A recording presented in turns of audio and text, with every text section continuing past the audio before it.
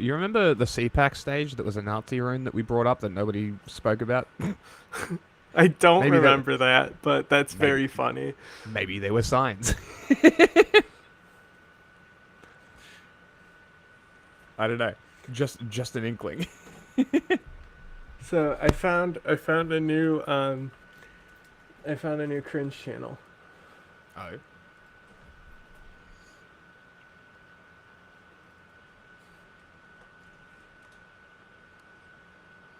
Like we are getting closer to Greater Idaho actually becoming a thing. It's the idea No. of some of the eastern counties in Oregon seceding from Oregon and joining Idaho. And this has been an ongoing thing for many years.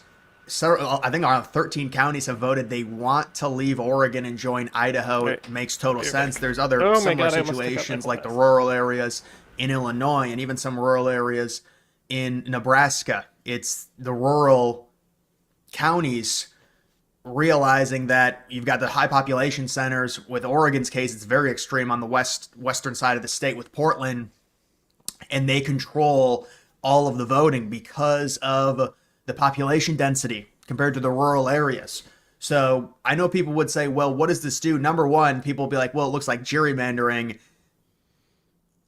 It's really not that, because this is more so a state issue with these people not being represented properly, and this could happen in other places Okay. as well. We'll just have to see Hold if on this one sets second. a precedent. You're looking at Republicans potentially, and it's not about this, I but got a you were thing. looking Hold at on. Republicans picking up one electoral vote. People say it looks like more Okay. because it's a lot of land.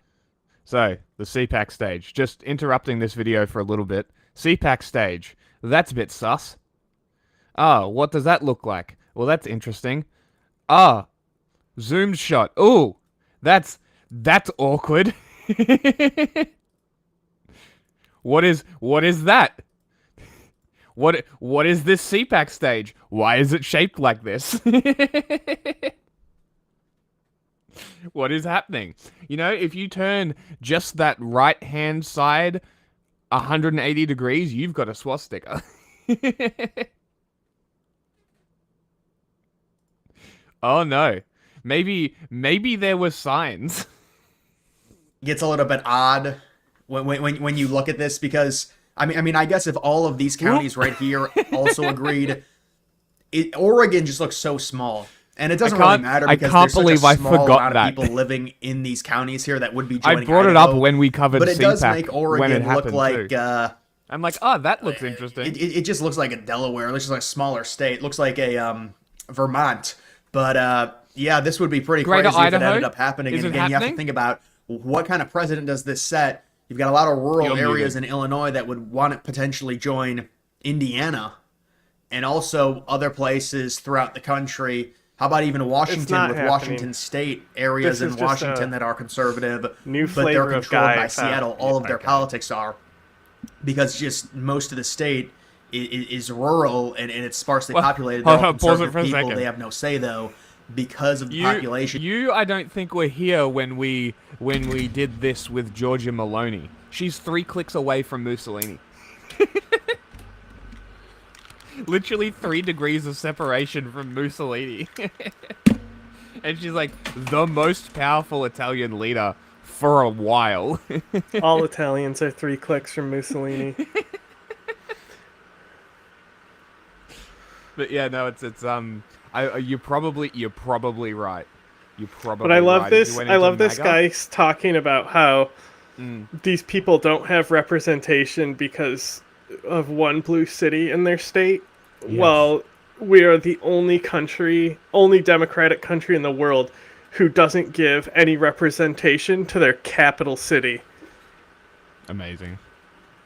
Like, you think you think the fucking 300 people in Oregon that hate the fucking liberals in Portland are underrepresented? Look at the population of DC. At least those people in Oregon get representatives. DC doesn't. Like cry harder about your fucking, Yes. oh, you blue city and we don't like them, so we want to join Idaho. Shut up. Did you know Dr. Seuss did propaganda Yes. posters in World War II? This one Yes. I thought was very interesting. Now, read what's on her shirt,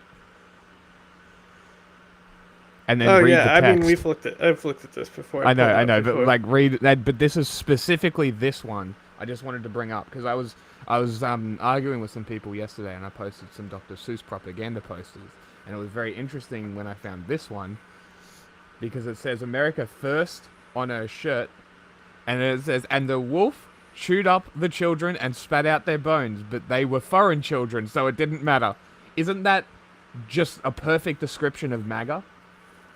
Mm-hmm. And isn't it ironic that they're using America First, the same group that tried to not fight Nazis? It's kind of funny how it all connects and circles back around. Continue. Density and the different way of life in Seattle. And Yep. again, it's not 100%. gerrymandering. And we This is also just, went it's not back like you're drawing and, lines. This is just people actually voting to What secede.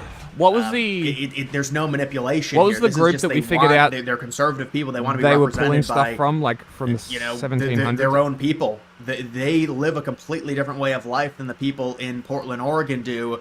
I mean, Portland, Oregon was like it's like a semi-socialist city. It got taken over. I mean, it's like you can see this story talks about Oregon's ideological Some fault of his lines Japanese being posters exposed were during the pretty bad. anti-police riots in 2020, which really brought the Greater Idaho movement to the forefront. With what was Are you that- talking about that- the Know Nothing movement? No. This is pre-Civil War group that they used a term that Trump and MAGA Yeah. use. It's Was the it a- Know Nothings. The no, is that what they were called? Was it? What was Yeah. the term that they used? I can't remember exactly what the term was. Let me pull it up. It wasn't America First. It was the nativist policies. That's right. It was nativism. It was the nativist policies that they pulled from, the rhetoric they pulled from a group pre-Civil War. Crazy. Headquartered in New York City. Yeah. Like the original American Nazis. Oh my God. If you... The fuck was that sound? What do you mean? Nothing. There's like a thump because there's all the snow melting and stuff, so it's probably just Oh. ice falling. Mm-hmm.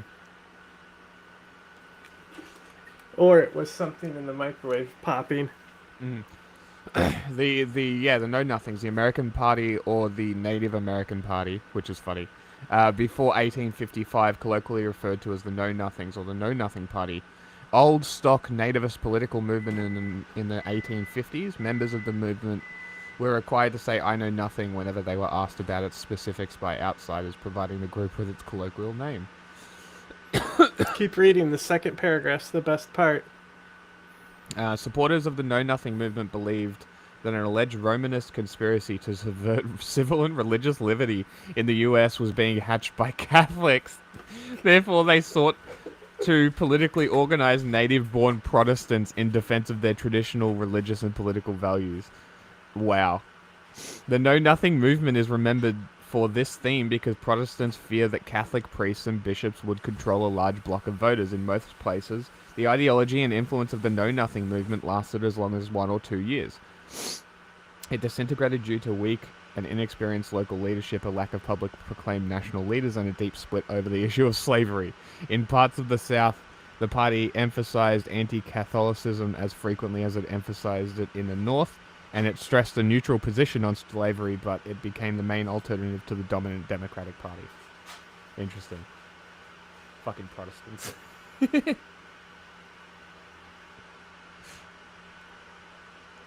Now we got video that I can't play. Hang on. No, you're all good. But yeah, it's just very interesting that America's premier nationalist party is as unoriginal as Trump is. Like they can't even do Nazism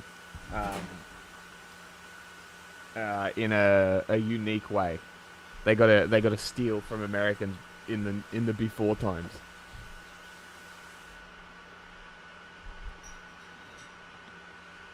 Is that really why Notre Dame has that name? Did you see Steve Bannon's lazy Nazi salute? That's clearly lazy, so he can plausibly deny it. Yeah, but he was like, I was like, fight, it's fight, the and new, then- it's the new OK symbol. Yes. They're gonna say, "Oh, that's just OK sign. It doesn't mean white pride." But it does, though. It could have just meant OK, but because he made it an ironic thing, it exclusively means white pride. Not because done it by makes the certain letters, but because you're specifically coding it to Yes, troll exactly. Yeah, exactly. by sneaking in like Nazi the- regalia and shit. Yeah, it's the they've done it to themselves. Like it still means okay, but if a Nazi's doing it, no, it doesn't. Because like it's literally okay in sign language. It can't be taken. That's the thing. But they can subvert it. I'm pretty sure this is Nazi in sign language. Seriously? No, I'm just I fucking it's just a joke, you know. Some Probably something sign like language- this, you know? Dude, sign language shit is sometimes pretty funny. What they pick to like A lot of people represent saying we things. don't agree with what's going on. I wonder what it is. In Portland. Anyway, did you hear what this loser said? And you can see it says the movement has always been about the people of Eastern Oregon getting their voice heard and helping those communities. I guess, you know, there are conservative people living in big cities. It happens. There are liberal people living in conservative areas. The difference here is it's so... What is it? Is it this? There's no way. Is it two fingers on the upper lip? And then the salute. Oh.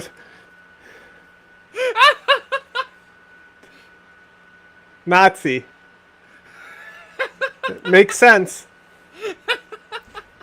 You like how I was able to figure it out in my own head what they would probably do? It's fucking awesome.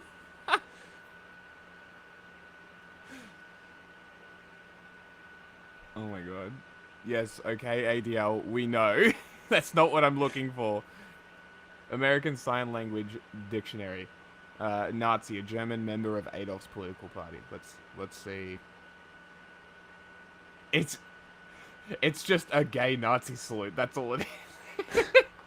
It's just What do you mean? What do you mean a gay Nazi salute, as opposed to a straight one?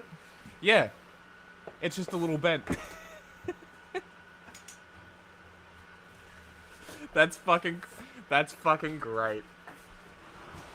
So what happens if... Oh my god, I want to see a sign language interpreter interpret a speech where the term Nazi is used a lot.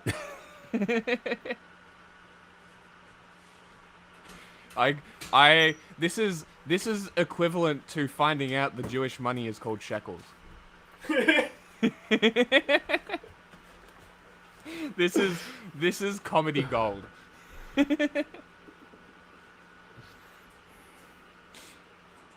Okay.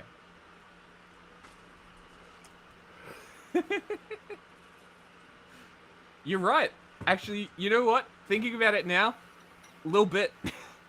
It was a bit he was a little effeminate in his speeches. I guess that's the charisma that people talk about. Because I was watching the GDF guy.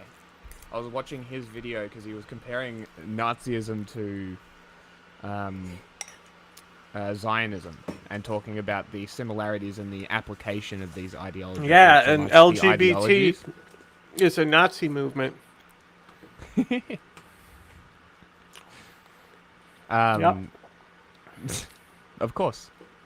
Didn't we know? Yeah, it's Nazi of them to force Yes. me to use their pronouns. Uh-huh. Nazi as fuck. That's why I had Was to that double one check. hot gender fluid person? What are you talking Chat, you know the one who can look The one? just as hot, regardless of what gender they're dressing that day. about? Sure. Chat will have to I think know. they liked one of my posts.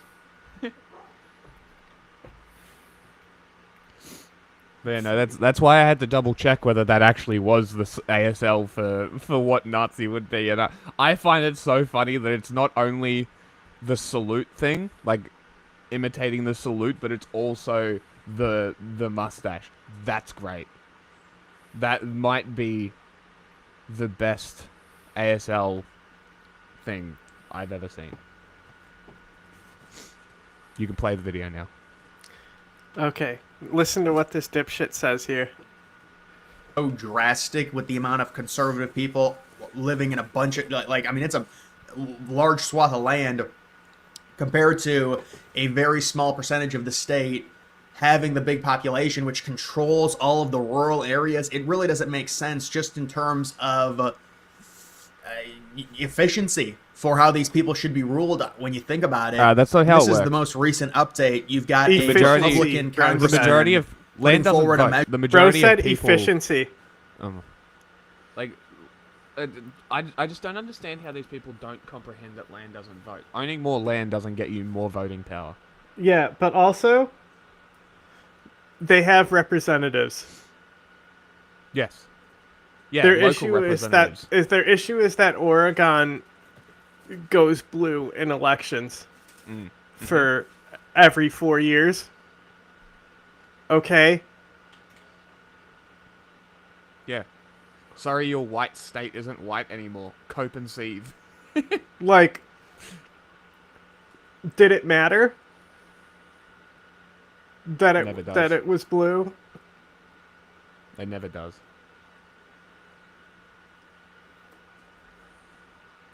Like, oh no, my vote doesn't matter. Turns out, like, only 4 states matter, bitch. Shut up. you want to flip to Idaho to get them one more electoral vote, where your vote also won't matter Yes, exactly. Like, because guess you're not what gonna color vote it's gonna be every time. Measure that creates and directs a task force to document the impacts of relocating the Idaho border to include about 13. Like, why don't you like, to also think about this, like, bro, you literally get Portland's budget. Yeah, no shit. Like, that's great for you. And then also,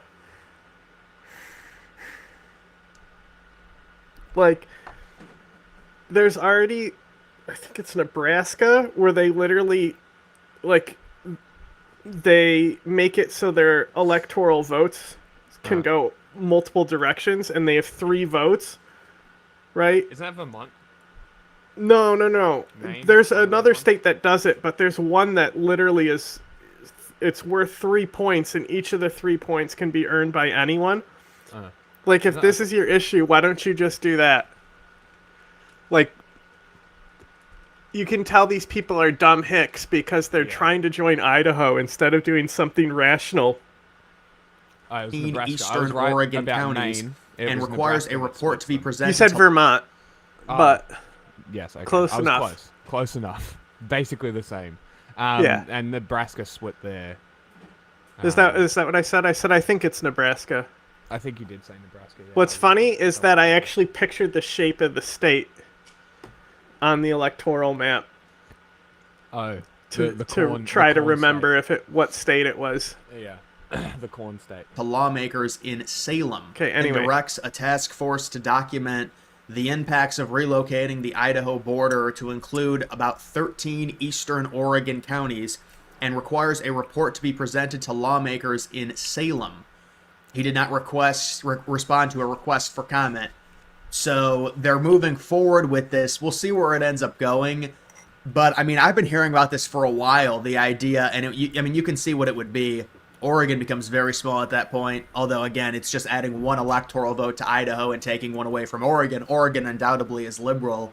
They surprisingly, I thought Oregon was going to be closer based on the way other states voted in the election. I would have figured it would You know have what's been like funny 5 to though? 7 points. but it Oregon would was- probably be happy I with don't even this remember, because like, they get to probably spend 14, more 15 money people. where they want to, instead of spending it on the rural racist whites. Yeah.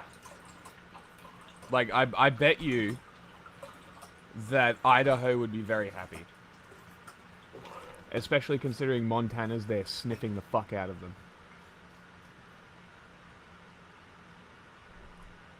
Yeah, something a little better. And then on top of that, Oregon's a much smaller state. You can isolate. I want to say Idaho is concentrate the spending. state most against it Interesting. because it doesn't actually give them anything. It just gives them more land and more headaches. Mm-hmm. Points in Kamala's favor. Washington as well. Those two states are liberal. So you take off one electoral vote. I mean, it's really not about that. It's more so just an interesting thing if they actually do redraw the state's lines, and you potentially get more rural counties doing it. It's more of just a Republican phenomenon type thing because we all see the map when it comes to like every county, and it's dominated by conservatives. Obviously, land does not vote. We understand that, but still. Do you? Do you? With liberals, you're not going to really get that drastic of a. I mean, I guess like Austin, Texas is liberal, and their state votes Wait, did you conservative. hear I mean, the it part does have- about him talking about the socialist state? No, I didn't. Okay, hang on. front with a lot of people saying we don't agree with what's going on, population density and the different way of life in Seattle. And again, it's not gerrymandering. This is just, it's not like you're drawing lines. This is just people actually voting to secede. There's no manipulation here. This is just they're conservative people. They want to be represented by, their own people. They live a completely different way of life than the people in Portland, Oregon do. I mean, Portland, Oregon was it's like a semi-socialist city. It got taken over. I mean, it's like you can see this story talks about Oregon's ideological fault lines being exposed during the anti-police riots in 2020, which really brought the Greater Idaho movement to the forefront with a lot of people saying we don't agree with what's going on in Portland. And you can see it says the movement has always been about the people of Eastern Oregon getting their voice heard and helping those communities. I guess, there are conservative people living in big cities. It happens. There are liberal people living in conservative areas. The difference here is it's so drastic with the amount of conservative people living in a bunch of, it's a large swath of land compared to a very small percentage of the state having the big population, which controls all of the rural areas. It really doesn't make sense just in terms of efficiency for how these people should be ruled when you think about it. And this is the most recent update. You've got a Republican congressman putting forward a measure that creates and directs a task force to document the impacts of relocating the Idaho border to include about 13 eastern Oregon counties and requires a report to be presented to lawmakers in Salem. He did not respond to a request for comment. So they're moving forward with this. We'll see where it ends up going. But, I mean, I've been hearing about this for a while, the idea. And, you can see what it would be. Oregon becomes very small at that point. Although, again, it's just adding one electoral vote to Idaho and taking one away from Oregon. Oregon undoubtedly is liberal. They surprisingly... I thought Oregon was going to be closer based on the way other states voted in the election. I would have figured it would have been like 5 to 7 points. But it was... I don't even remember, like probably 14, 15 points in Kamala's favor. Washington as well. Those two states are liberal. So you take off one electoral vote. I mean, it's really not about that. It's more so just an interesting thing if they actually do redraw the state's lines, and you potentially get more rural counties doing it. It's more of just a Republican phenomenon type thing because we all see the map when it comes to like every county, and it's dominated by conservatives. Obviously, land does not vote. We understand that, but still, with liberals, you're not going to really get that drastic of a. I mean, I guess like Austin, Texas is liberal, and their state votes conservative. I mean, it does happen, but most conservative states, even the big cities, are at least like they're at least 50-50. They're more independent, as opposed to a situation like this where one side of the state is drastically conservative, the other side of the state is crazy liberal, and it's not even 50-50 in terms of, I mean, it's just all the liberals are condensed to one area in Portland. How are you feeling? And you've got most of the rest of the state not agreeing with the policies, and most of the policies that are voted on are not serving those people. And so they just, I mean, and you look at Idaho and their way of life and what they believe and the conservative nature of it, it's very obvious that the eastern part of Oregon would fit a lot better in terms of policy with Idaho. So that's really what it comes down to. It's just more of an optimization thing.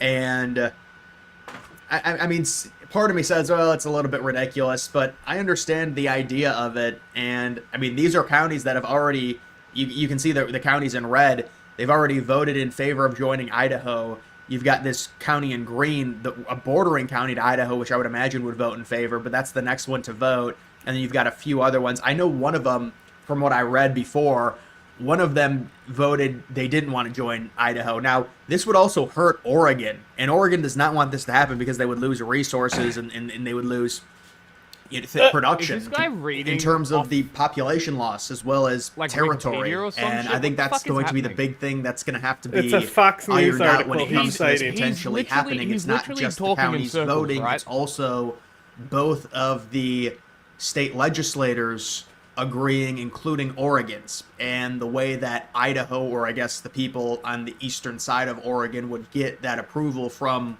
Oregon State would be through kind of the idea that we all want to do this. So you need to let us do it. I mean, we'll see what happens. I mean, you're going to have to coax something out there because I'm sure Oregon and their state government is not going to want it to happen. But at the end of the day, that's one of the hang-ups right now, I would say, in terms of this happening. Because Idaho, they're already on board with it, and then it would go to Congress, and you would say, if the people in the counties want to do it, they can do it. I mean, we saw what happened with Virginia and West Virginia. So this would be a little bit different. They're not forming their own state, but happen? they are going to a different state. So we'll have to see if this. There's just a drastic. Before the Union? Like, before the Civil War that Virginia and West Virginia split? What the fuck? But what's funny is like, if you look at U.S. states shape over time. Let's see if they have it. Like, I want the old. Yes, here it is. Oh my God! Literally mapped the territorial evolution of the U.S. Beautiful. Exactly what I wanted. Now, can I start it from the beginning? Man, look how big Louisiana was. Hang on.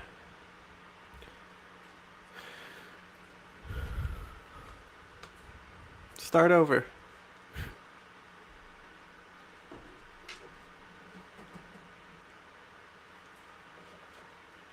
Okay.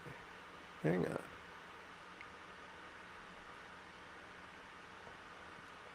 Wait, so Oregon could have had half of Western Canada.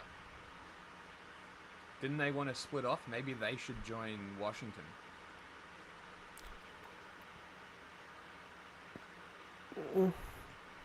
I agree, and give Portland the old Oregon territory, including Canada.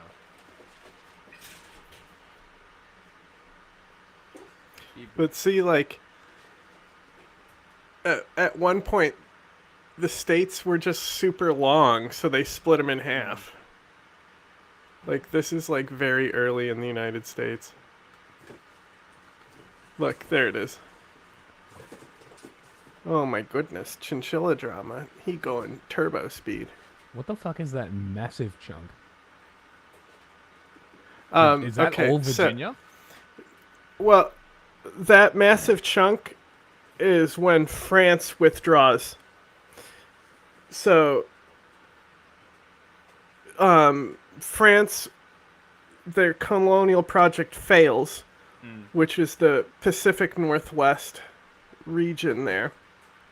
So that's taken over by Britain, and it sets the path towards 1776 and the Revolution. 1775, technically.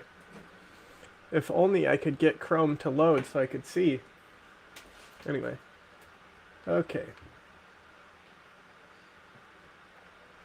That Louisiana thing is massive. Crazy. Best purchase America ever made. So yeah, they claimed this territory. As you know, it's a frequent like tanky narrative that the revolution happened because Britain stopped people from expanding into this Indian territory. Yeah. So what happened is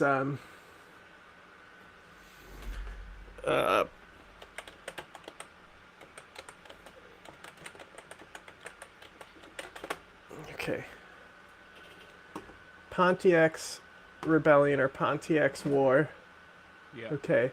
Wasn't that south? So, no, this is the Great Lakes region. Oh, okay. So The Pontiac was Onondaga. no. This is Great Lakes region. Okay. So all these people united. So basically, France collapsed, and so the British just think they can just take that territory that France had here, Oh. right? So they think they can just go in and take this. So, what happened is Pontiac basically he's like a national populist at the time. Yeah. And he rallies an uprising and unites all these different nations together, and they ethnically cleanse those white people. Epic. Look, ethnic groupings of anarchic communities Damn. rather than centralized political powers. No individual chief spoke for a tribe.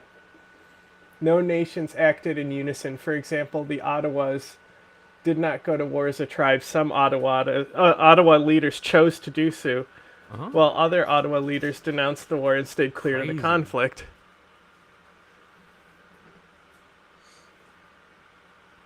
Crazy. I think the Dutch were also in America as well, weren't they? So there was Briefly? Hurons. They spoke Iroquois. But Okay. so there's a... What did you just say?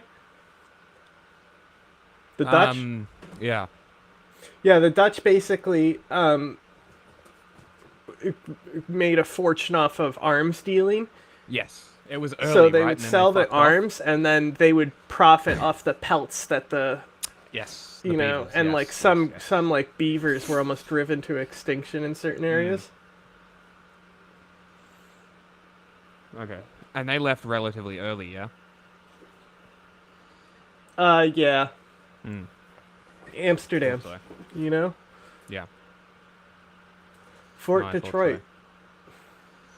so. Oh. Here we go. Haha. I almost called my bike kamikaze because of the winds that stopped the Mongol invasion of Japan. It was fucking cool as fuck name. But that hurricane fucked them up. War belts are it's such an interesting because it's not like it's a written language. So they're using the war belts, the wampum, as the source here. It means we're not unified. Yeah. No, exactly. And I was so close. I was so close to picking that name for my bike, but I think the one that I picked was more appropriate. I asked see. Pega as well, and she gave me a pretty good name, but I can't pronounce Persian, and it was a hard name. So they were in diplomatic talks. So it says the Senecas of the Ohio country circulated war belts calling for the tribes to form a confederacy to drive away the British. And then these other tribes were like, hey, these guys are trying to fight you. But then it says violence finally erupted after the Indians learned in early 1763 of the imminent French cession to the British. So the British thought that this territory that France could barely hold was just theirs, so they overextend. It's always the So, overextension. That siege does of Fort Detroit. because the Japanese overextended and fucked themselves as well. It's a common mistake that happens. On May 1st, he visited the fort with 50 Ottawas to assess the strength of the garrison. It's pretty cool.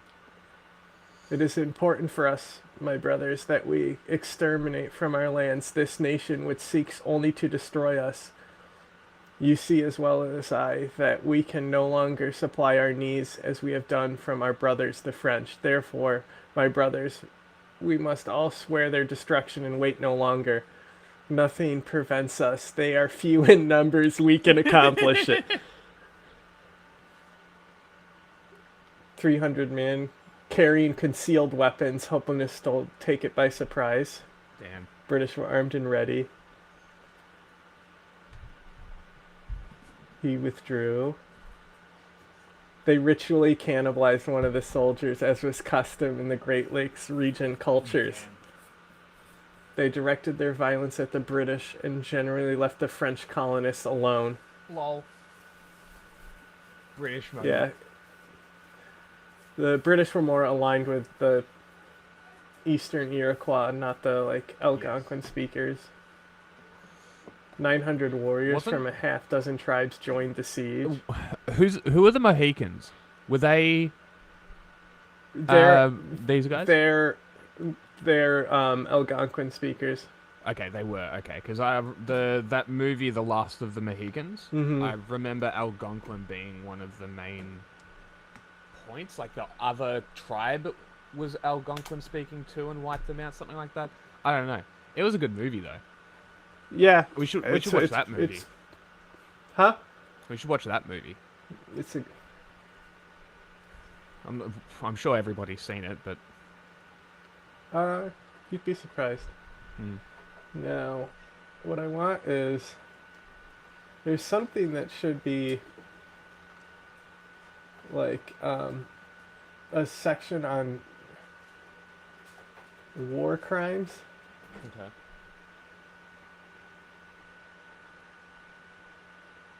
Because here we go.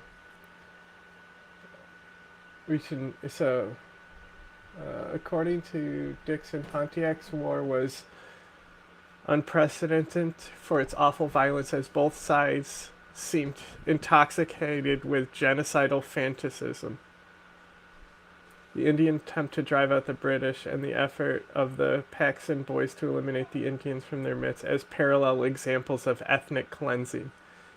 People on both sides of the conflict came to the conclusion that the colonists and natives were inherently different and could not live together.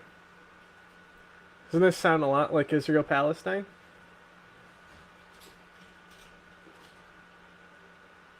All whites must unite to destroy them.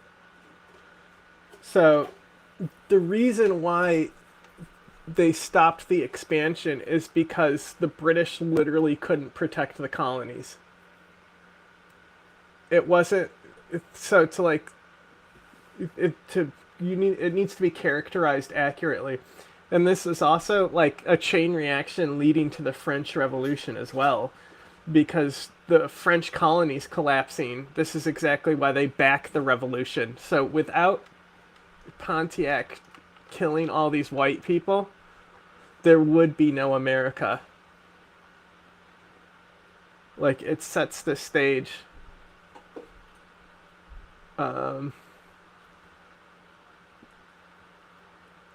See, result inconclusive. Literally nobody won. And this is what I'm talking about when we try to portray these people as helpless, who just couldn't do anything by the superior white technology and shit. Like, even before they had firearms, like, what mass distributed, colonies failed because they got eradicated. You know, whether it be starvation or war. You know, Jamestown barely made it. Yeah. I mean, look at Roanoke. Roanoke disappeared. Nobody fucking knows what happened. Mm-hmm. I mean... But so many settlements were just destroyed. Yep. If it wasn't for the fucking smallpox... Yeah, there would be no America. Mm-hmm. Not as it is today. Well, it would probably be more like Canada and Australia, a commonwealth. Yes, yes. And it wouldn't be 50 states in one.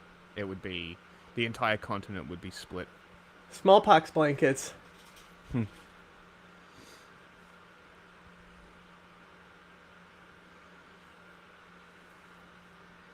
Little did they know, all they had to do was send missionaries. Look Yeah. at this, the strength evenly matched. Mm. And then this is over 200 warriors killed, but on this side, Heaps. you know, you have 450 soldiers, 450 civilians, and then when the fucking settlements fail, they push all those people back as well. Mm-hmm. Pretty crazy. Anyway.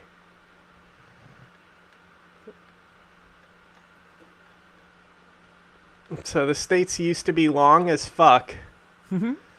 And they broke up because we started settling this area. So to say West Virginia, like, oh, it happened to West Virginia, bro.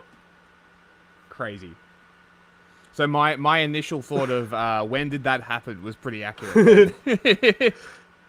Well, Because when would it have happened? Probably 1800 sometime.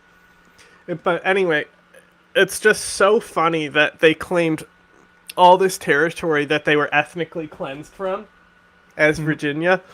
You motherfuckers aren't in there. Like, they're not settling that area this early. No. But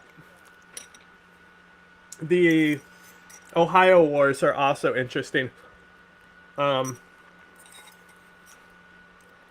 Tecumseh. Tecumseh.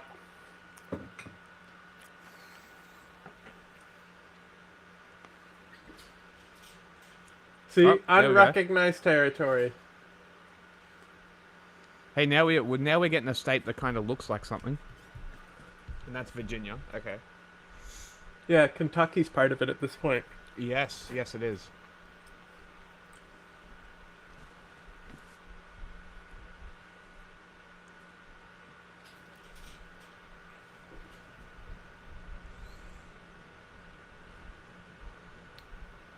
So that's Tennessee there, the long boy next to North Carolina. Mm-hmm. There's Kentucky. Okay, there's Kentucky. Tennessee. Okay, Georgia got massive.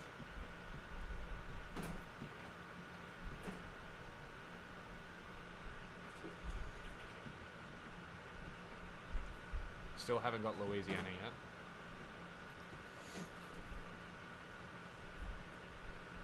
Hey, we got There's Georgia and South Carolina, North Carolina, Tennessee, Ohio. Kentucky, Ohio, Louisiana Purchase. Louisiana. Okay.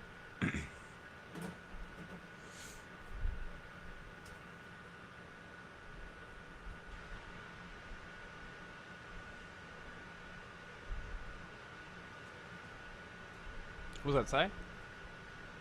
Well, it still says Louisiana territory. Mm-hmm. Okay, so we got Louisiana just Mississippi got and added as a Alabama's state. not here yet.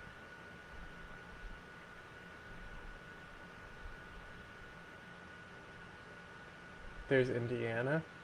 Yep. Alabama Territory. Michigan and Illinois Mississippi State.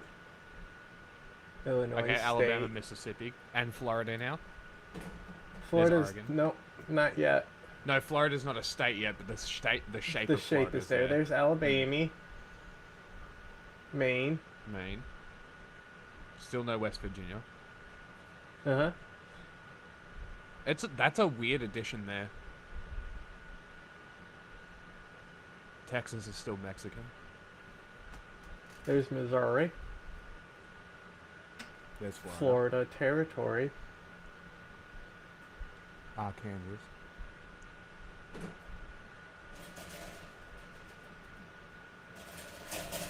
There's our Kansas.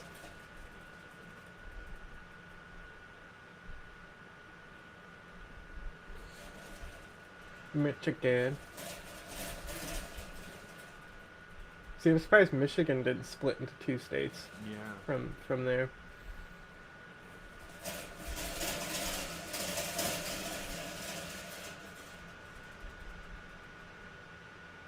Northern border. Florida. Okay. West Virginia still hasn't turned up. There's Texas. We're almost there. Civil War. So Wisconsin happened just before the Civil War. That's most of California.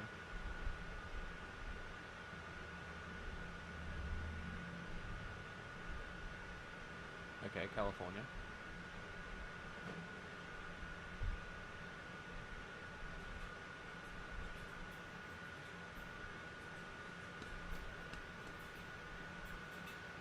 These funny little, like, tiny little land purchases is really interesting. Wait, was that an island near Australia? What the fuck?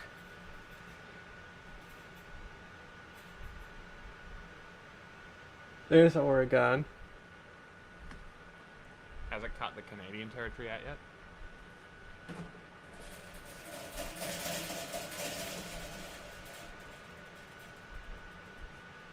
Yeah, okay, so Canada has been created now, I guess. South Carolina seceded. Mississippi seceded. Florida seceded.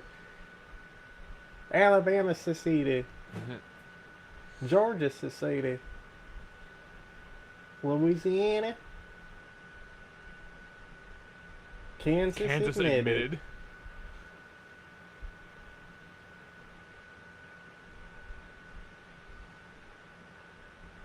North Carolina never seceded?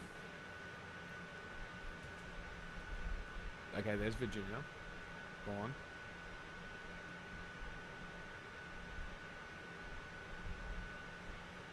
Oh, there goes There's North Carolina. Tennessee, okay.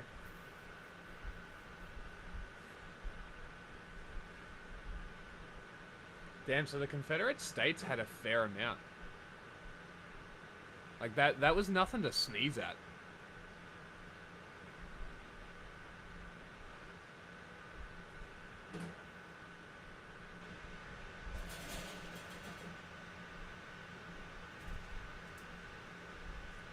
They ratified treaties. Yeah.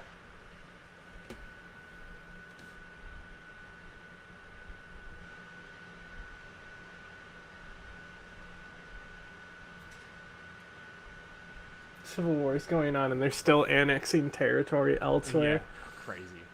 There's West Virginia. Okay. So 1863 is when that happened.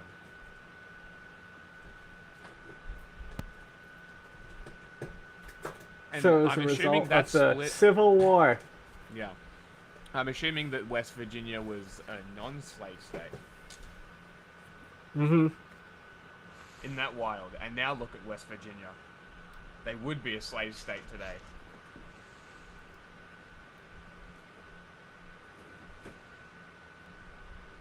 Midway. Alaska.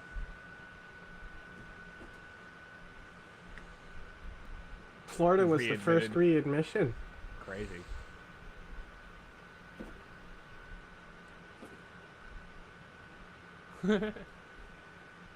That was a funny 5 minutes to watch. Them all secede and then them all quit. Very funny. Okay, anyway, back to this idiot. Drastic different in terms of way of life with kids in Oregon and in those cities and just how disgusting those liberal cities are. And even like top experts on cities now come out and say, yeah, a lot of these liberal cities are just total cesspools. They just can't govern them. They can't put these people in jail. You jail a lot of these minorities and it's seen as this racist act, so they don't do it, and it gets worse and worse and worse. Just like California with their homeless problem and their crime problem, they start allowing people to steal. And even the liberals in California are like, all right, listen, we're socialist, we agree, but we can't have these people steal. And they voted that down. You know, the thing that allowed, or what was it? Not a felony, or the police just wouldn't respond to. Has leached into these people's brains this hard that they're just like, stealing is the problem. California. I know, stealing. right? Like, shut the fuck up. Somebody, if they stole less than $900 worth of stuff, and the people of California, even with how liberal they are, they said, no, this needs to be a felony. And right after the elections, they although I don't actually, you know what, it wasn't right after the elections because it took California months to count. But I'm kidding. I mean, but it just goes to show you. I mean, these cities are just such a mess, and I think the people and it's really not That even was a based bad off of the attempt at a city and how joke. bad it is. It's in Portland I'm talking about. It's more so based know, off he's of the cringe. fact that that city, because of the population and the suburbs surrounding it, they decide a lot of the politics for the state. When you've got a ton of the state that is rural and conservative, but doesn't have a big makeup in terms of the population. So therein lies the problem. And then would there be maybe a compromise by the state of Oregon to say, okay, we're not going to allow this to happen because there's probably going to be pressure put on them to allow it to happen, at least their state government. And then they'll say, well, we'll give you something, or maybe there'll be some type of compromise, is what I'm saying, between Oregon and those counties in eastern Oregon if it gets to that point where all of these counties, as you can see, there's 4 left. One of them is in green that's voting next, which I would imagine would vote for it considering the location of it. Looks very rural area, bordering both Washington State and Idaho. If they all agree to it, you're going to get a showdown between the state government of Oregon and the residents of eastern Oregon who want to secede and join Idaho. And so that'll be the hurdle, is Oregon allowing it to happen, Idaho allowing it to happen. It would be funny if they seceded, made their own state, then formed a city, then got mad at that city. We'll have to see if this something comes of this. But either way, guys, that's going to do it for this video. Make sure you follow me on X. Link to that's always in the description. Red flag. Doesn't go on Twitter. I said the same thing. I said cringe, he called it X. All right, let's move on to something else. Trump advisor Stephen Miller. Hi, David. Not now, David. This is a funny video, though. Anyway. So, this guy, Tecumseh, he died in the War of 1812. Right? So, like, the Ohio Territory War. So he organized the native resistance to U.S. expansion, very similar to Pontiac, right? Mm-hmm. The issue is, they failed hard. Okay. And the reason is this right here, right? They organized a religion. And part of that religion was rejecting everything, including, like, guns and all this stuff. Wow. So, because they got a little too nationalist and linked religion to it, it ultimately doomed them. That's kind of funny. Reject European influences, stop drinking alcohol. I mean, that's not bad right there. Discard their traditional medicine bags.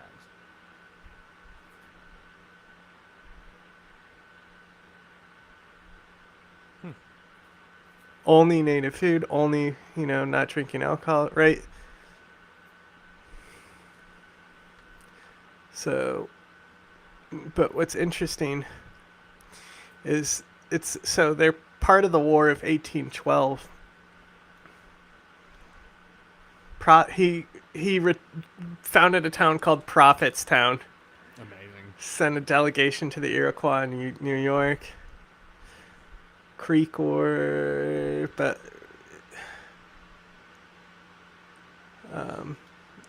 here's him making alliances with the British. This is the smart move, but once again, Detroit is sieged. So he led about 530 warriors.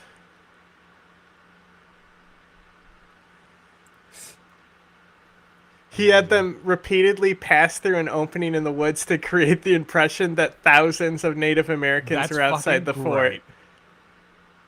A story that may be apocryphal. Okay, so he surrendered to them. So Tecumseh bluffed them into surrendering. That's so funny.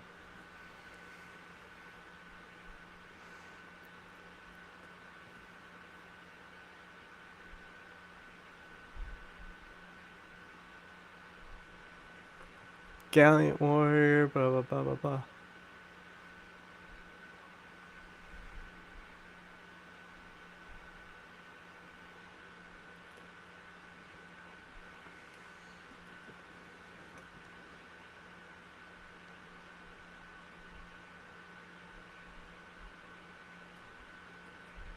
So, quote, our lives are in the hands of the Great Spirit.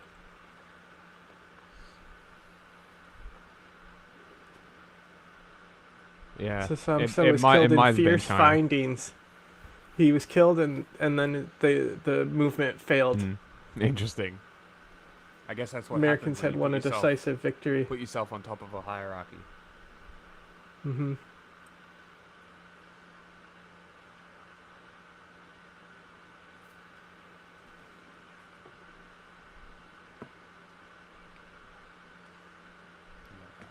He was widely admired even by the people who fought against him. Interesting. One of those uncommon geniuses which sprung up occasionally to produce revolutions and overturn the established order of things. Funny descriptor. Became a hero that transcends. For many Europeans and white North Americans, he became the foremost example of the noble savage stereotype. Great. This is what we want. Okay, anyway. This David Pakman video is fucking hilarious. Not because of David, of course. Suffered an irreversible meltdown on CNN yesterday when he was asked simple questions. This interview did not go well. And we've covered Stephen Miller before. He had that incident where he was escorted out after an interview went completely haywire. He is lashing out at CNN's Breonna Keeler because he doesn't like the line of questioning. He doesn't like the implications. He doesn't like the tone. Oh, poor Stephen, he doesn't like the tone. Know about this. They were fired. The agency had to rescind those terminations because these were employees who were critical to maintaining the nation's nuclear stockpile. So then who is it making those decisions of which federal employees are terminated? Well, in that case, the Secretary of Energy would be the one. So what you're describing with the cuts in the Department of Energy, those are directed by the Senate-confirmed Secretary of Energy. Okay, so that was the Secretary of Energy's mistake. Well, I wouldn't use the term mistake. I would say that it's pretty standard when you're downsizing government. You make cuts, you assess those cuts, you see who needs to be rehired, who needs to be kept, who needs to be That's not what happened here, though, Stephen. You know that they were rescinded. These aren't normal things. These were terminations that were rescinded. I understand that even a temporary interruption in federal employment is a great crisis and catastrophe for you and for CNN. He starts to get agitated. He starts to get agitated with the questions. He starts to get agitated with Breonna Keeler. Breonna Keeler then goes right in on these questions where they're kind of dilly-dallying and dancing around who is in charge of Doge. And the whole point of it is Musk's in charge, but also not really, because then that might subject him to oversight authority. So they're playing very coy with this. And Stephen Miller also did not like this line of questioning. So who is in charge of Doge? The President of the United States. Who the fuck He's is the this guy? administrator of Doge? No, the Doge is what was formerly U.S. Digital Services. It's an agency of the federal government that reports into the executive office of the president, which reports to the President of the United States. Okay. The way that Article 2 works is a president wins an election, and then he appoints staff, including myself, including Mike Waltz, including Susie Wiles, Yes. including Elon Musk, and those staff report to him. Okay, well aware. Why won't you just let me say whatever I want, Breonna? So Elon Musk a week ago answered a question about transparency at Doge. This is how he spoke about Doge. Well, we actually are trying to be as transparent as possible. In fact, we post our actions to the Doge handle on X and to the Doge website. So all of our actions are maximally transparent. But you hear him there. We post our actions. All of our actions are maximally transparent. Does Elon Musk know he's not in charge of Doge? Again, the president runs the government, then the president appoints advisors, Listen including to Elon, including... Listen to how sassy this lip smack is. He's like, His? The president... Not Yeah. in charge of Doge? again, the president runs the government, then the president appoints advisors, including Elon, including myself, including all the other staff here at the White House, and then those staff in turn execute the president's commands and directions to all the agencies of the federal government. All right, and it was just an endless loop like this. As the interview continued, Stephen Miller derailed more and more and more, This is increasingly great how making David more and is more. Just walking us through this so we don't have to watch the whole thing. Like, more of this, David, please. Of a scene, and it became very embarrassing. Stephen, it seems like the crisis here had to do with the nation's nuclear stockpile. And for these particular federal workers, which I'm not, so this isn't my personal crisis, military members of the Guard I and don't the think Reserve. it's a crisis, and well, I you want to don't ask you think about it's this. well. Hold on. Well, If let's, I don't think no, it's a crisis, Stephen, and you don't think it's a crisis, then why are we talking about it? Military, well, it is a crisis for some people. For instance, military But members. you just said you didn't think it was a crisis. It's not my crisis, Stephen. I'm not a federal employee. Okay, so I don't Military think it's a members- crisis, and you don't think it's a crisis, so no one It's thinks not it's a my crisis. personal crisis of employment. If you have concerns about the nation's nuclear stockpile, then it is obviously a crisis. concerns It's an that- issue well, of when it comes concern to- for when it everyone. comes to- Stephen, please, we're when it getting comes off to track. nuclear weapons. What a pleasure this guy is, huh? And then sort of the final moment, he flips out completely. And bear in mind that MAGA thinks this is awesome. MAGA thinks this is how you show strength. This is how you show intelligence. Stephen, I don't think anyone. Then why are you not celebrating these cuts? If you agree there is waste, if you agree there is abuse, if you agree there is corruption, why are you not celebrating the cuts, the reforms that are being instituted? Every day that no action is taken, the entire Stephen, let's calm salaries down. of American workers that are taxed disappear forever. Stephen, let's calm down. This is We're not- We're not having a debate. There's no reason about Calm whether down, there are Well, places. you are clearly trying to debate me, Calm down, and please, Princess. I will be Calm as yourself. excited as I want to be about the fact You're not going to Excited. control my tone, Brianna. that we are saving Americans billions of dollars, that we are ending the theft and waste and grift and corruption, that we are stopping American taxpayer dollars I from will be subsidizing excited a as rogue I federal want to be. bureaucracy. And of course, they're doing nothing of the sort. They are fixing everything by pointing out non-existent fraud in which tens of millions of people who are dead are supposedly getting Social Security payments. It's not happening. They are fixing problems that don't exist. They are eliminating DEI programs that cost $30,000 in a $7 trillion budget. They're not even rounding errors. That's the crazy thing. Lol. Which they just don't like. There's no fraud. They just don't like those programs. This guy's been waiting for Trump to be back in power for years so that he could show up and do exactly this and show how tough and intelligent and smart they all are. And it's all falling completely flat. We've got a great bonus show for you today. We are going to talk about problems not at Doge as an institution, but even the Doge website is already having a problem. We will also talk about how as legal gambling on sports has increased, more and more people are suffering from gambling addiction. What a shock. And we will also talk about the latest with... Yeah, the security on the website sucks. What website? So, like, basically anyone can access their website. Oh, Doge. Yeah. That's cool. I Yeah, love that. pretty funny. From cybersecurity expert, Mr. Elon Musk man.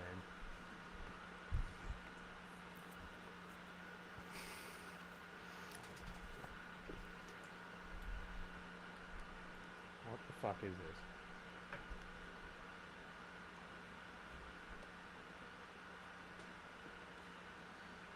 Squash it.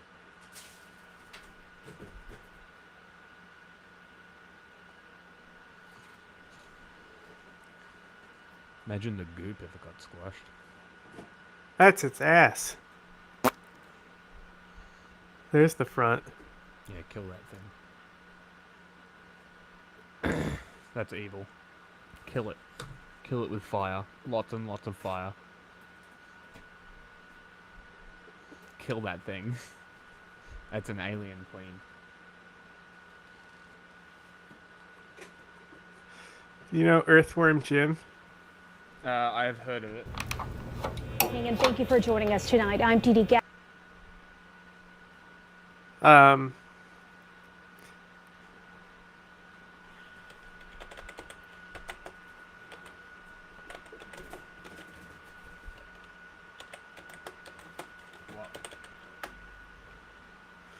The main villain of Earthworm Jim is her full name is pulsating, bloated, festering, sweaty, pus-filled, malformed slug for a butt. That's fucking hysterical. The evil queen, pulsating, bloating, festering, slug for a butt. Here's her in the cartoon. Do they say it literally every single time she's on screen? No, they just call her Queen Slug for a butt for short. Oh, that's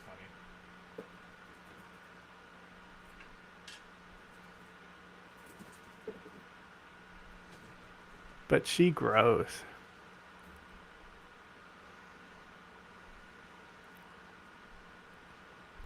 You only fight her face. The slug for a butt is like the background texture of the level. It's a Oh game? shit. Here we go. I didn't realize it was a game. Then here's her in the cartoon. Huh. Is that a toy? I guess it is a termite queen, huh? Yeah. Kill that thing. Queen Slug for a butt. Kill. I think this is her in the instruction manual. Mm.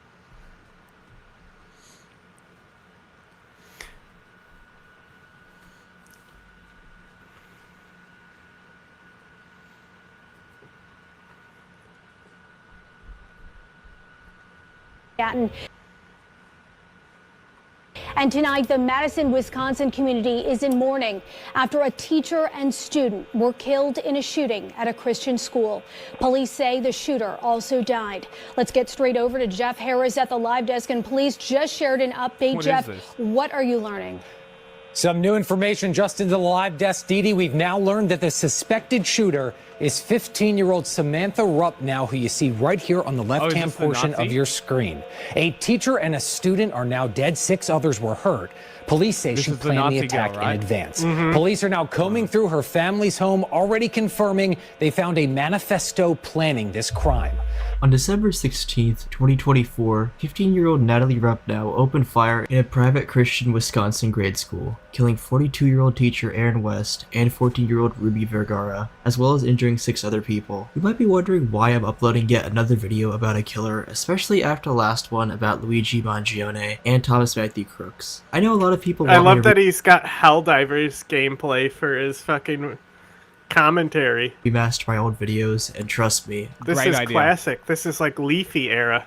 Yeah, no, this is retention. This is YouTube retention time era.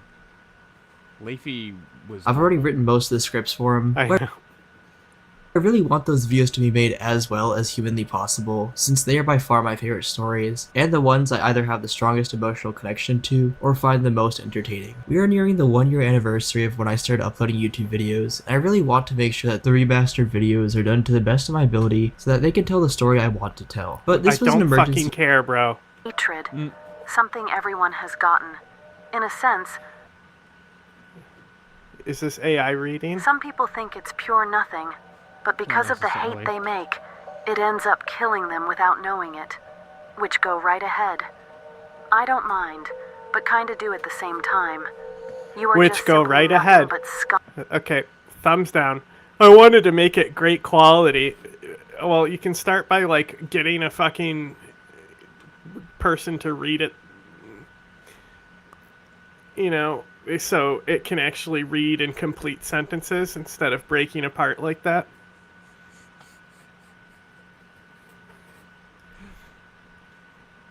I will make Twitter posts.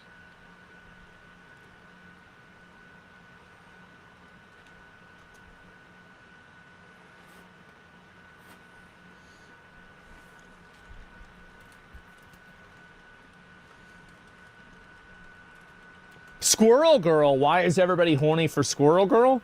Wait, there's a video for this? Who the fuck needed a video to figure this out?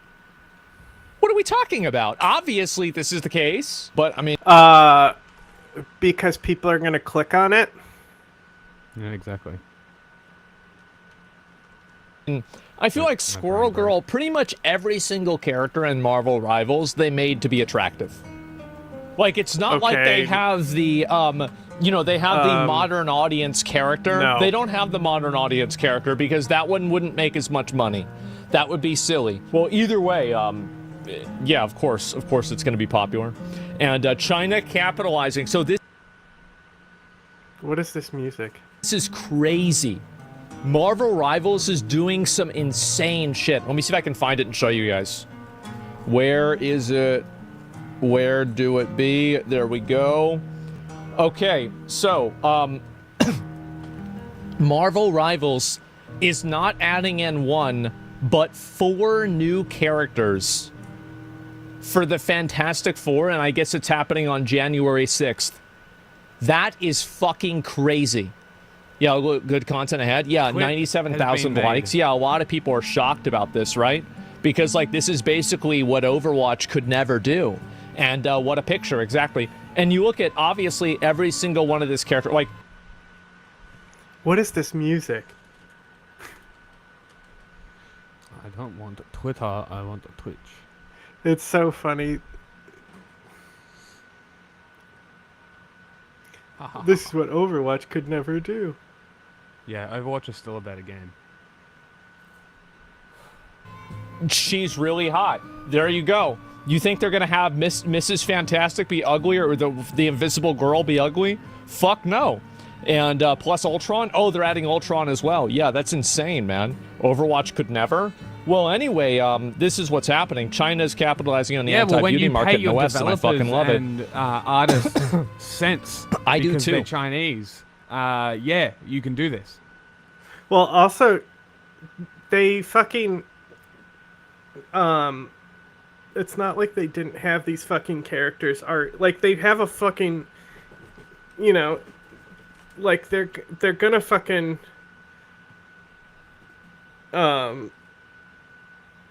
constantly be dropping shit because they fucking made it in advance. Meanwhile, Overwatch 2 is lazy and a cash grab and soulless, where they're like, hey, this season you can change your abilities and the maps are different color.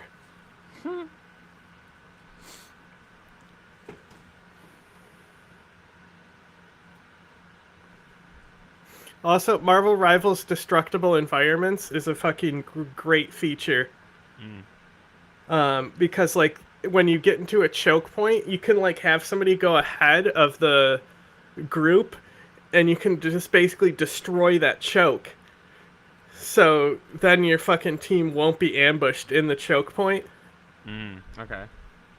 So, like, I think the destructible environments factor really sets it apart. And they obviously looked at Fortnite for that, because Fortnite, you fucking build and destroy stuff, you know? Like, thank God they don't have building. But the fact you can just destroy walls and stuff... I'm going to be totally... I'm so happy that this is happening. I am thrilled because it shows that, like, you know, in a free market, this type of stuff can't exist, right? A free it just market. Can't. I assume Blade is coming too from the background also. Oh, the Blood Moon? Yeah, you could be right about that. It's really amazing that give your customers what your competitors don't is a forgotten marketing lesson. Yeah, exactly. Western studios don't write that down. At this rate, we're all going to be speaking Chinese in 10 years because you'll be able to understand it if you want to play the best video games in the future. They can do it slowly, starting with emotes and rewards using short phrases. Remember how I said one of the most interesting things is the Chinese propaganda that's subtly pushed through the game? Yes. I think also helps with the art style is... Give some examples. Huh? Give some examples. Oh, it's just little stuff, you know? Like, you can tell that it's Chinese. You know? Yes, okay. Just like how anime is soft power for Japan. Yeah, okay. I gotcha. And the Chinese gaming market is huge. So, that's the thing, is Western developers don't have any new customers coming in. The only growing market in gaming is China. And China is able to capitalize and get Western gamers to play their games. Yeah. Like, they're gonna dominate the gaming. Like, the best games are soon gonna be coming out of China, and we're gonna be laughing at Western video games.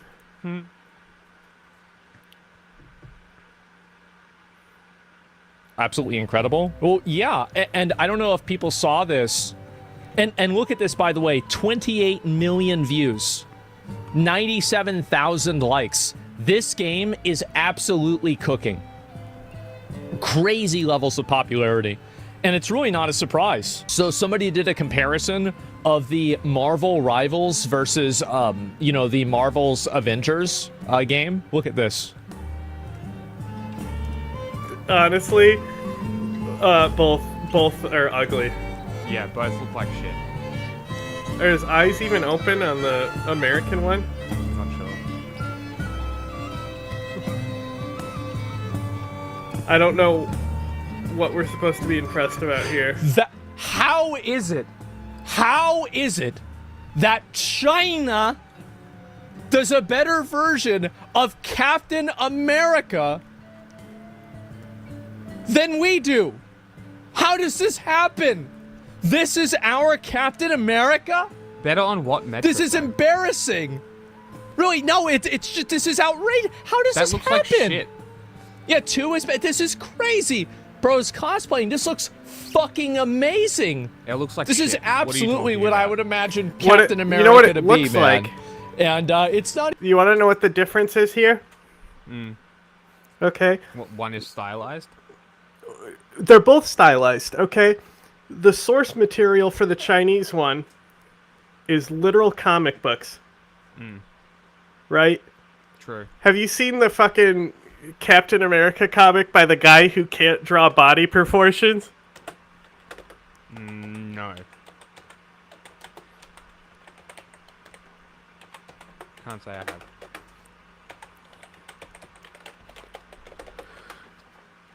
have. This is like a famous meme cover.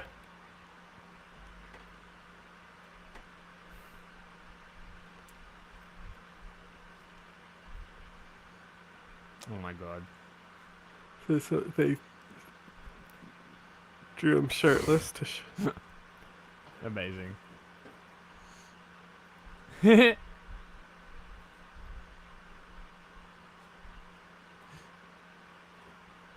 somebody saying, "Oh, it's possible, see?"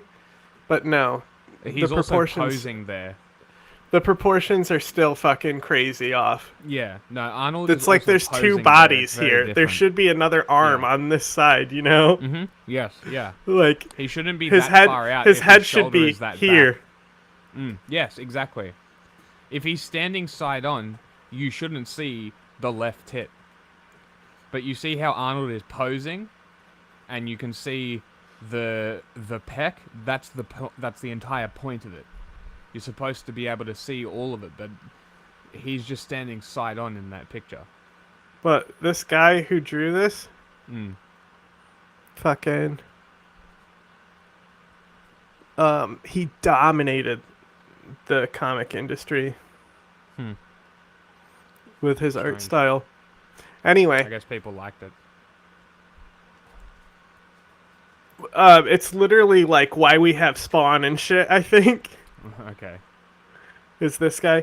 Anyway, so this is inspired by comics. And the other one, the Avengers game, is inspired by the movies. The live action movies that are toned down and more realistic. A bit gritty. It's not even different art styles. It's totally different source material. That's a good point. You know, it'd be like showing the Batman who's blue with a Batman who's black. True. Like, Batman used to be blue, and then Tim Burton made Batman. Yes. And now he's black. Because all the live-action blue Batmans were basing them off the comics. Yeah. Tim Burton made his own thing. Just like how the Marvel Studios made their own thing. And, like, what I think is the coolest part about Marvel Rivals is the character roster they chose has so many unknown fucking heroes. Like, Jeff the Landshark is so popular now, and he virtually was, like, unheard of. I've never heard of him. Never heard of him, yeah. Magic is another one. Everyone loves Magic, and she's, like, some minor hero. I think Cloak she and was Dagger in... was an interesting one to see in there. Cloak and Dagger's another interesting one. I've heard of them, but I don't know much about them, and I confuse them with... It's like Fire and Ice or something. DC has a similar thing. Yes, they do. Yeah. I want them to put more. Squirrel Girl. Another. I've heard of her as well, but that's another one that's so obscure. Miss Marvel would be cool. Her abilities would be fucking sick. Fucking Miss Marvel was really good in Ultimate Alliance 2. That's who I would play in that game. Because her powers and shit are kind of like making her. She basically had bigger. this attack that was like a cone. Yeah. And it was just great DPS. Well, she would be a great support though, right? Another one that was in that one as well, Songbird. She's cool as fuck. She was in Marvel Ultimate Alliance. And then there's this Penance. He was in that game too. He's cool. He's like he gets his power through pain, so he has a suit that's constantly raking his flesh. Great. That's cool. There's more. Yeah, There's more, exactly. guys. That is cool. Okay, you've got Thor. Wait, is this Thor? I'm assuming it's Thor. That's a Look costume, at this guy. Maybe. Absolute fucking Giga Chad. Yeah, that's Captain Skin. I have no idea. Well, either. Oh wait, this is Captain America Skin. This is insane. And then look at that. It's fine. Okay. All right. It's over, guys. It's over. This is just. I agree. Pause it Bro, for a second. strung out. It's just sad. It's honestly just fucking Pause it. sad. The one thing that I did like that was coming up was this new wave of comics and new wave of characters, especially Spider-Man characters. Miles Morales, despite his overwhelming popularity, only came out in 2011. Right? 15 years that character has been around. That character is gigantic. Miles Morales, That's the thing Spider-Gwen is he's as just well. still Spider-Man. Like, Damian Yes. Wayne is cool too. No, but he's actually, just Robin. No. Miles Morales has unique powers that no other Spider-Man He's has. still Spider-Man. And the Falcon Sure. as Captain America also has unique powers. Sure. And that makes him a more interesting character. There's another one, Kamala Khan. When did she come out? Very recently as well. Like, that's Miss Marvel. That's And the Miss she's Marvel that I'm talking She's about. Pakistani, right? She is Pakistani, yeah. Oh, you're talking about that Miss Marvel. I was talking about Jean Grey. The fuck? Yeah. She's the No, original Miss Marvel. No. Or maybe it's Marvel Girl. Miss Marvel. No, Captain Marvel was Marvel before it was Carol Danvers. That might be what you're thinking Yes, Miss Marvel. That's right. She can fly and shit. Captain Marvel. But then Miss Marvel who's the is Jean Grey one? Is she Phoenix? Marvel Girl? No, it's before that. It's like Silver Age comics. Give me a Like second. first X-Men, the original issue. Oh. She's called Marvel Girl or something. You're right, Marvel Girl. Wow. Jean Grey, Valeria Richards, and Rachel Summers. Yeah, that's who I would Marvel play in Girl. Ultimate Alliance too. Interesting. Okay. See, I would pick Phoenix if Phoenix was available, but Phoenix is kind of. Oh, it's a you mid know character. They they'll keep eventually trying. add Phoenix, and Yeah. Phoenix is gonna be a big It's gonna be event. broken. Yeah. Well, it'll be an event. Oh yeah, for sure. When did Miss Marvel come out? But the Kamala Khan in this Avengers game, she actually looks like shit. I think this Thor is fine. But I think if you're not putting a helmet on him, you're not. I can't take you seriously.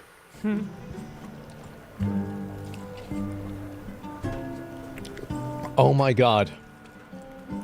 Different art styles. One is stylized, the other is realistic. Kamala Khan, This sucks. 2013. It's trash. It's remember fucking garbage. I don't care what you. I remember being in college, and they were talking about Miles Morales being the new Spider-Man. Yeah. And nerds were debating it. I honestly, your reasoning is the like, amount oh, of this is the games, the movies, the animated movies, the comics, his background, amazing. It's such a good story. Way fucking better than Peter Parker's backstory, in my opinion. Like they knocked it out of the park.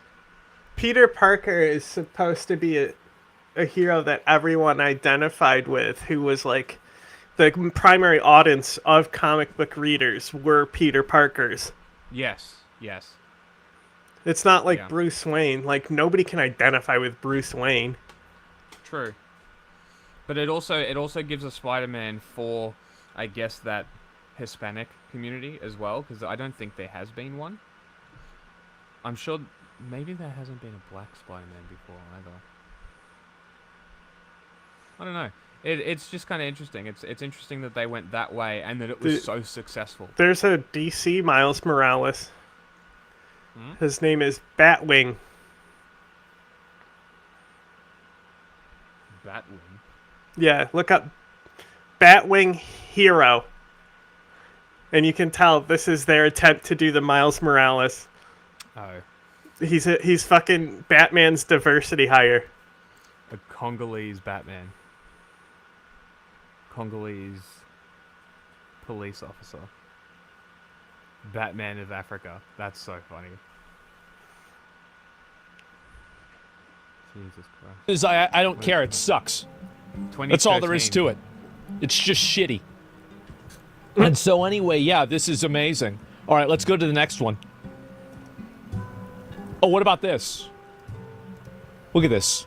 Iron like Man, shit. absolute fucking G. Look at those proportions. Look at those shoulders. And look at these shoulders. Look at this. It's not even remote. That one's fine. I actually like this one more. This one is like more of the classic. Like yeah, I don't like the masks. It looks like the original Iron Man. The original. Yeah, that's what I mean. But the Marvel Rivals version looks fucking awful. Nothing's worse than the Marvel Rivals Punisher. Yeah. It's C-3PO? Yeah, bro, like, this is embarrassing. Look at his fucking face. It's Iron Man from Wish. Oh, no, that's Ultraman? It's like, this is just embarrassing. Look at this character. It's so bad. And, wow. Iron Deficient Man? Yes, there you go. And look how fucking badass this is. This is amazing. And don't tell me it's realistic, because Iron Man's suit can be made however you want it to be made.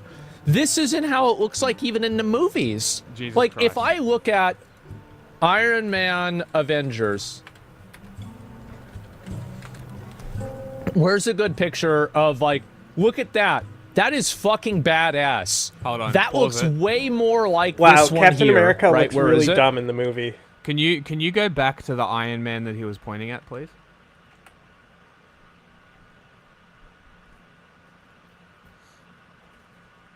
It's literally the same, except it has a triangle. Yeah. Can you? And the just, Captain America in the movie is worse than the one in the game. Yeah, he was you- just laughing at. Like that you- Captain America looks so silly and stupid. Like, can you just like go back a few seconds to where they were looking at the Iron Man suit? Full this proportion. one? Yeah. I just want to point something out here. It's literally a Mark III. Like, what the fuck are you talking about? It's the exact same. What the fuck are you talking about? The shoulders might be a little less jutted out. That's about it. I don't know what you're fucking talking about. If they're basing it off this, they've done pretty alright. Right, and that's the movie suit. Let me find another example.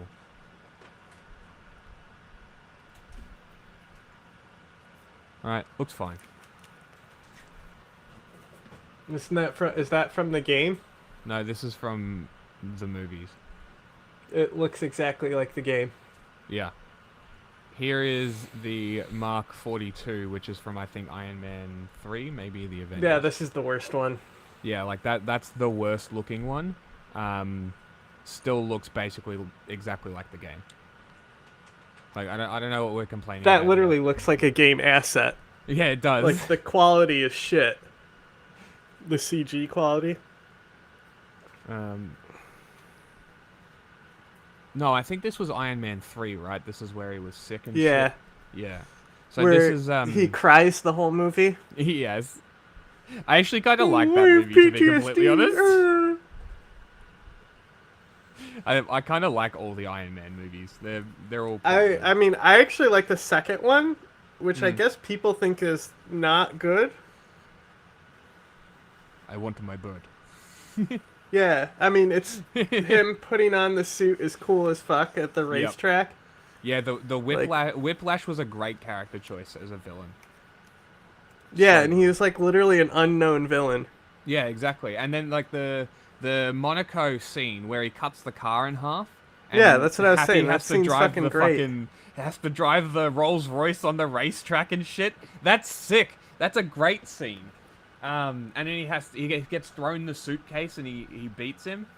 Like that's great, and that's the whole point of Iron Man, is that exactly what he says. I think in one of the Avengers movies, I think he says it to Hulk, or Hulk says it, something about he's in a suit of armor, and Hulk is exposed like a nerve. It's different, right? Without the suit, Tony Stark is nothing. Well, he's not nothing. He's just... No, he argues with Captain America, and he says, take the suit away, what are you? And he's like, playboy, That's billionaire, right. philanthropist. Yes, but like realistically, take the suit away, and he's not a superhero anymore. Right? The suit is But his power. I disagree, because Tony Stark built this in a cave with a box of scrap. That's his power. That he's just a super genius. That he can literally MacGyver a fucking suit and destroy Al-Qaeda. It's a good point. It's a good point. I never thought about it like that. Like, it's really, if you take away his suit, you give him enough time, he'll fucking MacGyver something to solve the situation regardless. That is true. I mean, there is a reason that he's the team leader in most cases. Same with Cap, I guess. Ego, yeah. And I guess that's why they always butt heads. Ego, share huge egos. I don't know. I just don't see the complaint that people are making about, especially this one. Like this is a dumb comparison. You want to talk about comparisons? Let's look at other characters. I want to see if he actually looks at all. Like I said, Kamala Khan is really bad in the Avengers game. This isn't how it looks like even in the movies. Like, if I look at... Yes, it is. Iron Man Avengers. Where's a good picture of, like, look at that. That is fucking badass. That looks way more like this one here, right? Where is it? Oh, Jesus. Look at this. This is pathetic. Look how pathetic this is. YouTube They didn't even do... opening Google. It's a triangle. It's a fucking triangle. It's a triangle. Look how badass that is. This is embarrassing, bro. Brother, it's only been a triangle. Aluminum Man? since 2018. Let's go to the next one.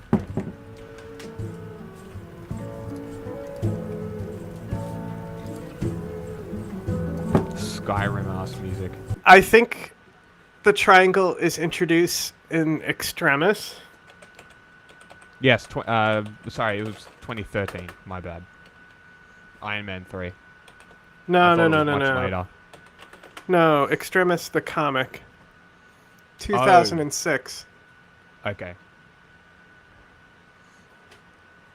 Yeah, like it's the actually a triangle... really fucking good comic. Really? Yeah. Because that's what was bad the most guy storyline disappointing was great thing for me about 3. 3. The reason why I didn't like 3 is because, so like 2, they picked the best Iron Man story, which is like Demon in a Bottle or something. It's about Tony Stark's alcoholism. Yep. And then the next best one is Extremis. Okay. And they fucked it up. That's the issue that I have with it, is that they took the best storyline. Because I'm not that interested in Demon in a Bottle. Like Extremis is cool because it was more of a modern thing. But okay. Extremis, he like you motherfucker. He builds ports to the suit into himself. Okay. So he has to. That's the thing, is he has to put on the under control suit, the jumpsuit, before he gets in the armor. So Extremis is when he makes it so he has permanent ports on himself, so the suit fucking comes out in nanites and covers him, and then he can call down the armor from a satellite. That's fucking cool. But that's kind of like the Hulkbuster armor that they did in the Avengers. No, because well, even in the Extremis storyline, he's calling in suits, right? In the third one. Cool. Yes, he's got the robot, the drone suits. He's got the drone swarm. Which... Drone swarm in 2013? The fuck? But no, that was cool. Like, the fact that he was able to ditch suits and just jump into another one was fucking sick. That last fight was really cool. I thought the actual, like, the villain storyline, I thought that the Mandarin was cool. I thought that was kind of cool. That's the only part I like. If they didn't touch Extremis and just did the Mandarin subplot and didn't do the Extremis storyline as well, I think it would have been a better movie. Yeah, because they didn't build on the Extremis plot line either in other movies, because it's bigger, I'm pretty sure. I'm pretty sure it doesn't just cover Iron Man. So it could have been a bigger plot line for a longer storyline over multiple movies, but they just didn't do there is anything a with it. motion comic of the Extremis story. Oh, okay. Interesting. So you can fucking watch the motion comic. Interesting.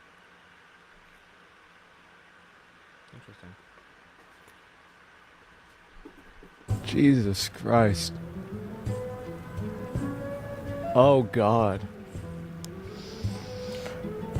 Oh, man. This one isn't so bad. I will grant you, this is the best one that they have. But this is so much fucking cooler. Let's be honest. This is so cool.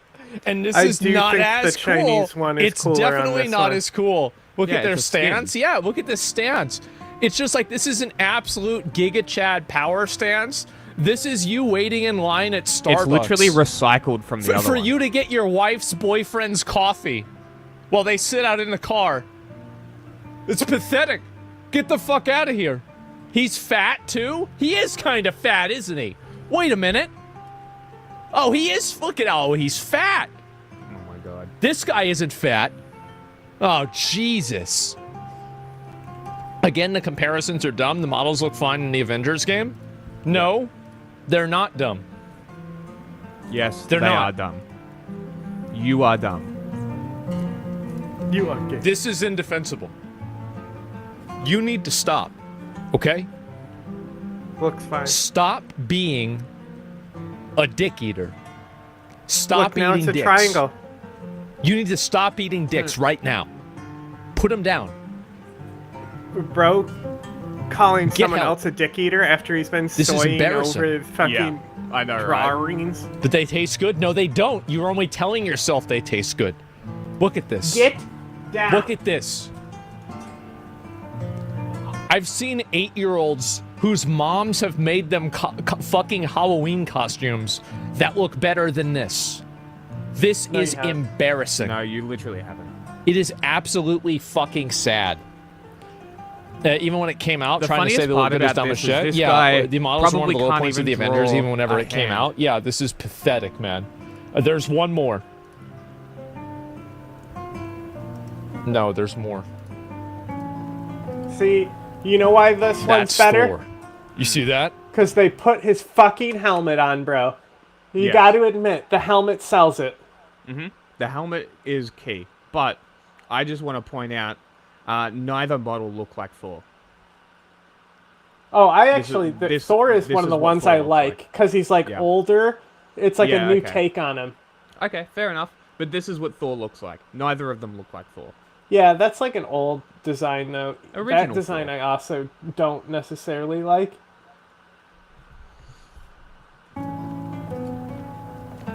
That's Thor. You see that? And you know what? Here's what's really funny about this. Thor in the lore, so the God of War, Thor, like, yeah, maybe he's a really big guy. But if you look at, like, Eddie Hall, you're pretty much looking at the same person, right? No. And so, like, yeah, he's basically a strong man. This No. looks like Thor. He's the No. god of fucking thunder. No. Yeah, this is it. Odin? Well, no. I mean, so there's No. older Thor in the Marvel No. lore, absolutely. And look at this.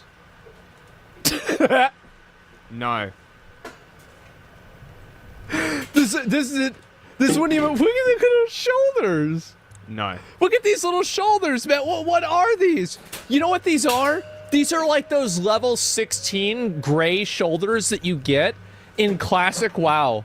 And They're they're the little disproportionate. cloth gray shoulders that you can buy. Oh man, this is embarrassing. Here's an old man Thor. And, like, sure, the Chinese model looks fairly similar. Like, that's fine. I'll admit that. That's fine.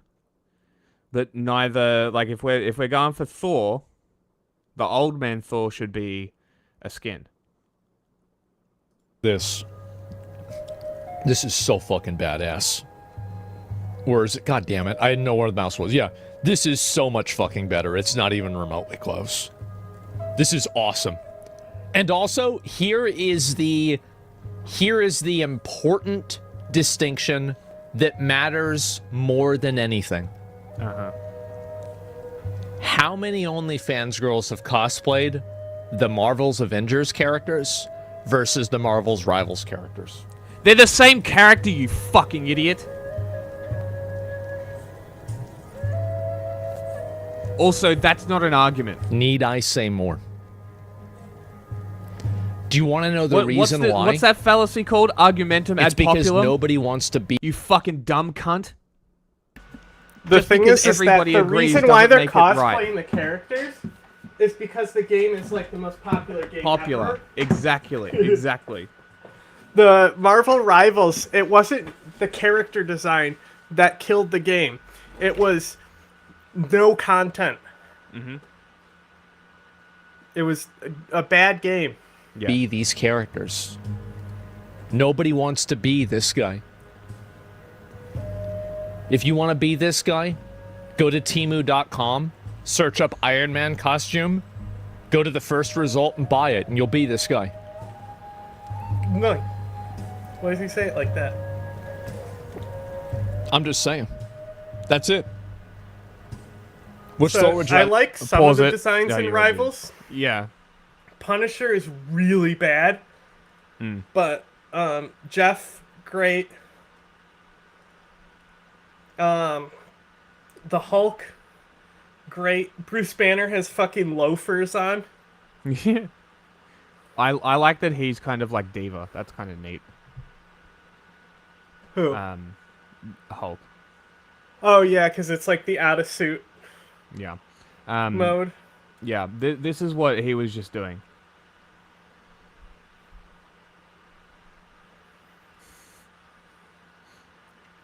Like, you pointing to popularity does not make your argument better. Like, make an actual argument.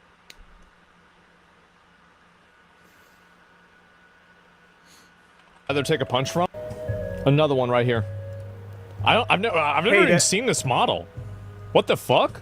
This guy looks like God, Arthas. the one on the right is He's so wearing bad. a wig. Where's the next? This one's decent. Let me see if there's any that other. one's fine. Oh god. I love Hulk's design Look at this. in Rivals. He's like the only one who's like justified being that beefcaked. Yes, yes. And then you can make him super beefcaked as Monster Hulk. Yeah. This looks so much fucking better, guys. It just looks so much fucking better. I love. You want to know what's really Fucking better, cool? guys. The ripped shirt on the Gamma Yes. belt. Yes. It just did looks notice so much fucking better. That looks fine. I- What are you talking about? That looks like Yeah, I but don't know. this It's one wide is boy. great. Yeah, the fat shading, the shading on the Marvel Rivals Hulk is like so comic-esque. Yeah. Yes. You know, you see like these little like lines for shading on the shoulder. I don't know. It's wide boy. Yeah, fat Hulk. Well, he's not really fat. It's just that like it He's doesn't fat. look cool. I feel like yeah, this is the World Destroyer, whatever. Oh my. All right, now we're gonna get into the really good ones. So we have Widowmaker right here. Widowmaker. All right, pretty good. Then you have this one. Wow. This is it's almost not like it was that modeled bad. off Scarlett Johansson. It's not that. It needs to be sluttier. It's Black Widow. Yes. Like her backstory, it needs to be. It needs to be a bit. She needs to be a bit thicker. Yeah, the Black Widow design in Rivals is great though. Yes, I agree. That's one of the better ones. Hawkeye. I mean, it's pretty hard to do. I think Marvel Rivals Hawkeye is also bad. It's pretty hard to do him cool. Yeah. I want to see if he's got the Kamala Khan in here. But goddamn, the fucking Avengers one, that is so bad. They're also, the characters are so blocky, you know? They're very square. Yes. Yeah.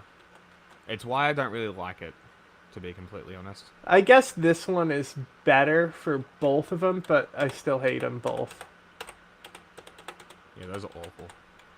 Spider-Man, you literally can't fuck him up. No. Like, that's clearly Tom Holland's Spider-Man 2. Okay, Black Panther looks like shit in that game. Yeah, but they're also not posing. It's just the standard standing still animation. Mm-hmm. Yeah.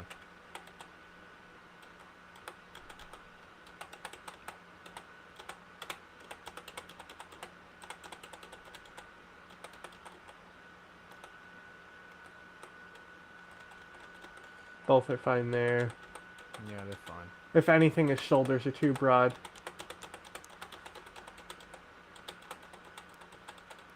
He's still harping on about fucking Black Panther.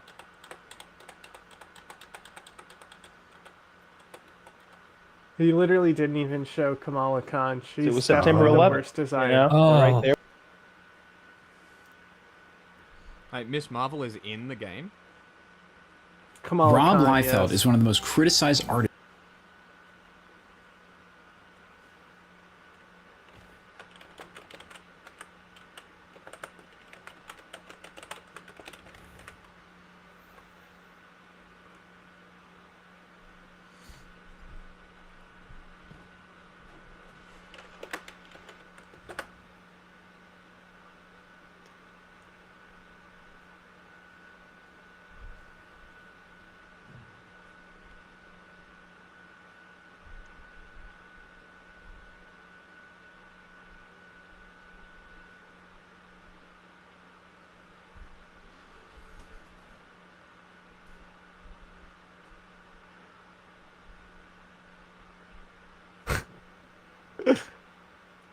Wow.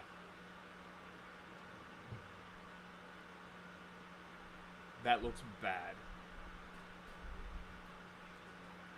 Her costume is kind of shit, though.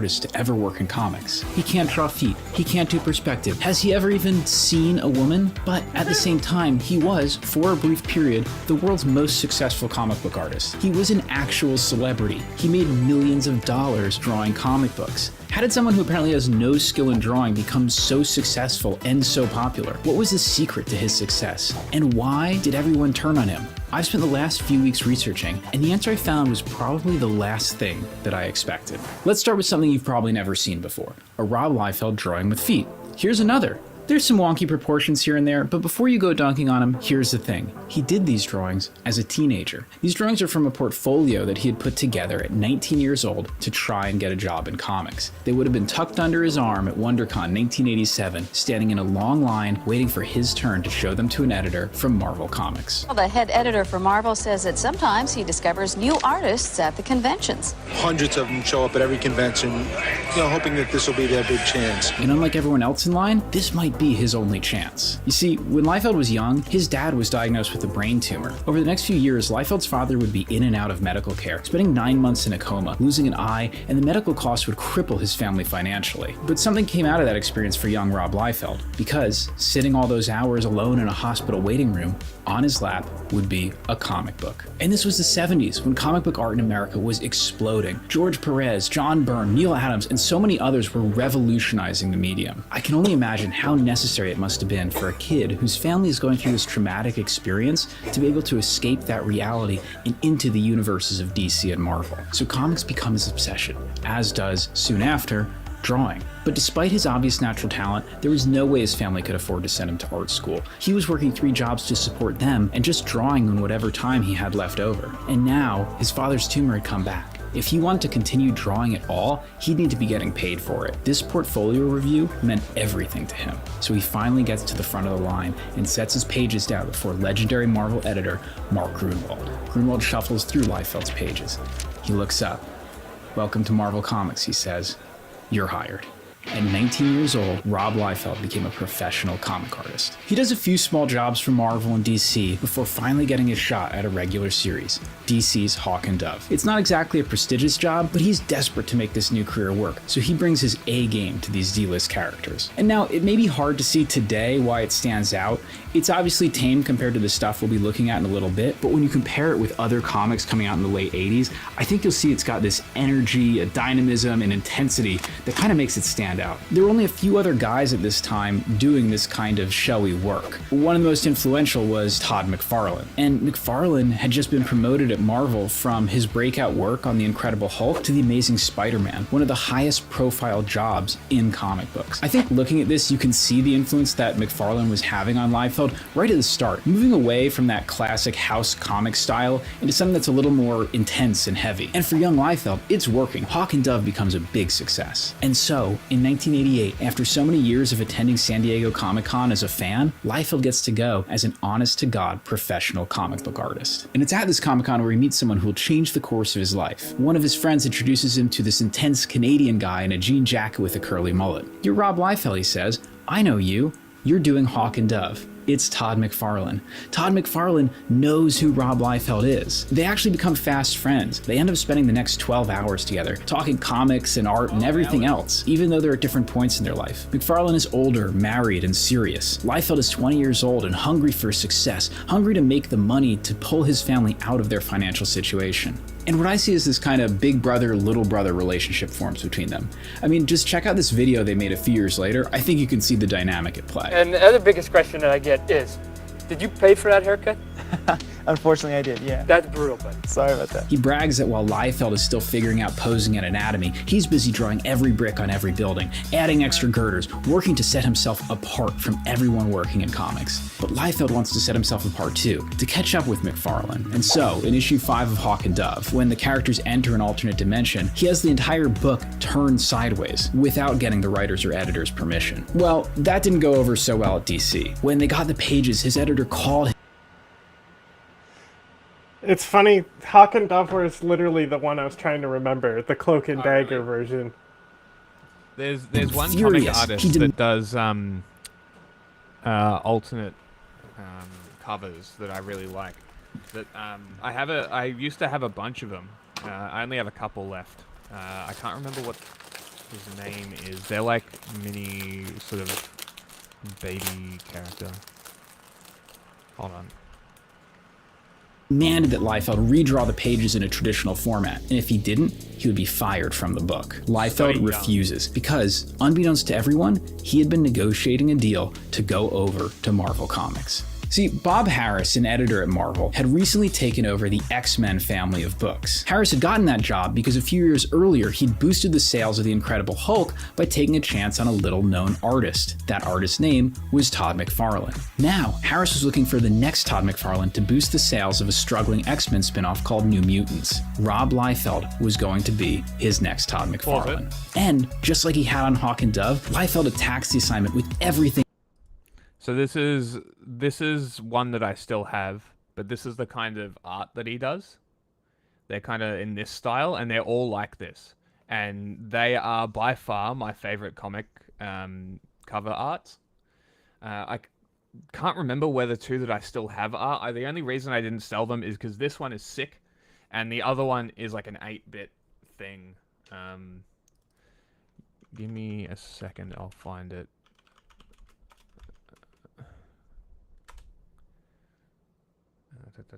Like he's done these ones. Like this is a pretty popular one. This one. Might have seen that one before. But there's a specific one that I'm looking for that is super hard to find. And I actually managed to get one, and I still have it, and I'm never getting rid of it. And it's because it's fucking cool. I tried for so long to get my hands on this comic book, and I'm so glad I did.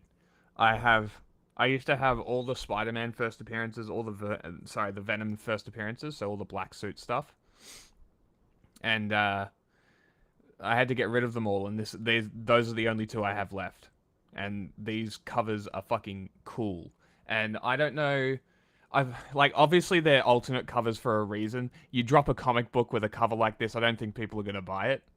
But the alt covers, I think that that's a pretty interesting way to get people interested in comics as well. You know, you get people reading because the cover art's cool. Whatever works.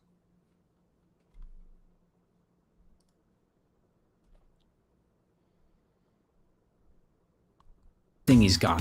This is an era when a book selling well meant big royalties for its creators, so his family's well-being was on the line here. He doesn't just want this book to sell well, he has to get this book to sell well. And so almost immediately after coming on the book, he begins introducing new characters, and they do not look like characters in any other comics at the time. And I'm just gonna say it, Rob Liefeld is a strong character designer. Hold on, don't unsubscribe yet, let me explain. I know he's mocked now for his pouches and shoulder pads and guns and swords, but again, we have to look at this in the context of the time. Most superheroes were square-jawed guys who wore spandex. Just look at the covers before and after Liefeld takes over. This thing is going to stand out on shelves. He looks like he's about to murder the rest of the New Mutants. Wait, he did and this that cover is McFarlane inking Liefeld's pencils, by the way. They're just so in sync. They spend a ton of time on the phone together as they work, and it almost seems like they're in a competition.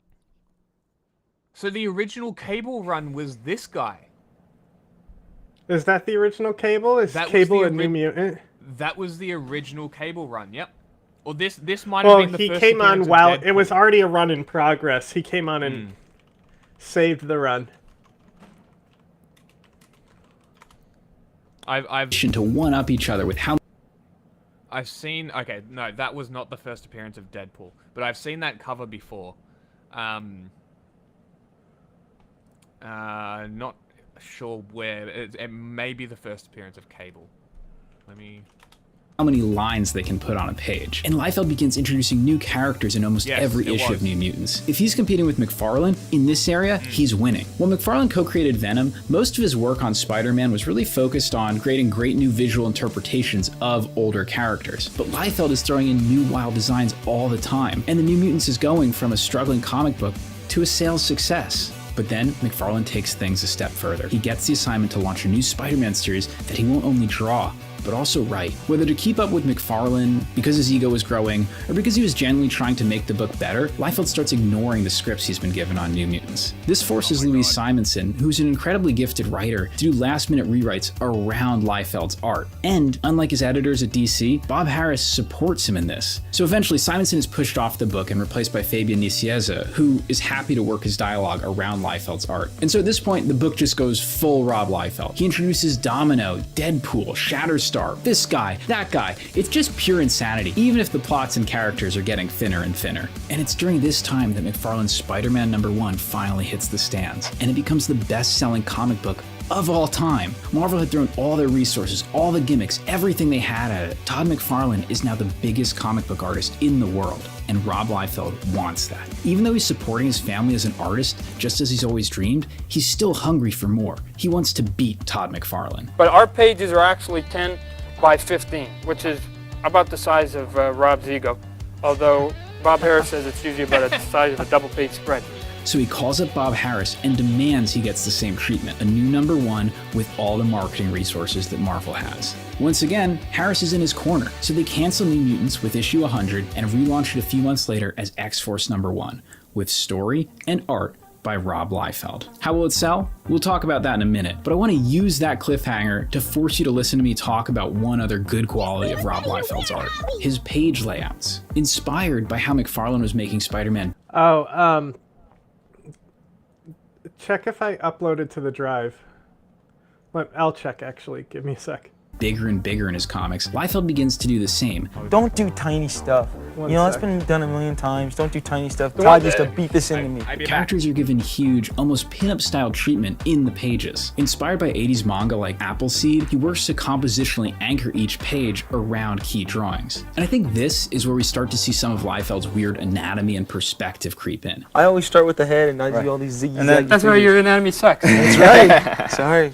Because while he understands how to lay out these dynamic pages, he doesn't have the fundamentals to support it, so he ends up bending bodies and reality to fit that compositional vision. And while later artists would take his bombastic approach to layouts and refine it, I can't stress enough just how innovative and groundbreaking this would have been in the early 90s. Like, if you're a kid walking into a comic book store, and a lot of the readers at this time were young kids, and you're flipping through comics and you see this, it's probably the comic you're going to take home with you. Okay, thanks for indulging me. Back to the story. X-Force #1 finally comes out, and it beats Spider-Man #1 to become the best-selling comic book of all time. Like, this is insane.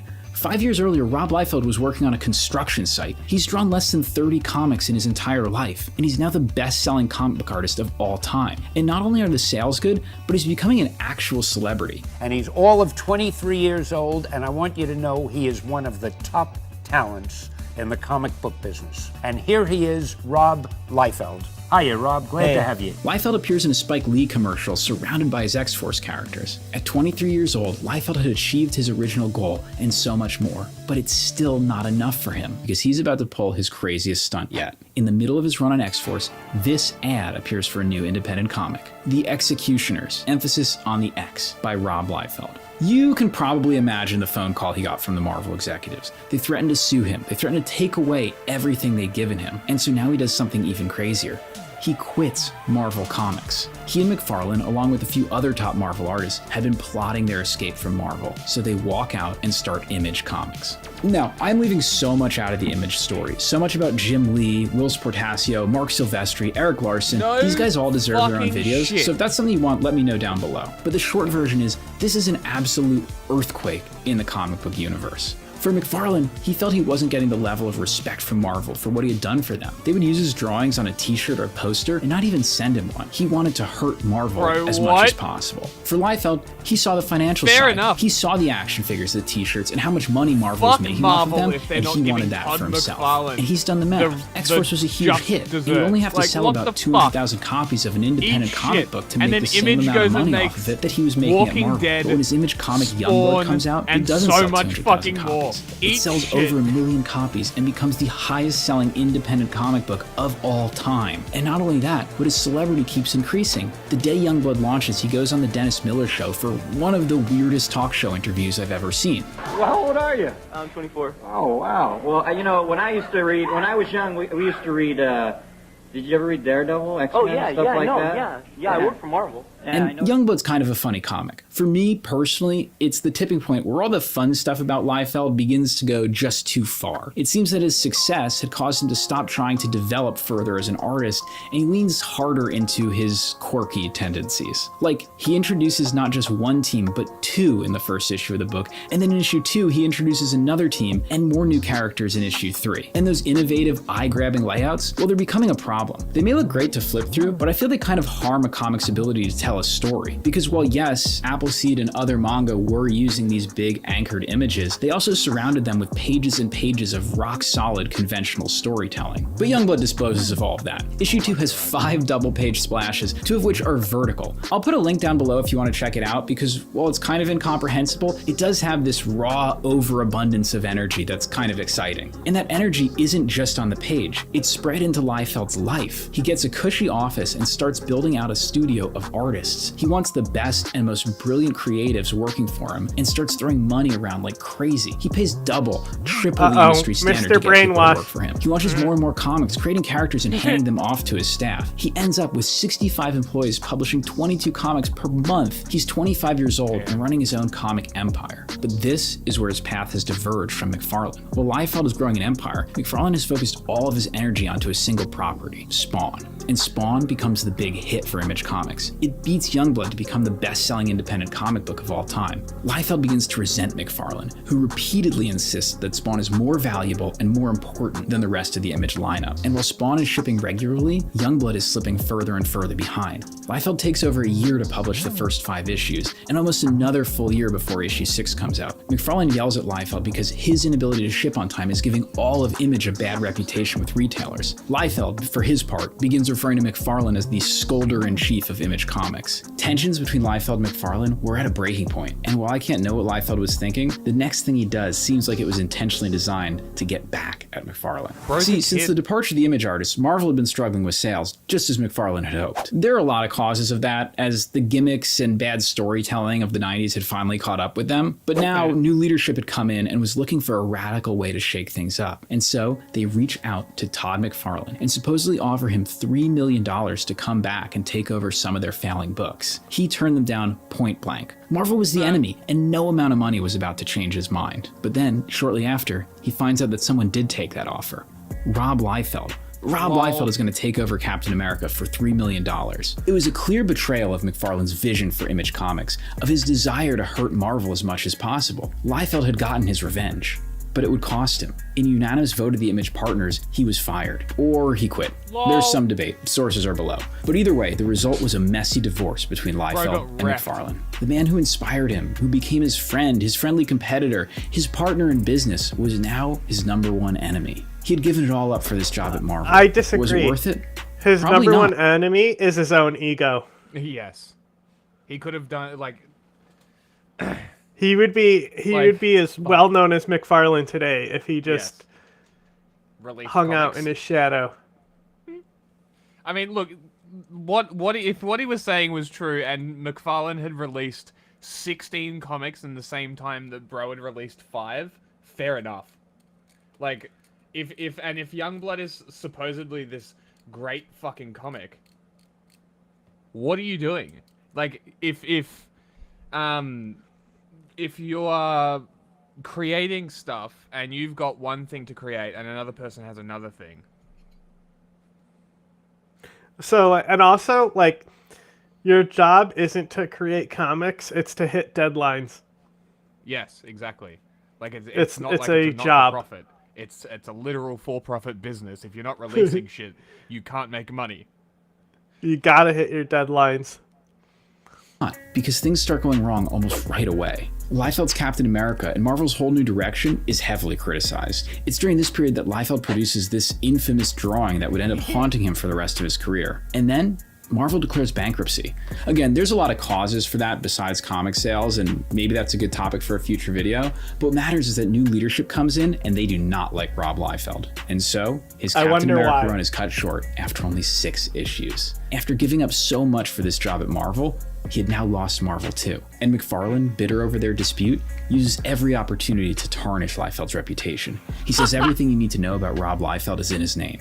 He robs, he lies, and he failed. And it works. Liefeld's reputation continues to deteriorate. Articles accusing him of swiping art, of being unable to draw, go viral. A whole cottage industry pops up of memes about his inability to draw. Amazing. And the aw shucks, I'm just happy to be here persona disappears. His public persona becomes brash and confrontational. He gets into fights on social media with other creators over credit or other comments he's made. He promises new projects that take years to materialize or just never come out. To me, he seems bitter. Success had come so quickly and evaporated just as quickly. And all the while, McFarlane continues to succeed. Image becomes a huge success. McFarlane's toy business revolutionizes the action figure market and becomes a serious challenger to established toy companies. So much so that he gradually hands off more and more of the creative responsibilities on Spawn so he can focus on toys. And it's here I think that we find the final clue to Liefeld's secret to success.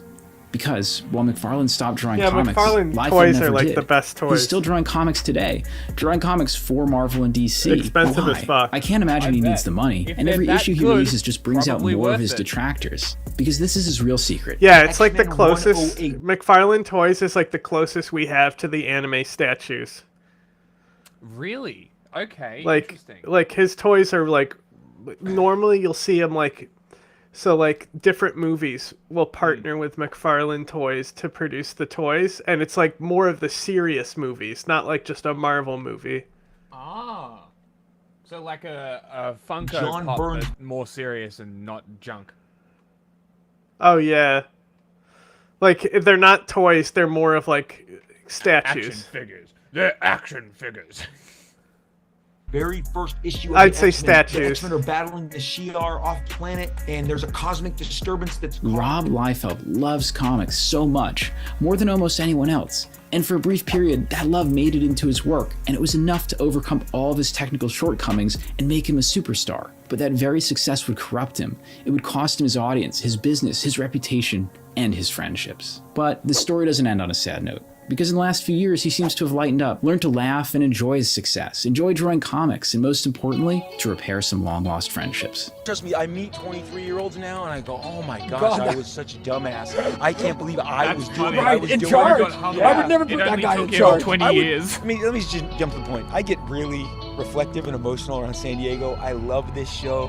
I love my memories, and I don't think there's a memory I have without this guy. Like, especially the formative years were the best. They were the craziest before we all became our own entities. It was so awesome. Thank you guys so much for watching. Honestly, What a great video, right? That's a fantastic ending to that video. I'm glad that he got 11 million views, deserved. Amazing. Yeah, 100%. I'm glad that he got humbled. I mean, you just had to grow up. Anyway, I found a list. This is the best Oh my god. McFarlane toys. Werewolf playset. Those are fucking cool. Oh my god, I want it. Wow.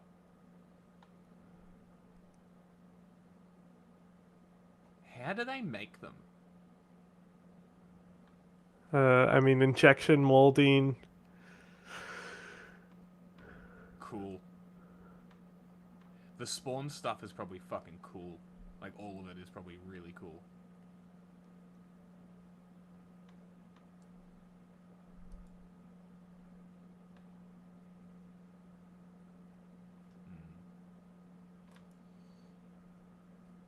Ah, cool. We should watch Akira as well. Chuck that on the list.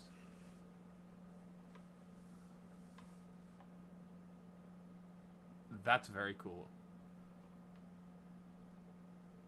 Okay.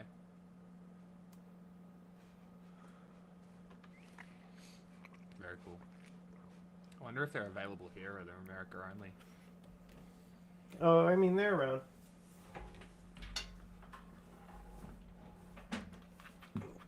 Let's see if I kill my mic turning this on.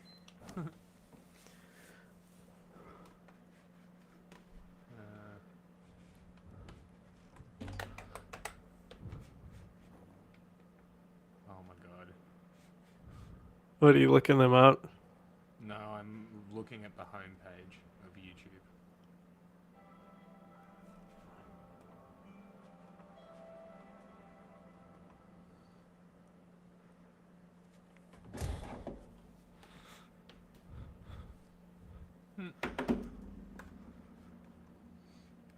Todd McFarlane answers comic questions from Twitter.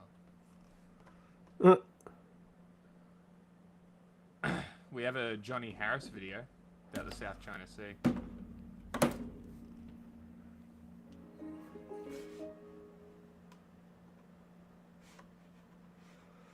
Look.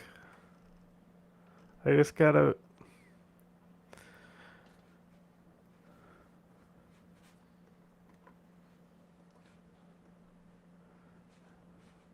Oh no, I need this over here. I just gotta...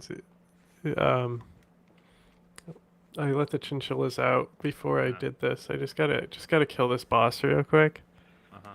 There's a real life lore video about Rwanda and M23. Can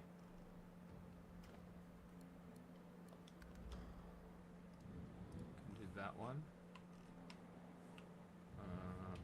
There's a video here about the woman shooter, the Nazi woman shooter. Yeah, that's the one I just put on that sucked. 37-minute one. Yeah, that I just shut off.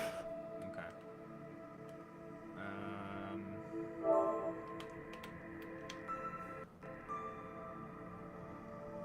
It's being extra retarded. What is? It's got me on...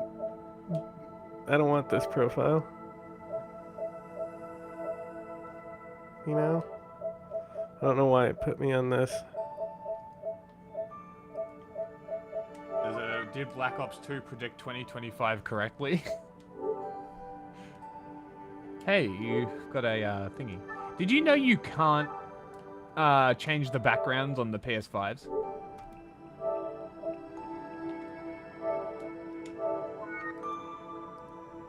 Okay, I am gonna put this Call of Duty video on because it's kind of I'm kind of interested, but it should still share your screen, right? Oh. Well, oh, you're full screen sharing, are you? Yeah, but it's like... Wait, why is it on the PC? What is fucking going on? It's fucking remote play. Oh. Got a question for you. Question about your rat.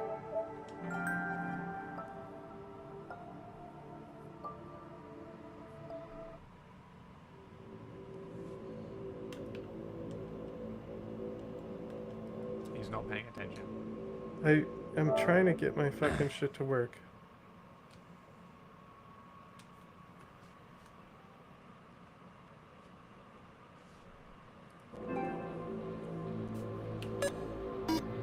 Beep boop. Okay, do what now?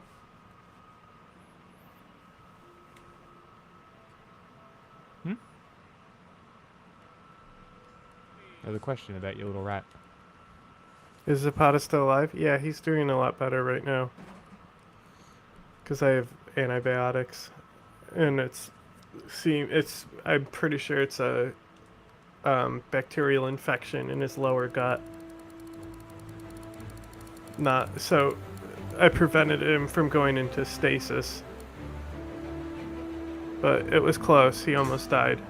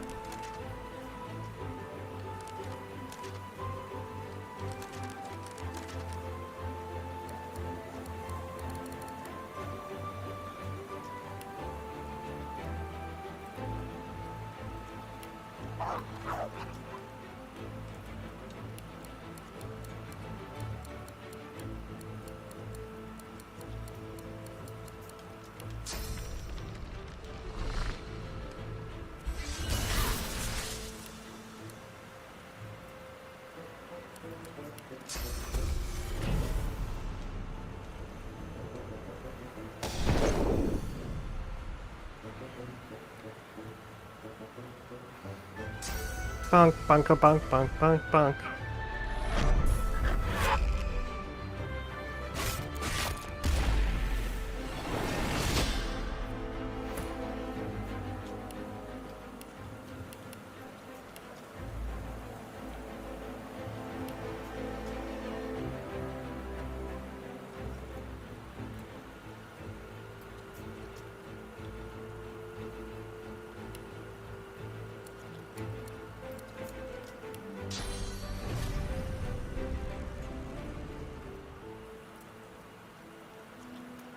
Bro moved us all around.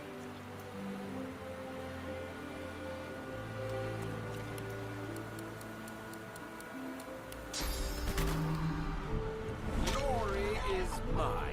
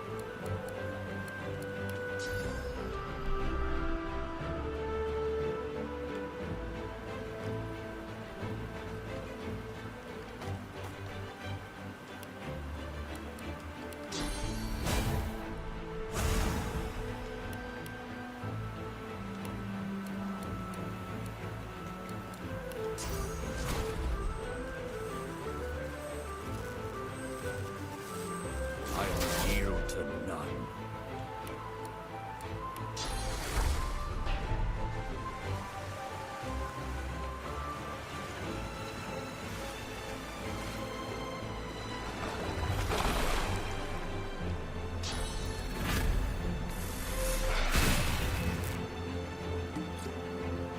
Fuck off, Nazi.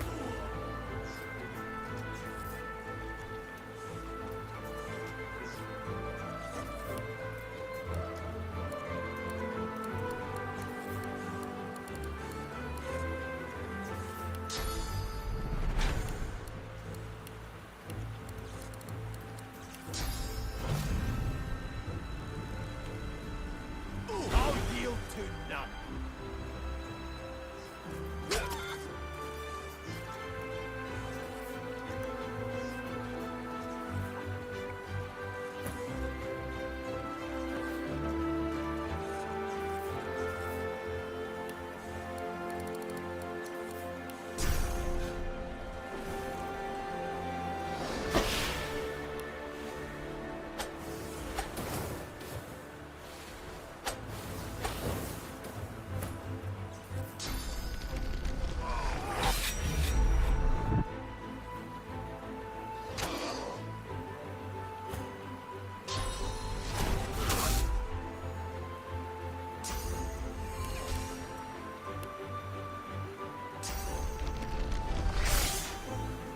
Fuck off, Nazi.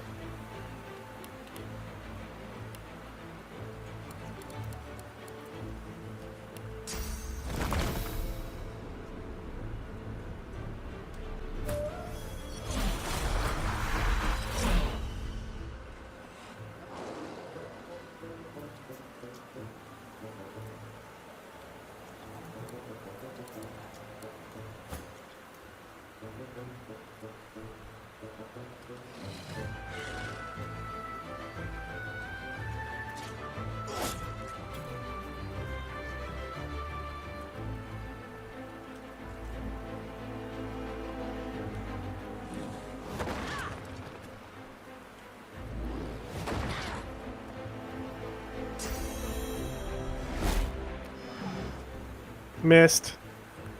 Fuck off, Nazi.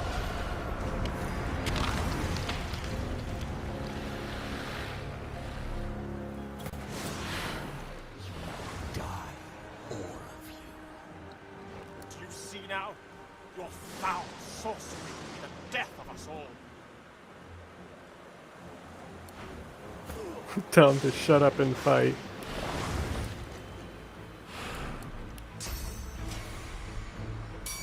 I'll yield to none.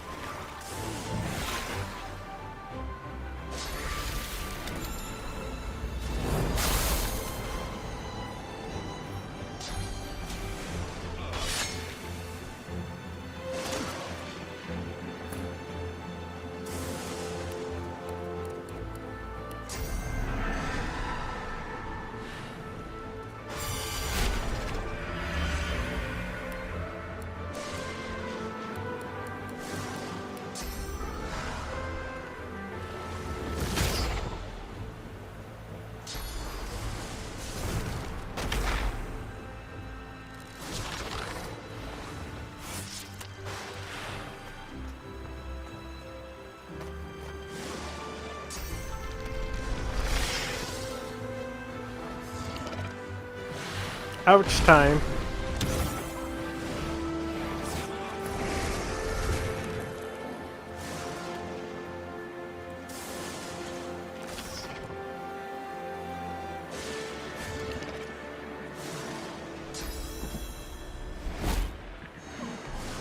Bro, fuck off. Oh, thanks. That was kind of useful. I didn't say only in use. Double viewer.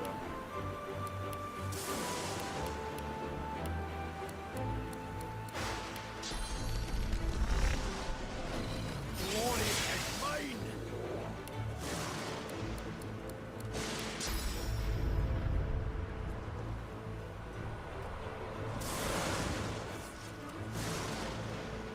Glory is mine.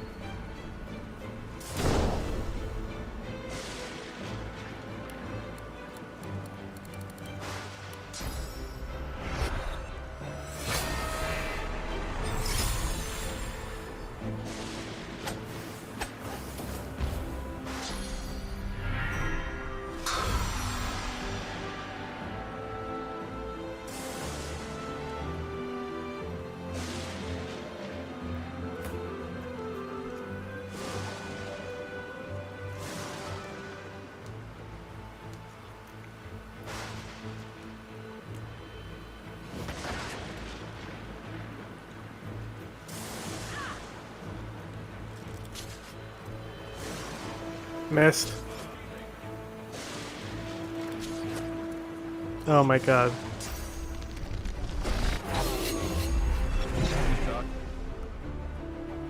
Huh?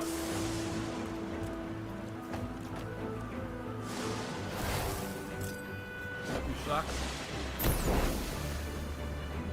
No, I'm fine. I don't even know what the fuck is going on. Just, it's the boss.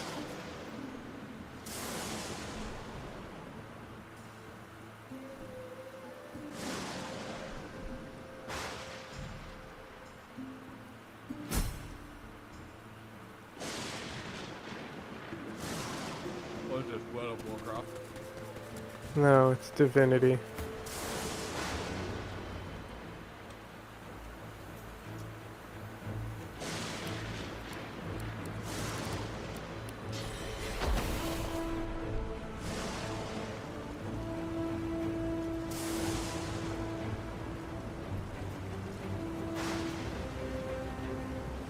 I wonder if this will work. Do you think this will work?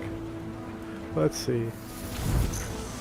No, it did not. The explosion did not go up.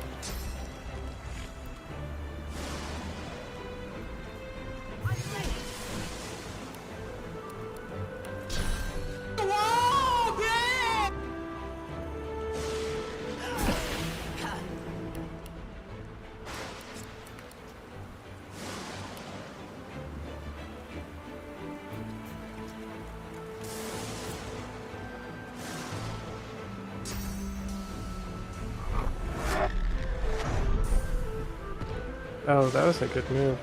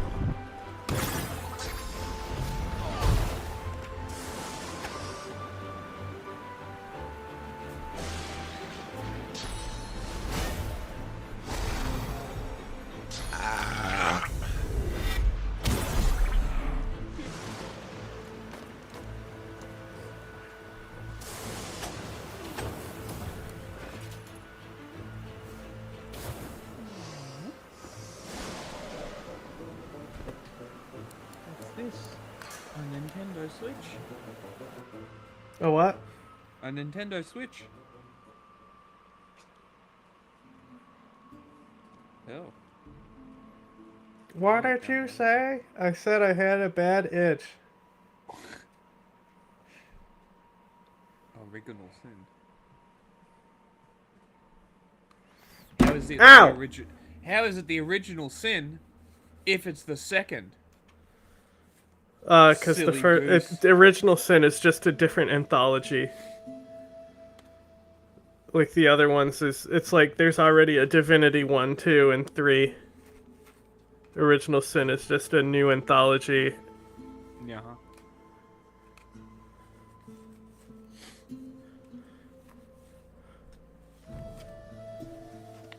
Warcraft ripoffs?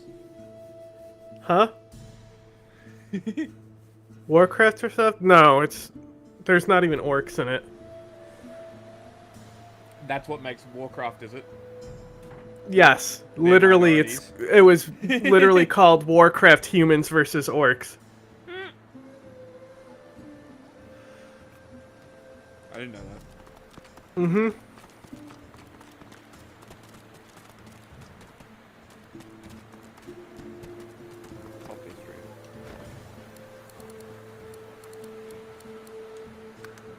Never played the game, so. Ah, shit. Oh, this little cunt. Die. I mean, it's a game. Warcraft. Uh-huh. Like any other. There you are, the escapee.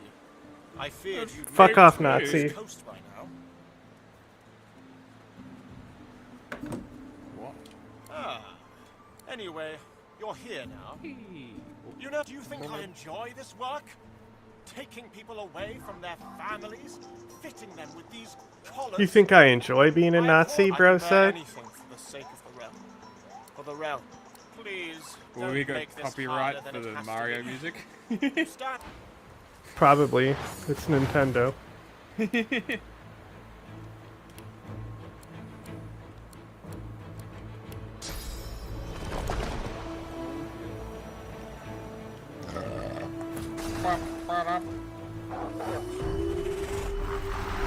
Do people stream Nintendo games? Surely not.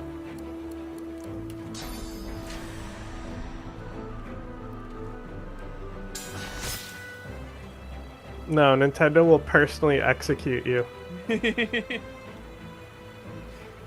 It's so weird. Like, why wouldn't you want people playing your games?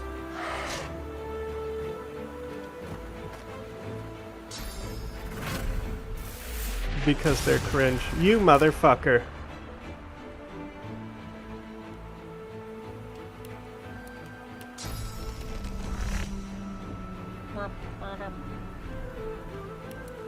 It's very strange. Especially considering how many of them would be great for, like, female streamers. Right? It's very strange.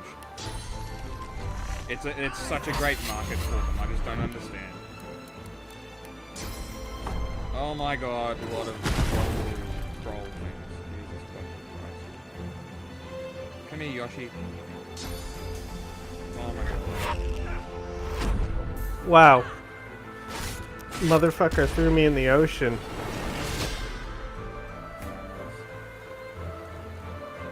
Yoshi shot an egg.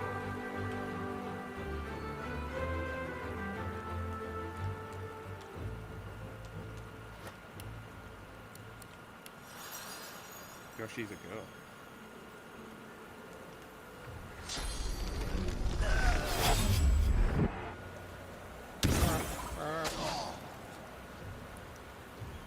They're fucking me up. Boss.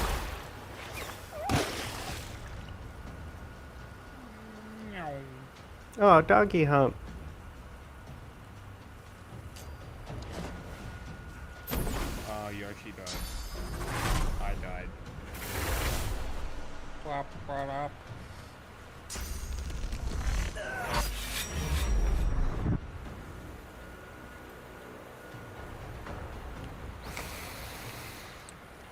I don't want to be here while people play Disco Elysium.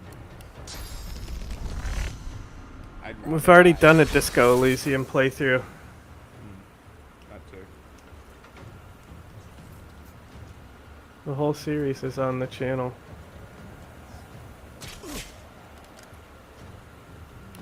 Oh, this motherfucker. Strong. Might as well get a water infusion, right? Oh, I can only have one summon at a time. That cancels my wolf. That makes sense. Yoshi, speed demon.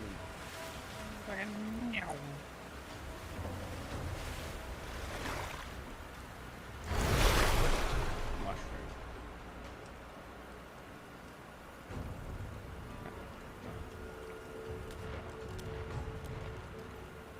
I got your blue. Who told you you could get up, you fucking Nazi? So you know how did I tell you that me and my friend have been watching anime after gym? We've been watching weird animes, I think. Yeah, you. Anyway, I was telling him about that fucking Perfect Blue movie, and it turns out he already had it downloaded. And he just hadn't watched it yet. So I'm like, you should watch it, and he watched it. And he didn't make sense of it. No, he fucking loved it. He said it was very good. He sent me 2 pictures. What do you think they were of? Her smearing blood on her face? No. Tits? Nope. What did I mention? What was the thing that I really stuck to? The way the dude and the chick looked, right? Their weird Sid looking faces. Oh. He sent me the woman. He just sent me 2 pictures of the woman with the weird face. And that made me laugh.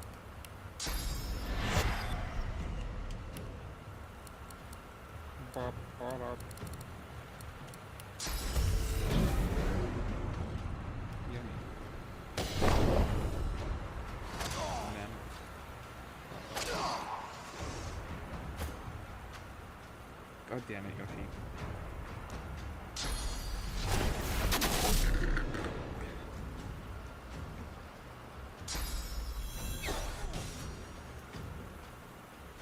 I don't think Red Prince has had a turn.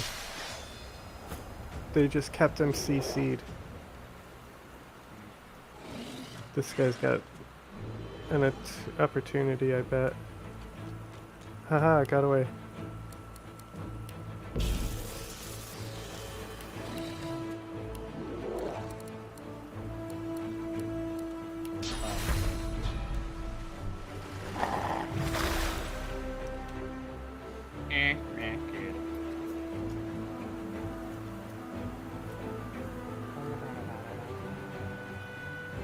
I don't even know what's happening. Even if I was watching and paying attention, I don't fucking know what's going on.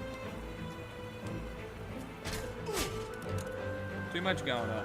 You know, I can play with a Netflix subscription. I can download Civ 7 on my phone. Die, all of you. You know, you die. See now, your foul sorcery, the death of us all. Foul sorcery. Shut up, Nazi.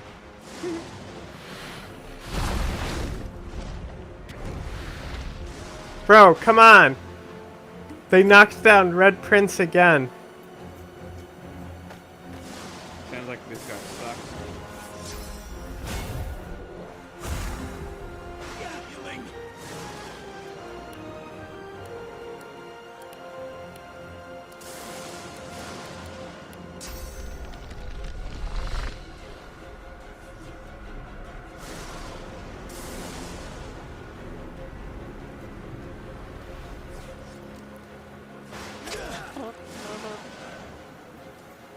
Dun dun dun dun dun dun dun dun dun dun dun dun dun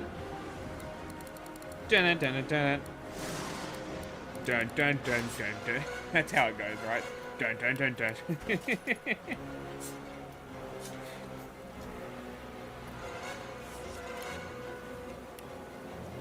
Fireball.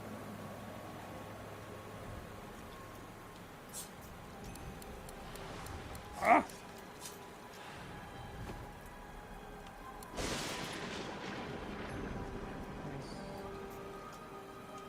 No fucking way.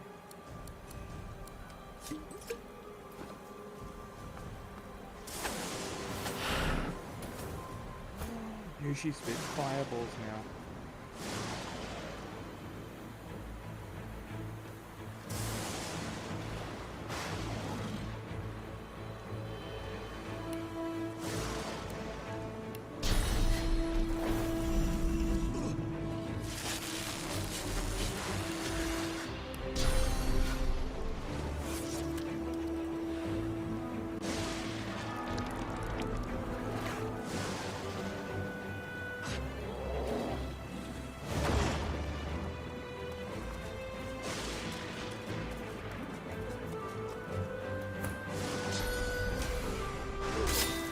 Bro, leave me alone. Level Go up. talk to Worm.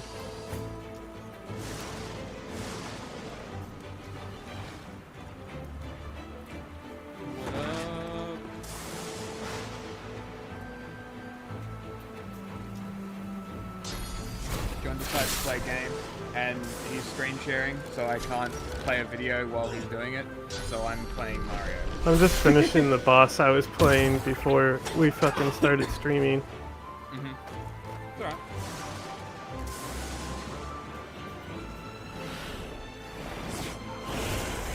There goes Red Prince.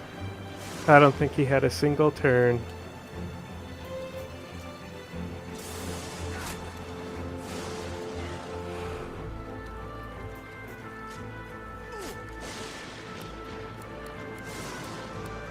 Mario. Prepare yourself.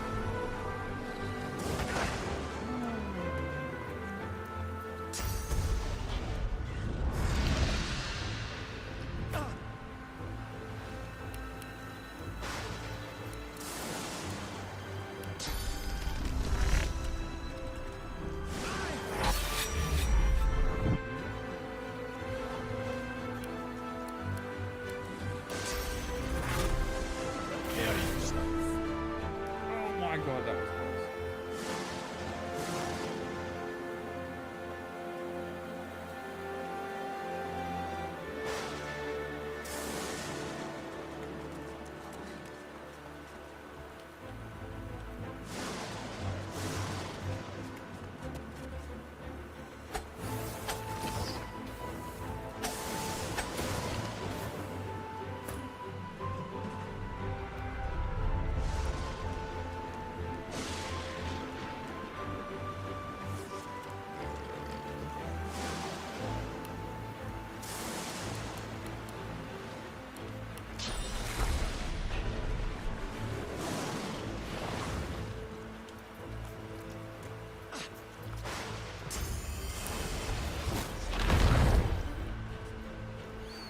Worm bad.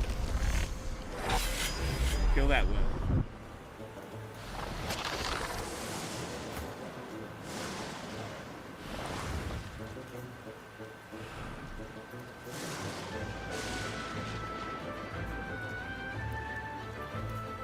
Silly Goomba.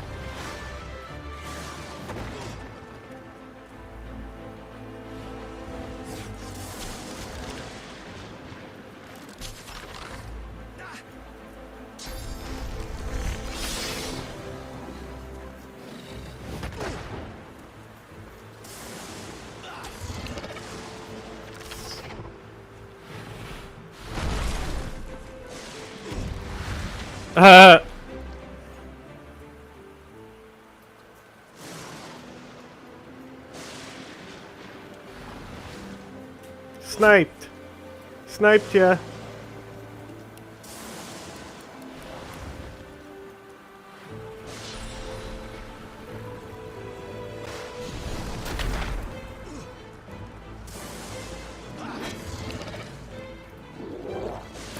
Feeding.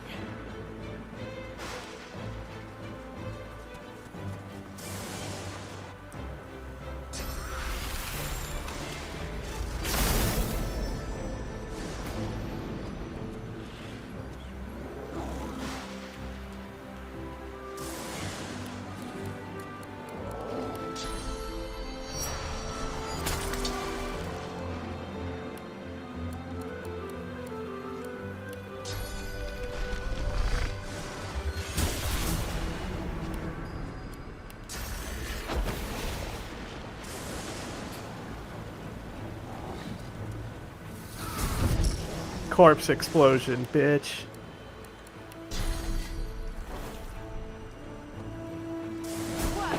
You're dead too, bitch.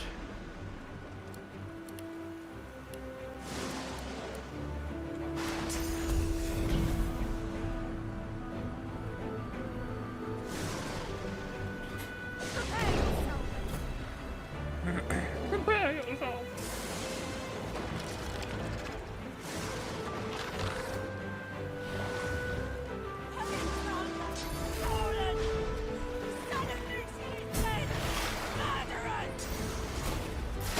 Oh, they really don't like that I killed Bishop Alexander, huh? They're being very dramatic. Yeah, well, maybe they should have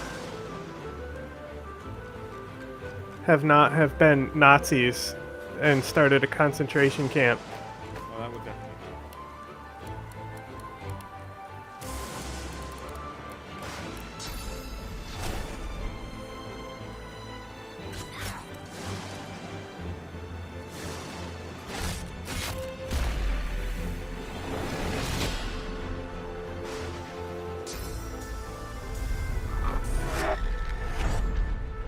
Motherfucker.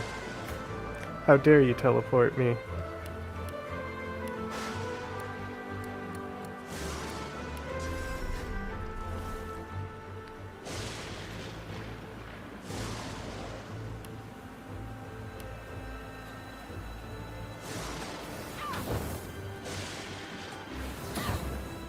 Oh my god. Fucking Mario, I swear to god. Could be playing Crash Bandicoot, and now I chose this fucking game.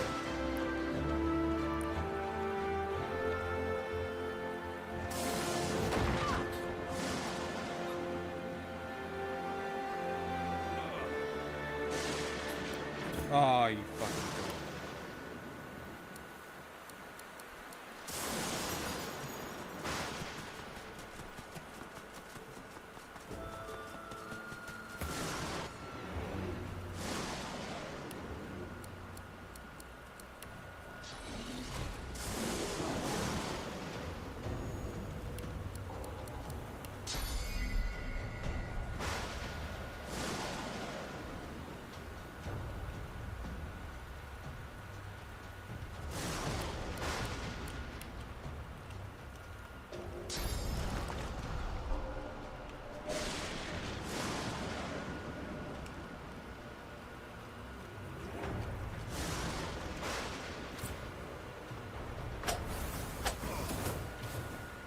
Haha. I have magic armor.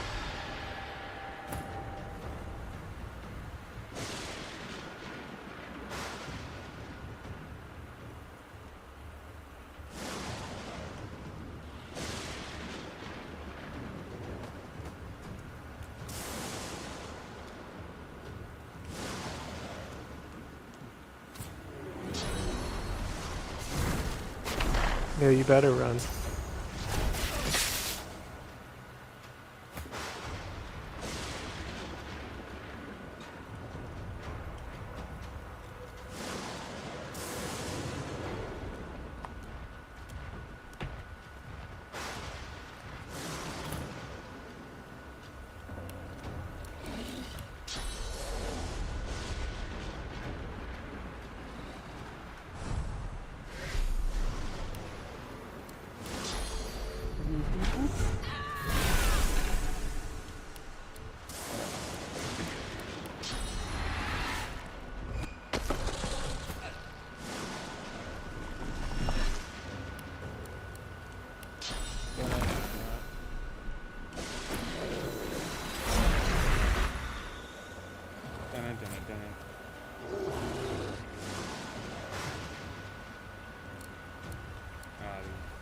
Dirty Goomba cunts.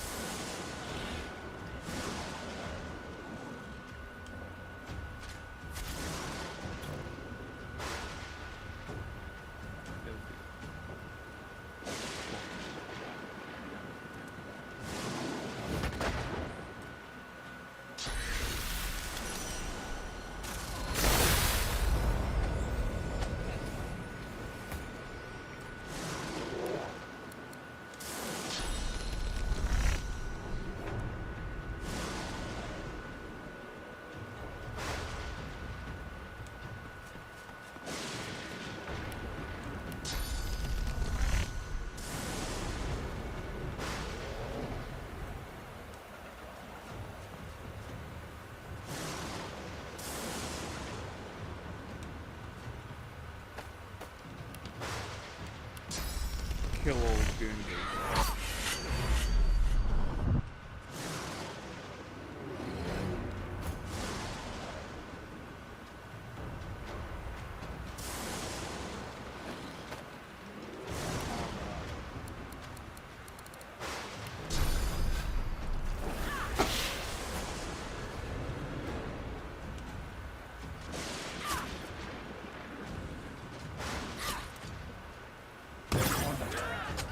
Idiot.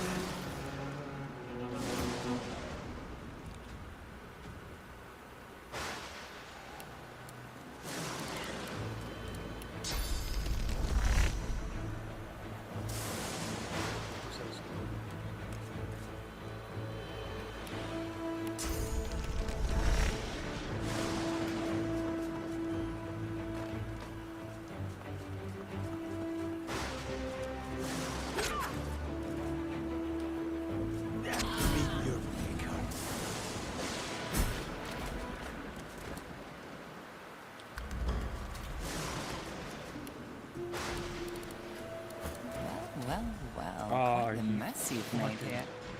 Wow.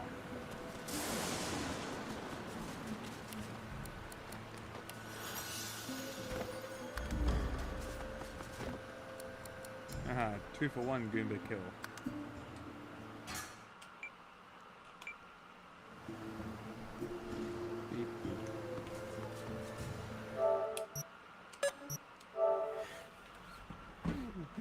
Did you do it?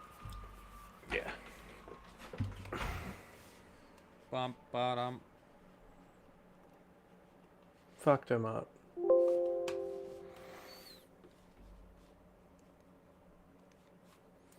The key is to not help them kill the worm and just kill them instead and just let them waste their turns killing the worm.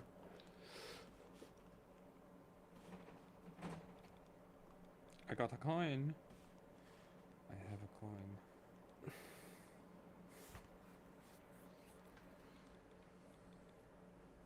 Okay. I play video. I have. Yeah. Drone. Concerning. Cyber terrorism, an autonomous military complex infected with betrayal and the mistakes of the past. From campaign to multiplayer to zombies, Call of Duty Black Ops 2 is considered by many to be the last all-time great title in a beloved era of FPS Taliban games. loved this They have game. brought, with an interesting tagline, the Call of Taliban Duty series loved from the this pages game. of history to a speculative Really? future for the first time. Black Ops but 2? not Oh, yeah. just any That's future. amazing. Black 'Cause Ops 2 Afghanistan's is in it. set in 2025. In honor of this classic now being set in the present, I decided to take a trip back down memory lane to investigate what Treyarch got right about our future. From technology and weapons in a new age of autonomous warfare to predictions on culture, politics, economics, and the state of the world as a whole. You'd be surprised how much they actually got right. The future is now. This is Black Ops 2 in 2025. Let's fucking go. I have this game downloaded because of zombies. Following its predecessor's Cold War espionage, Black Ops 2 centers around a new Cold War. The capitalist powers of the world baring their teeth at one another after the Chinese economy is crippled in a cyber attack, while China blames the USA for. Chances are you forgot this little initial subplot of the That's campaign if you epic. played it, but the game's 2025 sections I've revolve never around played the a rare campaign. earth element called Maybe I will. Celerium, being the catalyst for breakthroughs in quantum computing. The Celerium device is later used to take control of A the entire MacGuffin! US military's arsenal of drones, turning them against it. So, before your eyes completely glaze over from all the technobabble, quantum computers harness quantum mechanics to solve problems unthinkably faster than traditional transistor-based computers. Don't worry, you don't need to understand the details. The point is, not only does this in fact pose a massive threat to data encryption, privacy, and It's security fake. as we know it, Not real. breakthroughs in quantum computing Seriously? are actually happening right now as of this No, writing. it's real. Stocks They were are soaring and people are computing. clamoring to No, get a it's piece just of a this new joke. leap in technology. Right. While neither of 2024's hot topics in computing, AI, and cryptocurrencies appear in Black Ops 2's storyline, and both were being worked on in 2012, by the way, so they could have been, the biggest difference between the tech world of 2025 and that of the game's 2025 is actually economical. In reality, you'd probably see tech opportunists trying to profit off of tech like quantum computing before you see a cyber terrorist using it to cripple the economy for a doomsday plot. But hey, Raul Menendez is a complex guy. But that data security, hacking, and the evolving face of encryption takes center place here in a cyber Cold War between major capitalist powers. It's certainly not the dumbest future plot I've ever seen. And if we're talking At least about it's Black not Ops 2 predictions based around a 2025, meme coin they're not off that they to a bad bankrupt their start. economy with.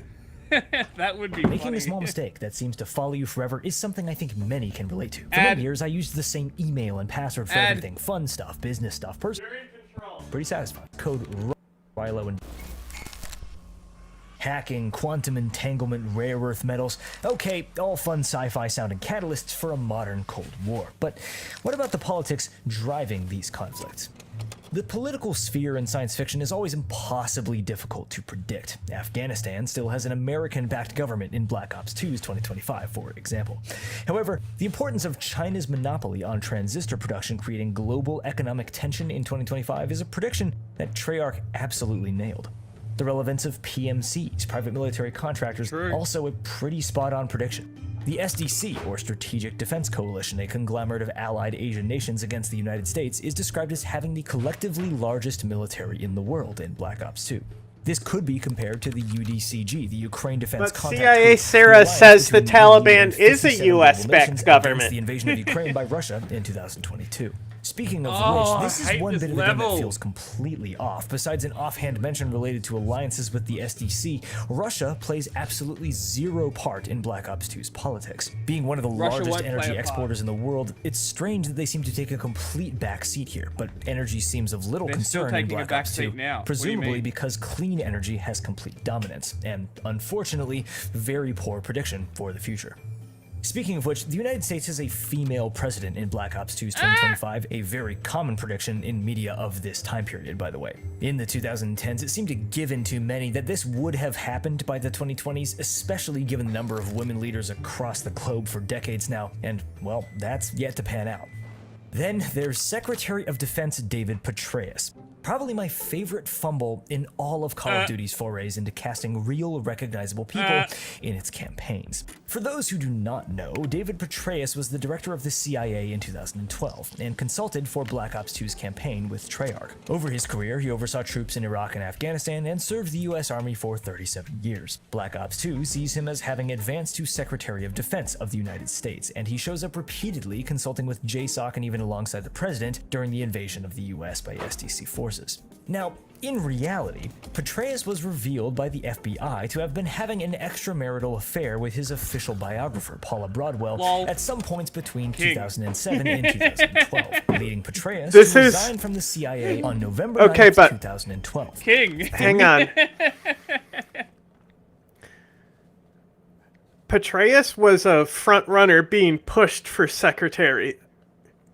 And instead we got who? Tulsi Gabbard? Yeah, great. No, she's national intelligence, not SecDef. Who's SecDef? Also, how do you just gloss over the fact that he killed bin Laden? That's a good point. Pretty good point. 3 days before the release of Black Ops 2. Petraeus eventually pleaded guilty to misdemeanor mishandling of classified materials and served 2 years probation Which is nothing as well now. as a $100,000 fine. If this happened today, his career would not have been affected. In fact, it really didn't affect his career. Casting choice by Treyarch. He's just Something the Call of Duty games seem out of government. bad at over the You know, years. he has a great Chances are, as funny as it would be, consultant we're not going career. to see Petraeus walking around the decks of the USS Barack Obama in 2025. Which we still don't have, by the way, much to my disappointment. But the Obama is a great segue to a key part of any near future setting, vehicles. I'm gonna jump right in here. There are way too many VTOLs. Futuristic jet-propelled ones, that is. VTOL, or vertical takeoff and landing vehicles, they've been the stuff of science fiction since they were invented. And part of the reason you don't see They're fucking spiffy cool. jet-propelled ones like this is, well, you do see them. They're called Ospreys. The V-22 Osprey, designed in the late 1980s, is a turboprop, meaning it has jet engine-powered propellers. This that guy rotate from a is vertically missing to here because horizontally does he not position. realize We this are is literally the developing one VTOLs they in picked? 2025, namely the Bell V280 Valor, but the real reason we don't see these jet engine propelled Isn't that what you're VTOLs talking is about, the simple. Valor? The point of a VTOL craft is the speed of a fixed engine airplane with the ability to land without a runway, on a helipad, a grass field, a dirt lot. Try that with a jet and, well, say goodbye to your lawn. Essentially, a VTOL or helicopter works because it can take off and land far closer to people and infrastructure than a jet thruster ever could, and that's never going Look to at the change. wash off the water. VTOL jet fighters like the F-38 we see in Black Ops 2, obviously inspired by the very real F-35B, are used specifically for takeoff and landing from aircraft carriers, which is why we very likely will never see VTOLs used like this, in civilian settings at least. You never know. Speaking of tech for the average person, civilian technology. We do live in the future. Does it feel like it yet? Smartphones and VR, electric cars and wireless charging, but why do we have no floating cities? One thing I think Black Ops 2 does get right about the future is, sadly, wealth inequality. The difference between life on the floating city of Colossus and in the streets of Pakistan or even LA are obvious, but in the real 2025, the rich of the world aren't loitering around custom-built floating cities listening to dubstep. They're doing what they've always done, just traveling to nicer places and, buying stuff.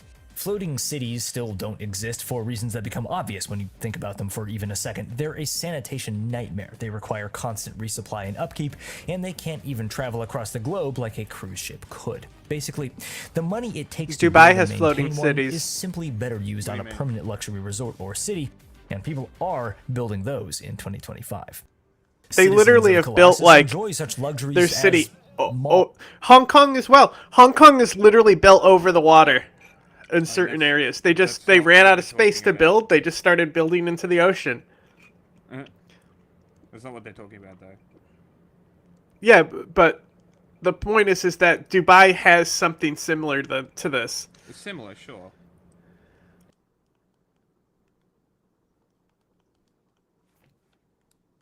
Oh my god. I fucking hate this game. Alls, and extremely invasive surveillance for the sake of personalized advertising. The latter is a staple of dystopian sci-fi of the early 2000s to 2010s, and it's one that absolutely came true, with personal data being one of the most hotly traded commodities around. However, how this marketing manifests is something media from this era always gets wrong. Everything is on billboards.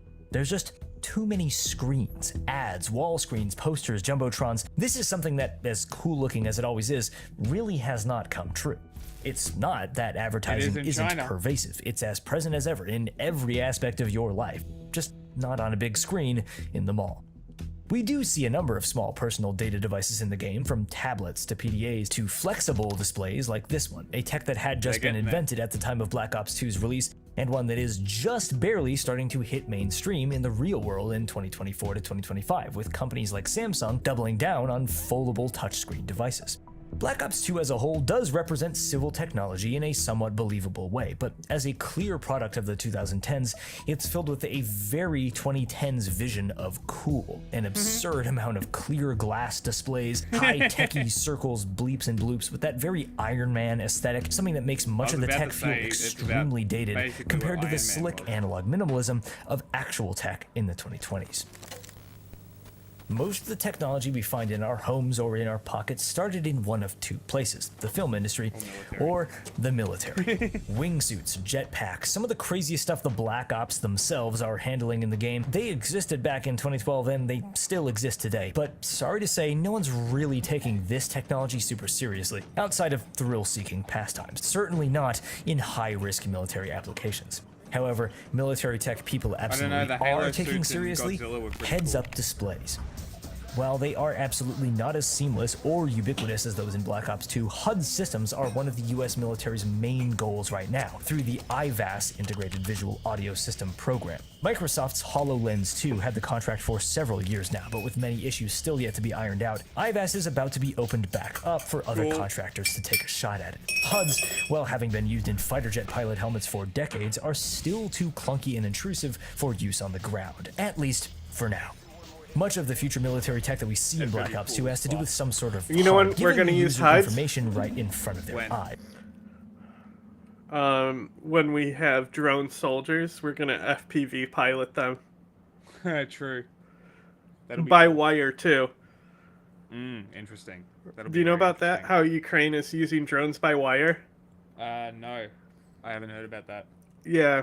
So they developed this new wire system.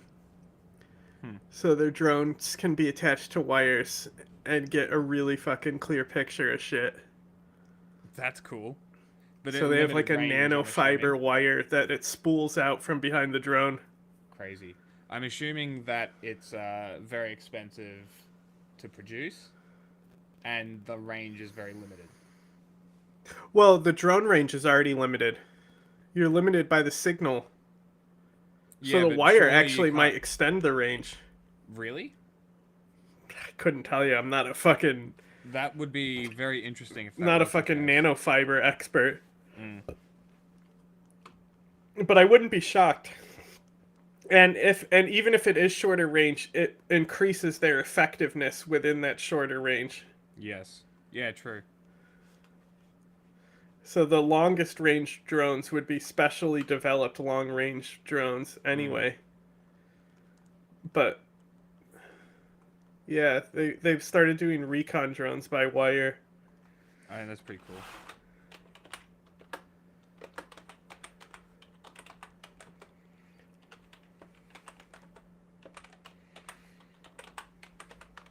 Such as with millimeter wave scanner technology, seen here in the Colossus level at a security checkpoint. This is, of course, very real technology. You may have passed through one of these in an airport at some point. However, I don't really see how displaying it on an entire wall-sized screen provides much benefit. A far less believable version of this technology is the millimeter scanner reflex sight, an attachment in the game's campaign and multiplayer. It provides images of targets through any surface at intermittent pulses. There is a device called the Xaver 1000 that proclaims to be able to scan and locate moving human figures as well as static objects inside a room through solid walls. But not only is there very little evidence of it actually working as advertised, this device needs to be placed directly in contact with said wall to detect almost anything. Something a bit closer yet less developed is the Wi-Fi based motion detecting system developed by MIT. By using the differences in density between static objects and the soft water-based human body, a relatively reliable position of a moving or static human can be detected Russians by also radio have the waves, fiber optic regardless of drones. walls or hard objects in the way. But safe to say, we're far from this technology being something that you could put in a holographic sight. Another scanning attachment, the Target Finder, is actually far more believable and could conceivably exist today. With the advent of computer-assisted hybrid thermal optics seen in devices such as the US Army's ENVG-B and clip-on thermals like E-Cody, a reflex sight which identifies and labels targets on a heads-up display is basically something that we already have, just not in such a compact package. In general, as far as depicting the cutting edge of a 2020s battlefield, Black Ops 2 is quite realistic and doesn't take things too far into the absurd for the most part. Reflex sights, EOTech holos, and hybrid magnified optics all could easily be found fielded today. But okay, for real, it's a shooter.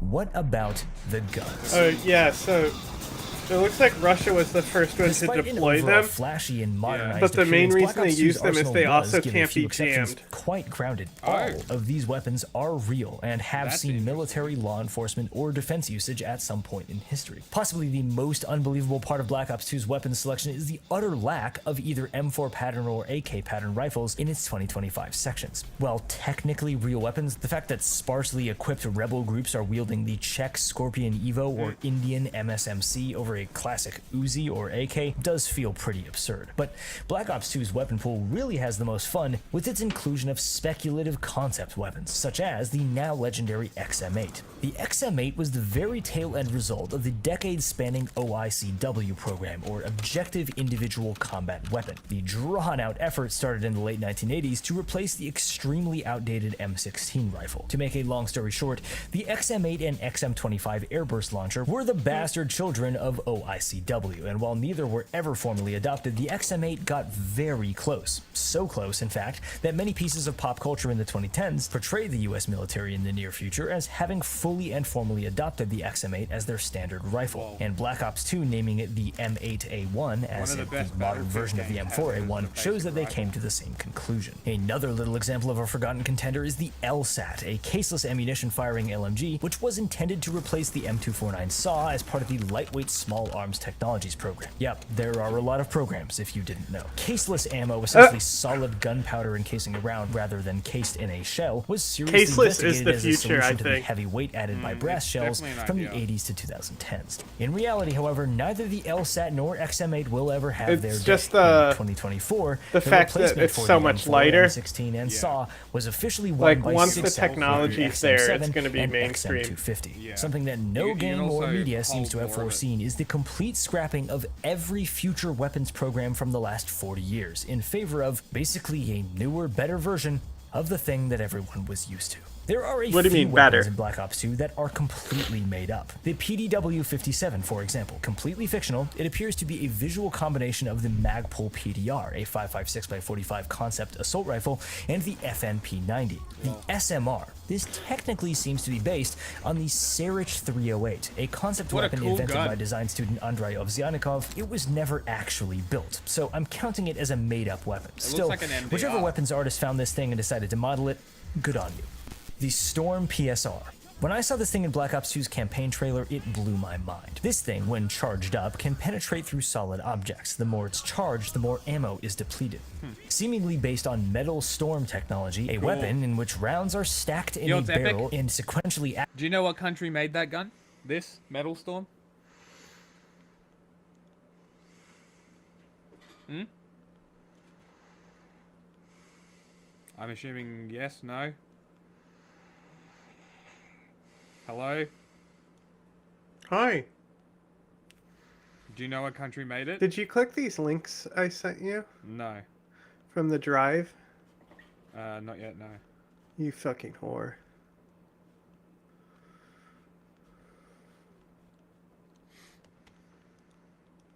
I'll do that now. activated by electrical impulses at a round's exact location in the barrel, allows many stacked rounds to be fired in sequence. For the Storm PSR to function this way makes sense. The longer the user holds down the trigger, the more rounds are fired in a shot, meaning deeper penetration through an object. As far as 2025 technology is concerned, this thing could absolutely exist. So, design-wise, bravo weapons team. Does it exist? Well, no. When you look up did Black Ops 2 predict the future, you're likely to run into its key plot point, drones. Drones are the major catalyst for Black Ops 2's storyline, gameplay, and themes, and they are very much a part of global conversations, news headlines, and the changing face of civil life and warfare today in the real 2020s. But how they are depicted in Black Ops 2, what role they actually play, that's where things get a little more complex. Okay, so what they got right.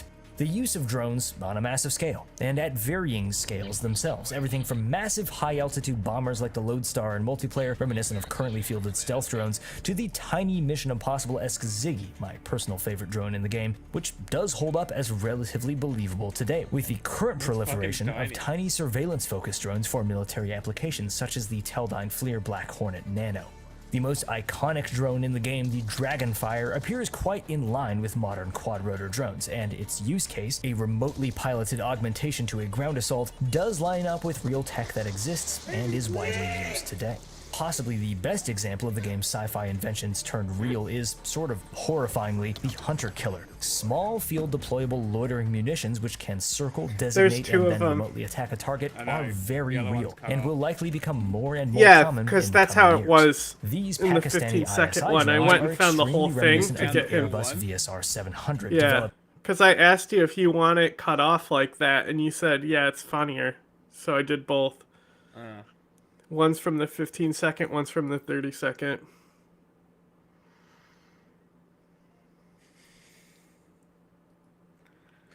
It is pretty funny. The fact that it's domestic violence, though, I don't think we should be laughing. No, I think it's pretty funny because he did it to himself. It's even funnier that she was filming and didn't stop filming and didn't give a fuck. And the original post was her mocking him. So I think he had a free reign to do so. Amy, please! I don't know. What do you reckon? The fact he's looking through the hole when he says it It's too just is the so funniest funny. fucking part. Amy, please!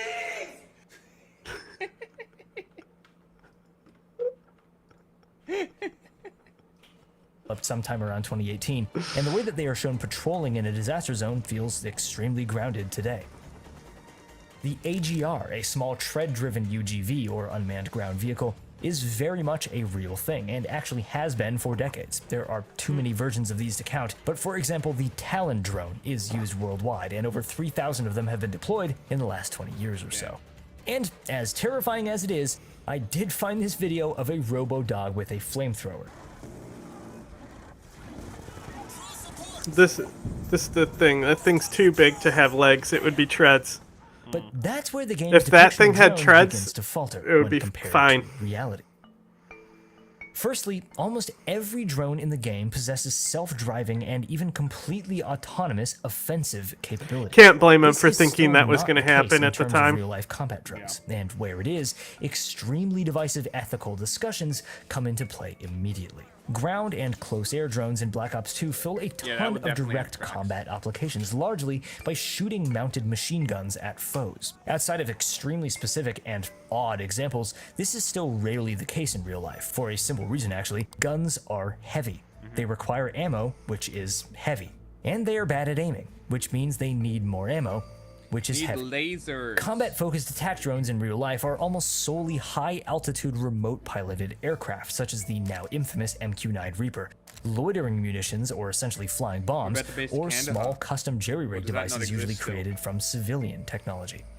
The biggest mistake that Black Ops 2 makes, though, in its depiction of drones, is how universal and ubiquitous they are. In Black Ops 2's world, the Dragonfire, Claw, and AGR are the Glock, SAW, and M4 of the future battlefield. And that's just not how things turned out. Drone warfare in the real 2020s is an incredible modern demonstration of the way technological advances in warfare cancel themselves out throughout history. How military-industrial complexes, despite trillions of dollars of R&D, always seem to fail to accurately prepare for the simple brutality and unpredictability of armed conflict. Battlefields of today and tomorrow are ones in which drone usage is and will be a constant reality. And not through machine-manufactured mass weapons of a standing army, but through civilian, hobbled-together devices born from utter necessity and desperation. The advent of drones and electronic warfare didn't create a sci-fi high-tech battlefield of super soldiers and robot warriors.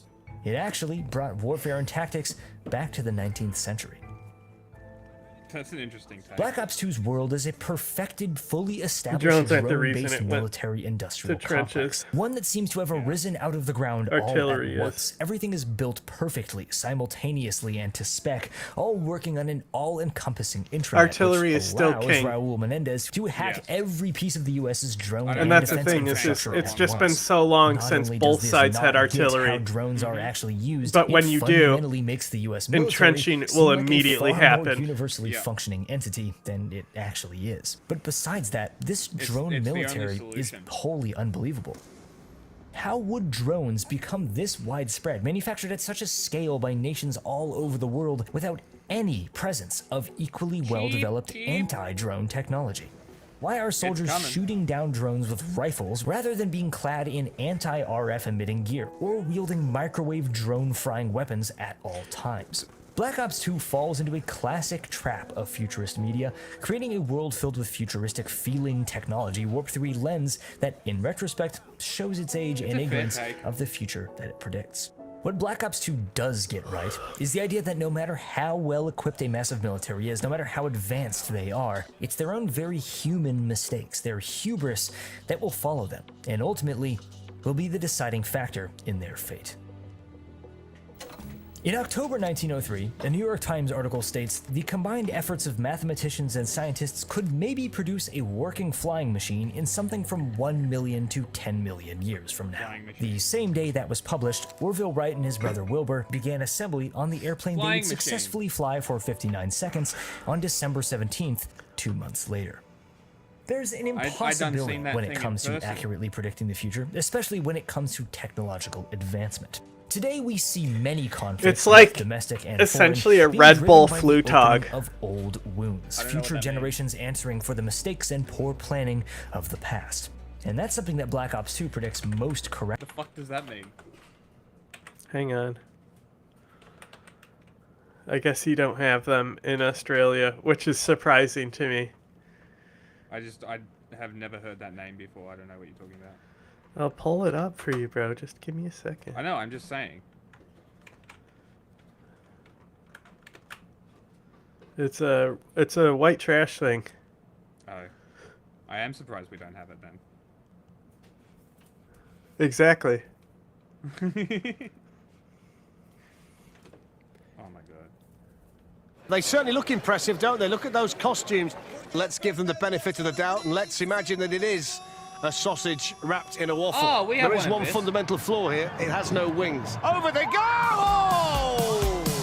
Challenging friends, we have family, one and of these. workmates to launch their homemade I machines figured into you the did. abyss. Red Bull Fruit Tug is, of course, a flying contest. And it's flying and flying and flying and flying! But it's also so much more, with teams being scored on their showmanship, creativity, and flair for design. Oh, dear me! Over the years, some of these creations have left us amused, bemused, speechless, and scratching our heads in amazement. It didn't fly at all. Here are 8 designs that, for one reason or another, really got our attention. The countdown starts in Milan with a team whose crude contraption certainly wouldn't make their mamas proud. Okay then. I just get a feeling Red Bull will claim this, so... Give me a second. I can't remember exactly what ours is called. It literally happens every fucking year. Mm-hmm.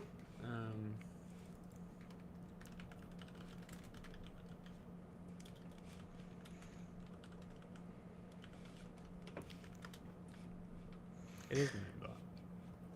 Huh? Yeah, got it. What do you call it? It's called the Moomba Festival, but people do it here too.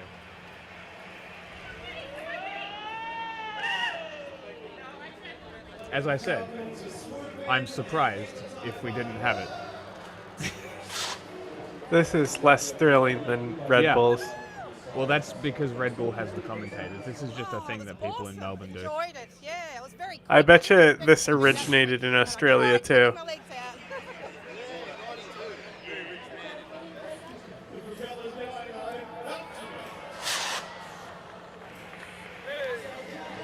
Yeah. Raise 16 grand. So it's all for charity. It's very exciting as you walk But up it there. happens There's every year. pyrotechnics going off and music. Birdman Rally is what it's called. Anybody to come along. Hold on. And it's a big celebration of Melbourne. It's what Melbourne's all about.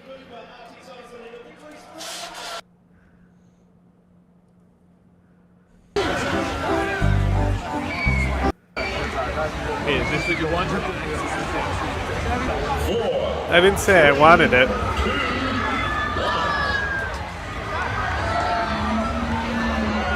This is literally the Wright brothers, though, you know?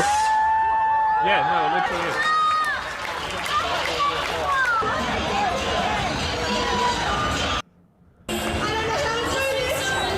Most of them, like, obviously most of them aren't even fucking trying. They're just jumping the fuck off. But, whatever. It's a big thing, I think. Like, this is the level of mundanity in this country. This is why I want to leave. Like, if you want to move to a country, like if you want to move to a country where nothing happens and this is the most exciting shit that happens, move to Australia. It's the place for you. Better than school shootings. Better than what? I said better than school shootings.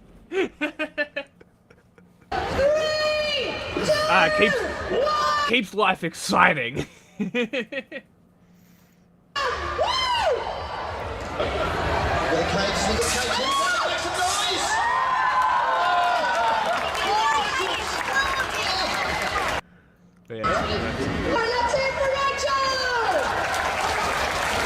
I just imagine kids being so amped for this and then realizing how shit it is. You know, like they like work themselves up like about how cool this is gonna be. And then they get there. It's just this.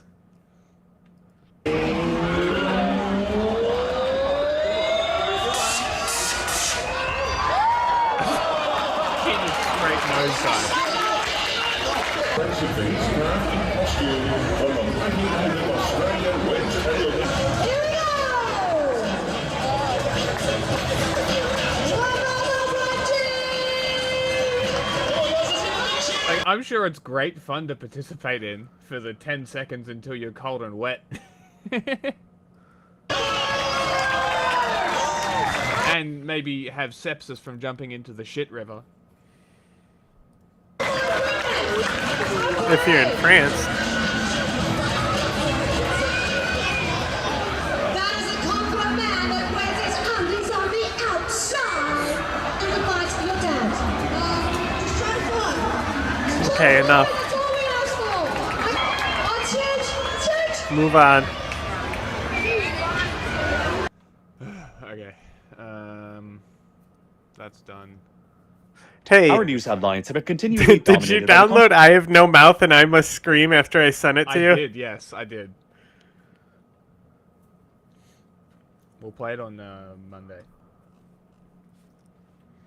Conflicts going on in Ukraine and Gaza, and more recently by Donald Trump's territorial threats against Greenland. You've and never Panama. played it, right? Most of my audience are Westerners. Good. And that probably means that in all of the noise that's going on right now, you missed It's an hearing old about game, one of though, the biggest so, like, geopolitical earthquakes you know how in they decades used to be. that also just took place in sub-Saharan Africa. Here, Rwanda, There'll a be small sections landlocked where it's, country like, only about the literally, size of like, you'll have no Massachusetts, idea is what the busy fuck covertly is invading and to do conquering next. swaths of land from its much larger neighbor, the Democratic Republic of the Congo, or the DRC. At first glance, Rwanda would appear to be vastly outclassed by the DRC to the point where a Rwandan invasion almost appears to be insanity. The DRC has nearly 10 times Rwanda's population and 89 times Rwanda's land area. It is like a country the size of Massachusetts invading a country the size of the entire western United States. And yet, the tiny country with 1/10 the population and 1/89th the land area is currently winning decisively. In January of 2025, the UN estimated that between 3,000 and 4,000 Rwandan soldiers had crossed over the border into the eastern DRC to directly support an armed militia organization there known as M23, a supposedly local Congolese rebel group largely made up of ethnic Tutsis that insists is independent from Rwanda, but which is actually directed, armed, funded, and supported directly by Rwanda according to both the United Nations and the United States. M23 rebels have been spotted operating in the DRC with state-of-the-art equipment, like modern carbines, surface-to-air missiles, anti-tank weapons, helicopter gunships, artillery, and armored vehicles that are rare among East African rebels and make them appear as more of a professional army than a ragtag militia. Throughout 2024, M23 rebels and Rwandan soldiers steadily expanded their area of control in the DRC's North Kivu province immediately across the border from Rwanda. I said, but near boo, the end real of life January lore. 2025, an Yeah, we're seeing how it earth-shattering goes. development took place. M23 and I think thousands of there's, Rwandan I don't soldiers remember who surrounded did and it, but besieged the major there's a eastern video that's Congolese an city of M23 Goma, explainer the that was capital done city by of an the country's African north- guy, Okay. and it's really well done. I would imagine so. They would have access to more resources, right? I mean, no, he's so I don't know if he lives in Africa. Ah, okay. But especially like if you're black in the West and you're successful, it's more than likely that you're an immigrant or an immigrant really? child. So Africans, like among the black population in the West, they're like overrepresented in like college and shit. Oh. Because obviously if they can already get over to the West, they're kind of Well off. successful enough. You know, it's not necessarily that they're wealthy, but you have to be a real go-getter to cross an ocean. Yeah, okay. So Or come in chains. So basically, I don't know if he lives in Africa, but he is definitely African. Okay. But he's clearly got a filmmaking background. Yeah, okay. It's not perfect. There were some things that I was like, oh, I wouldn't phrase it like that, but like it was still a great. Yeah, okay. Kivu province, home to around 1 million If you people. can find it, chuck it on. Within only a matter I of just don't days of remember who it fighting, was. the city fell to M23 and Rwandan forces by the 28th of January, marking the largest escalation of the conflict in the eastern DRC in more than a decade. As of this video's production, it's currently unclear how many people were killed in Goma during the week-long battle for the city's control. But the UN has already reported that a minimum of 3,000 people lost their lives during the attack on the city, and that more than 700,000 other people have been forcibly displaced, making it also the deadliest battle fought in the Congo in decades. To put the scale of the devastation here into perspective, easier to M23's grasp Rwanda-supported too. Like attack it's on more Goma at the end of absorbable. January 2025 Like this guy is just likely killed yapping. more than 3 times as many people. Like, as are you absorbing any of this? Sure. I just hear noise. Yeah, most of the time. Hey, I look, put it on Trump as, like, is the goat. I love that. Yeah. They can't help themselves. It's like we're sitting here fucking watching stuff on M23. Yeah. They really can't help themselves. Oh, that was a while ago, though. I know. Somebody did it earlier as well while I was watching something on Saudi Arabia's Lion City. Amazing. Amazing. They came in saying I had TDS, and I'm like, bro, we're watching a video on Saudi Arabia. It's always funny when they do that, and it's the best one is I'm Australian. When we're just watching something completely unrelated to politics, or it's like tangentially like attached to politics, nothing to do with America. They come in and it's like, this has nothing to do with America. I don't care. Come back when we're talking, or wait until we are. Like, shush. Attack on Israel on October 7th did, and yet... Chuck that video on. I sent it. I building list and stuff. Volatile situation in the Democratic Republic of Congo. The Democratic Republic of Congo is currently witnessing a brutal conflict, with recent reports placing the death toll at over 700 in its largest eastern city of Goma. This conflict in eastern DRC dates back to the 1990s. And however, great use the of present archive escalation footage is primarily due to the resurgence of a rebel group called M23, a group I will tell you about shortly. But first, let me show you what exactly is happening right now. The current escalation intensified in January 2025, resulting in the capture of Goma, the capital of North Kivu province, by the March 23 movement on January 27, 2025.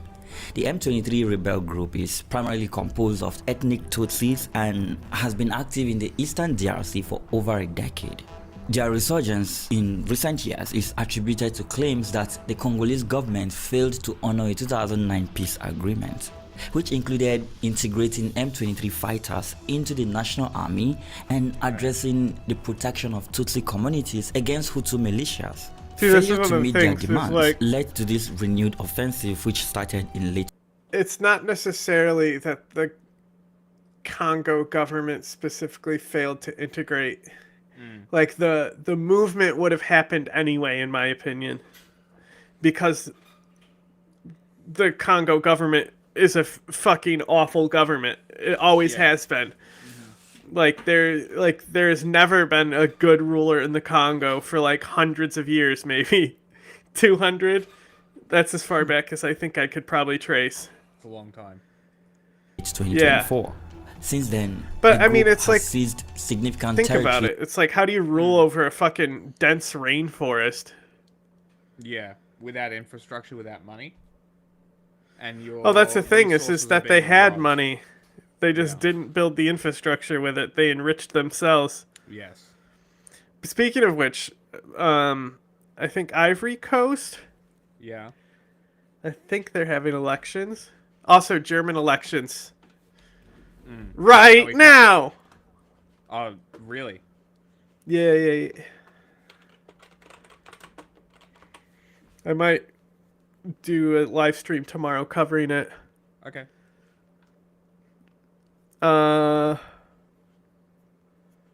Let's see.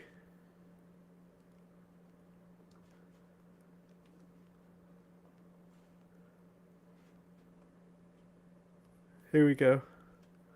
48 minutes ago, German election live update. Final poll predicts large gains for AfD hours before voters cast ballots. Grape.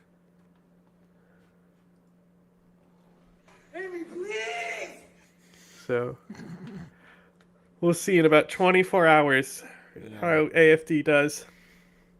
Well, hopefully it turns out like France and they really just get demolished in the. Well, there will be a coalition against them. They won't be able to have a majority, but gaining seats is still a big deal, you know? Yes, yes.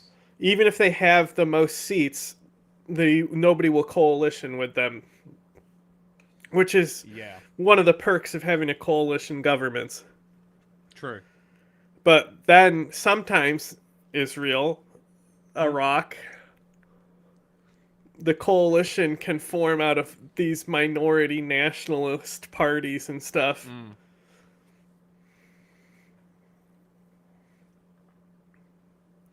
In North and South Kivu provinces. By January 23, 2025, they had cut off road connections to Goma and reached the city's outskirts by January 25. Despite resistance from the Congolese military, United Nations peacekeepers, and other regional forces, M23 breached defenses and entered Goma on January 27th, leaving many dead in their wake. But amidst all of this, the DRC government has accused a third party, Rwanda, of supporting M23 fighters, a claim supported by the United Nations. This is resulting in growing tensions between the two countries, threatening the peace and stability of this region of Africa. But why is this happening? Who are the other factions involved in this conflict? And is this the start of a regional war on the continent of Africa? In recent weeks, a lot of people my nose is so itchy today. to learn how to express or communicate their ideas. Not like inside my in nose either. It's literally the surface of my nose. nose. The kind you've always wanted to create. The kind you'd be excited to share within your peers in the most seamless, intuitive way possible, irrespective of your skill level. Now, AI enables you to do just that. All you have to do is type in the idea you want to create a video about. Is it? It's pretty game changer. No. You can even edit whatever, letting you focus on when you talk the Democratic Republic of Congo, particularly in this eastern region.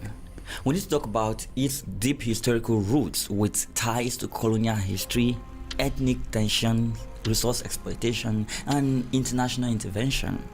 Now, don't worry, I promise not to bore you with so many details. In the late 19th century, like real life lore, King Leopold II of Belgium, a man who had never set his foot in Africa, looked upon a map and saw an opportunity.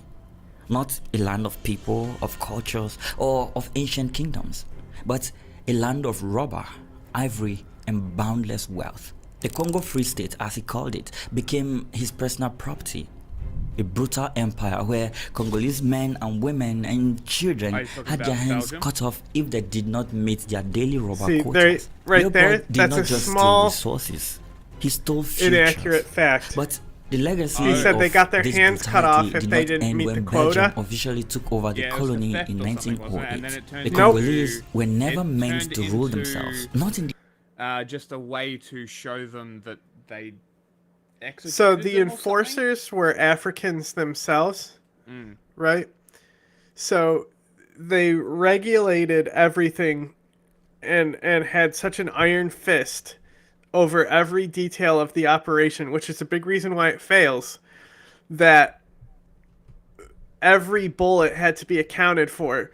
So if you were to kill somebody, you had to take their justify it. You had to take their hand as proof, because instead of bringing the whole body back, you just bring back the hand. Yes. Right? But then if you need to account for the bullets that you used, and you used more than one to kill somebody, where do you get more? Hands. Yeah. You go get them. So it created this, like, you know, like cigarettes in prison type economy. Yeah. Out of the hands, and it was supposed to only be like the left or right hand or something, but that didn't stop them, and they've even cut off feet too. Damn, I didn't know that. Yeah, there's some pictures of people who have both their hands cut off, but there's this one where it's a father and the hands of his like son is in front of him. Oh my god.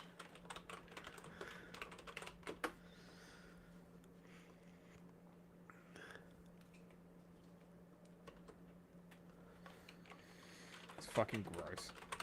Like, that's repulsive. Here it is. People want to fucking argue that I'm wrong with my arguments against Europeans. Fuck off. Self-report.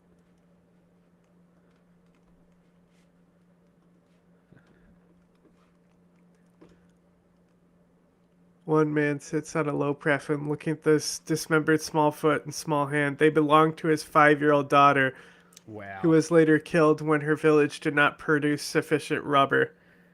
She was not unique. Chopping off the limbs of enslaved Congolese was routine form of retribution when Leopold's quotas were not met. All for this one fucking cunt. Yeah, but the main reason for it was to account for bullets.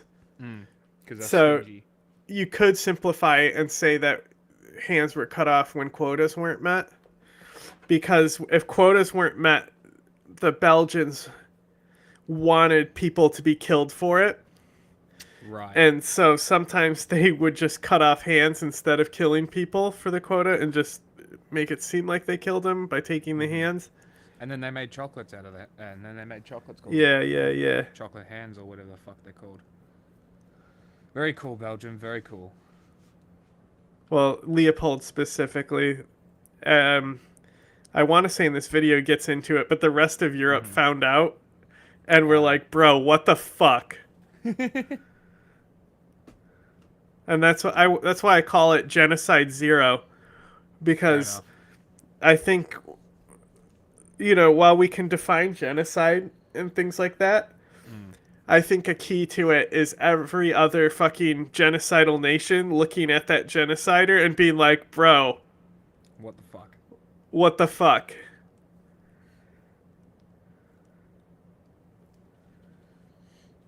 The eyes of their colonizers, education was limited, power was centralized in the hands of a select few, and deep ethnic divisions were encouraged to ensure that unity would never come.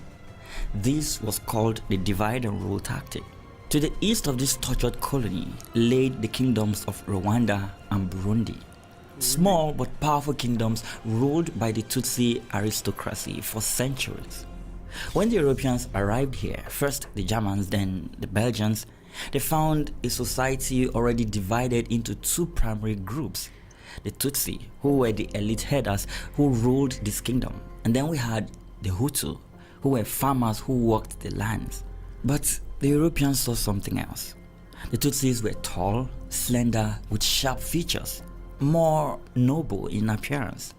This was enough for the Belgians to declare that the Tutsi were superior and natural-born rulers. The Belgians pursued a racist policy in Rwanda, stirring up hatred between Hutu and Tutsi in order to maintain their rule. And so, with the stroke of a pen and the issuance of identity cards, the Belgians turned also an already complex social structure into a rigid genocide. racial caste system. For decades, the Belgians ruled through the Tutsi, giving them access to education, wealth, and power, while the Hutu were pushed deeper into poverty and resentment. But then came independence, and suddenly the Belgians, fearing the revolution they had set in motion, flipped the script. They began empowering the Hutu majority, encouraging them to overthrow their former Tutsi rulers.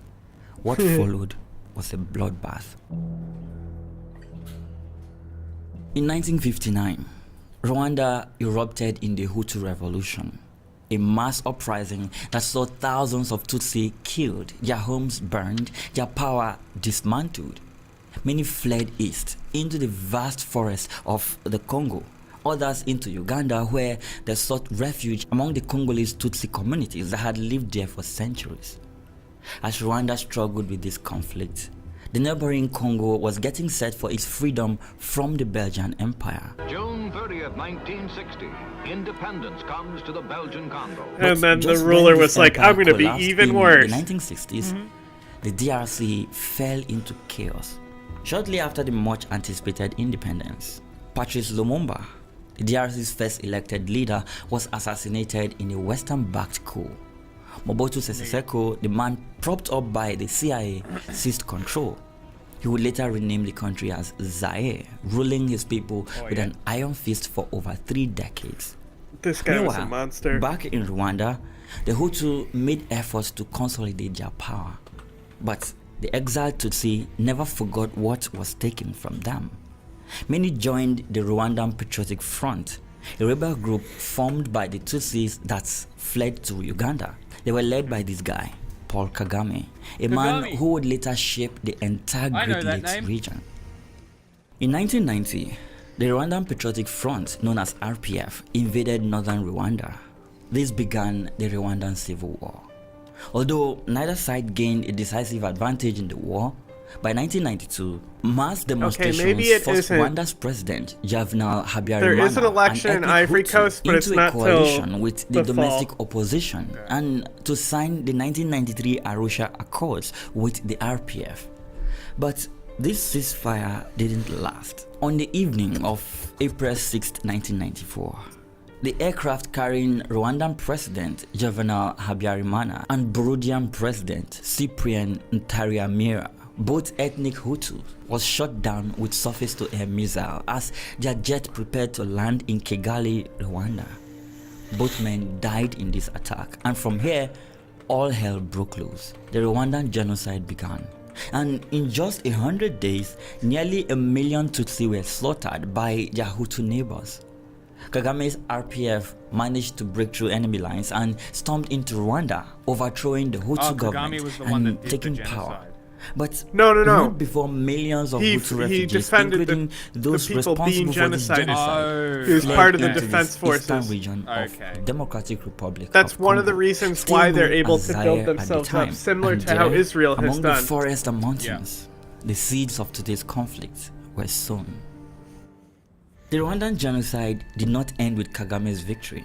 It spilled over to Zaire, where Hutu militias known as the Interahamwe hid among civilian refugee camps. This guy, Mobutu Sese Seko, who had been ruling Zaire with an iron fist, welcomed these extremists as personal guests and allowed them to establish military and political bases in the eastern territories. From here, they attacked and killed ethnic Tutsis across the border in Rwanda and in Zaire itself. The new Rwandan government began sending military aid to the Zairean Tutsis in response. The resulting conflict began to destabilize eastern Zaire as a whole. Things then got to a boiling point when Mobutu's government issued an order in November 1996, forcing Tutsis to leave Zaire on penalty of death. From eastern Zaire, the rebels, aided by foreign government forces under the leadership of President Yoweri Museveni of Uganda and Rwandan Minister of Defense Paul Kagame, launched an offensive to overthrow Mobutu. Just when Hutu militias and genocide perpetrators thought they had found a place to regroup, another crisis much worse than what they had started back at home began. You're 100% correct. This is a far better video because this is history and context that is desperately needed.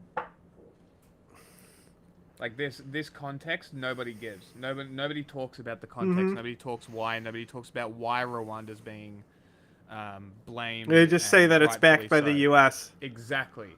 Like there's more history to it, and the fact that it's linked to the Rwandan genocide is fucking crazy. It's also linked to the Congo Free State with Belgium.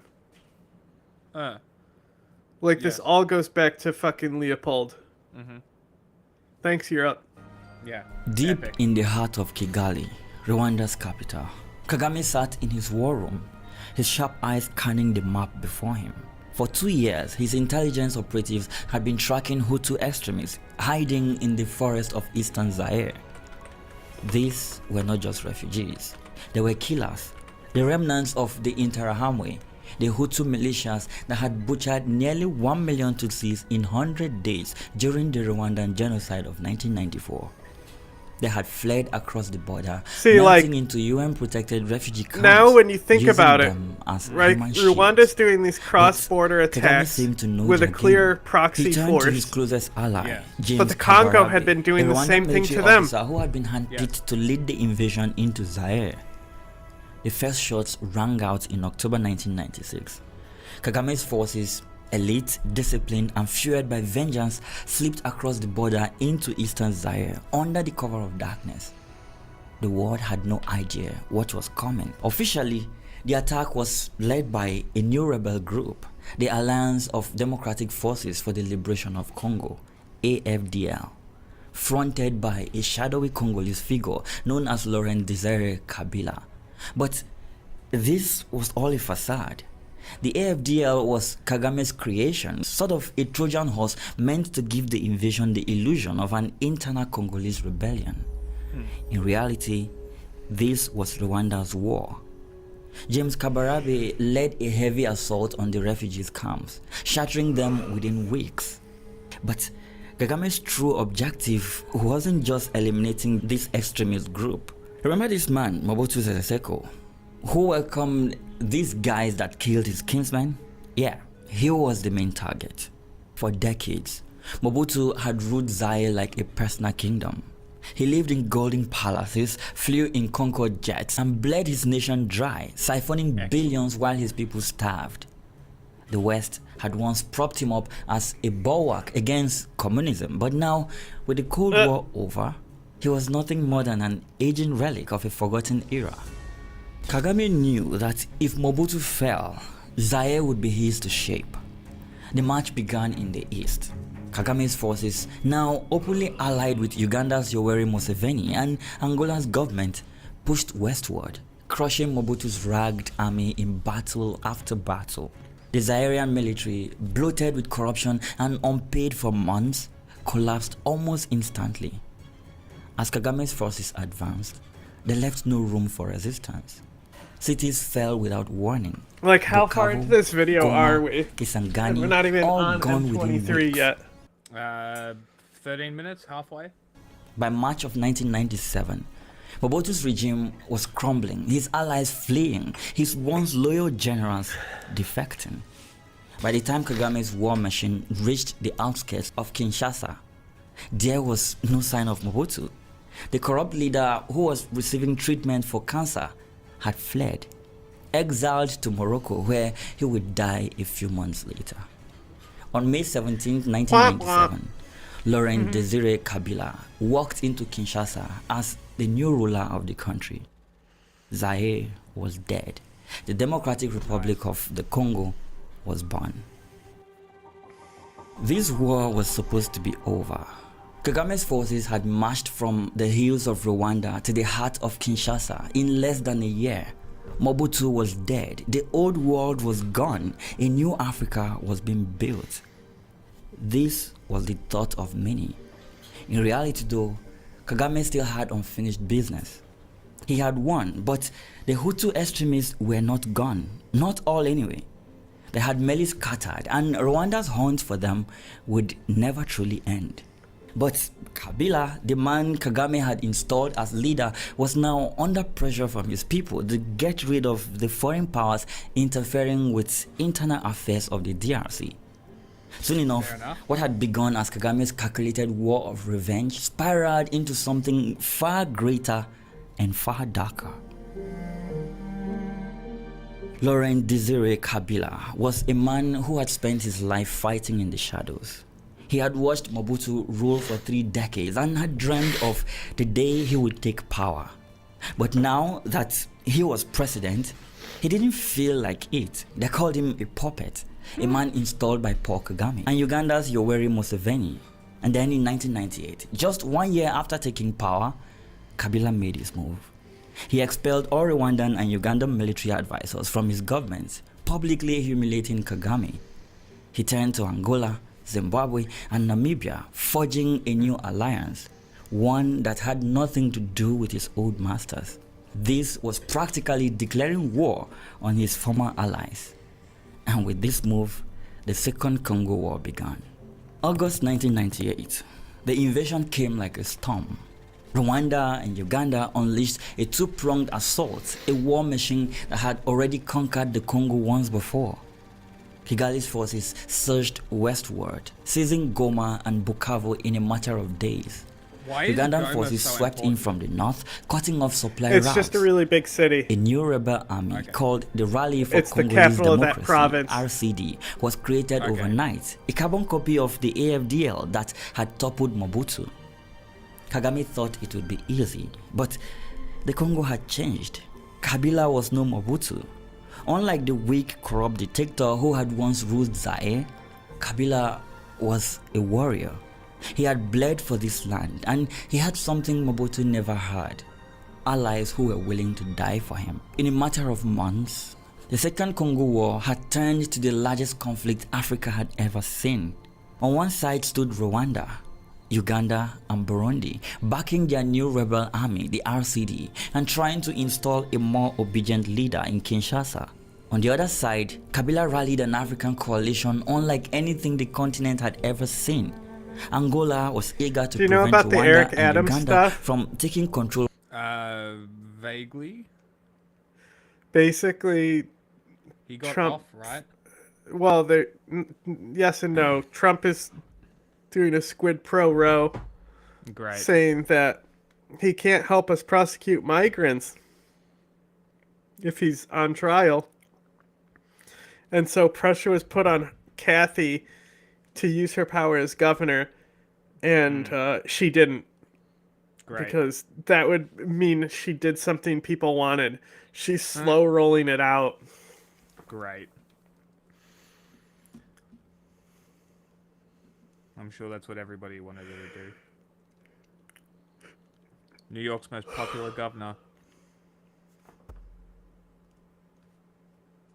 Of Central Africa, Zimbabwe, where Robert Mugabe sent thousands of troops to protect his economic interests in Congo mines.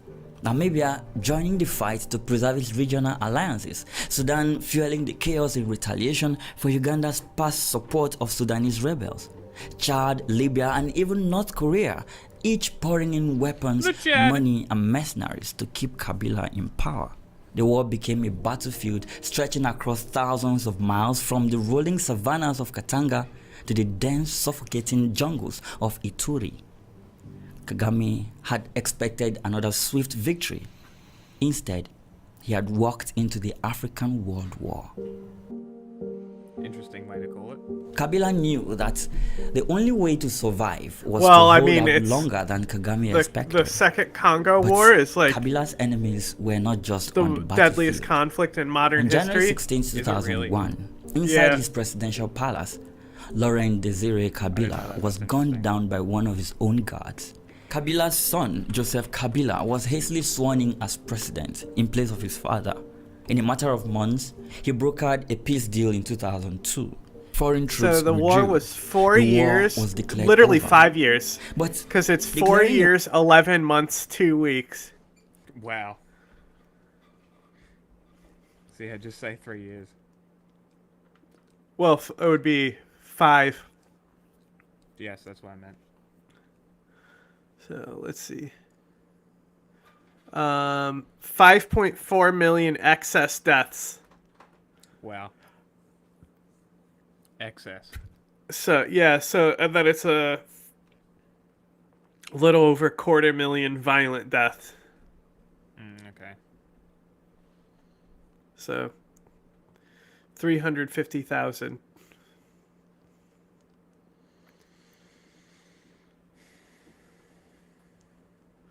And the excess deaths goes up to 2008, even though it ended in 2001. What the fuck? Mm-hmm.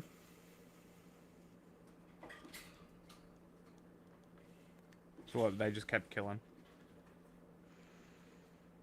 Well, it's excess deaths. They're not direct violence. Okay. So it's like starvation and that sort of shit? Yeah. Well, also retribution, discrimination. Uh-huh.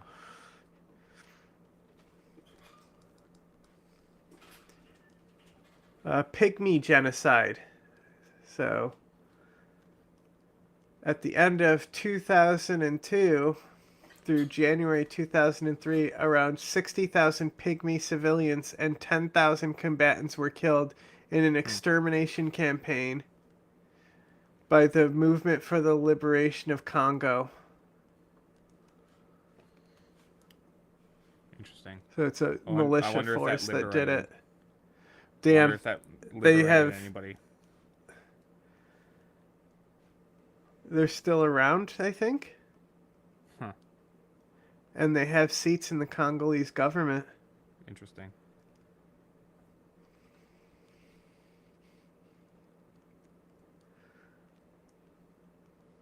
Yeah, following a cabinet reshuffle.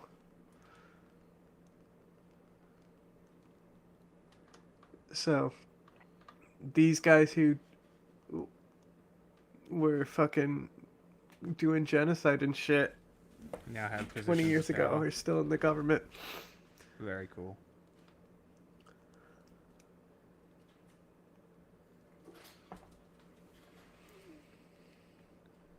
A war over and actually ending it are two different things. As hostilities reduced between Rwanda and the DRC, it morphed into more of proxy warfare using armed rebel groups. When the war ended, the world tried to force a new order on the Democratic Republic of the Congo. The peace deal said that all rebel groups had to lay down their arms and be integrated into the DRC's national army. For some, this was an escape, a way to finally stop fighting. For others though, it seemed like a death sentence. Among those who resisted were the Congolese Tutsi, men who had fought alongside Rwanda during the war, men who had seen what happened to their kind when they were left defenseless. They were led by a silent warrior, a man who had survived war and exile, Laurent Nkunda. Nkunda refused to accept a peace that left his people vulnerable. According to him, Hutu militias, the same groups that had committed the 1994 genocide, were still lurking in the jungles, still organizing and plotting. The Congolese government, he claimed, was harboring their enemies. And so, in 2004, Nkunda and his men broke away from the army and formed a new rebellion group, the CNDP, known as National Congress for the Defense of the People.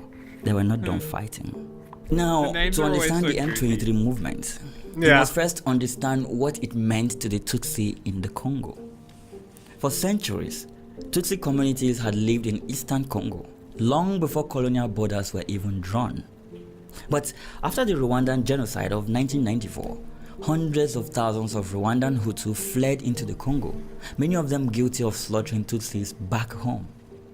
This jungle soon became a graveyard of revenge. Rwandan-backed forces had hunted the Hutu extremists across the forest in the First and Second Congo Wars, but they were never fully eradicated. By the time 2003 came, those same genocidal groups, the FDLR, that is the Democratic Forces for the Liberation of Rwanda, were still attacking Congolese Tutsi villages. And the Congolese government reportedly did nothing about this. This was why Nkunda and his men fought back. With Rwanda's silent backing, Nkunda's CNDP waged a brutal campaign in eastern Congo, clashing with the National Army, seizing territory and defending Tutsi communities. By 2008, Nkunda's forces captured Goma, the capital of North Kivu, humiliating the Congolese government as a result. But then, the game changed. Rwanda was now careful about its image, and it decided Nkunda had become more of a liability. Rwanda would arrest Nkunda, and in return, Congo would help fight the remaining Hutu rebels. In 2009, Nkunda was betrayed, arrested by Rwandan forces, and placed under house arrest. The CNDP was absorbed into the Congolese army, and its fighters were promised high-ranking positions and protection. The war was supposed to be over at this point. But as we have come to see, wars in the Congo never end, not when other special interests are involved. The CNDP fighters That's why it's the heart of did as darkness, they were bro. told. They laid down their arms, they joined the National Army, and they waited. Yeah, that's where the term But comes from. the Congolese government, it lied. The government allegedly failed to fulfill its promises. And there's worst those of all, super it failed monkeys to with deal lasers with the there. FDLR, the Hutu genocidal militia still hiding in the jungles, still attacking Tutsi civilians. In April of 2012, a group of ex-CNDP soldiers mutinied, led by a man named Bosco Ntaganda, a ruthless commander nicknamed the Terminator. They declared the new rebellion the March 23rd movement, known as M23. It was named after the March 23, 2009 peace deal that the Congolese government had failed to honor. The rebels moved with deadly precision, and within months they had captured Goma, just like Nkunda had done years before. The Congolese army collapsed, just as it always had. But this time, the world was watching. Rwanda was accused of backing M23, fueling the rebellion just as it had done in the past. The UN threatened sanctions. The pressure continued to mount, but this group refused to give in. By 2013, Kagame pulled his support, and M23 was forced to retreat into Uganda and Rwanda. For nearly a decade, M23 waited in the shadows, watching and hoping that the DRC government would uphold its side of the bargain.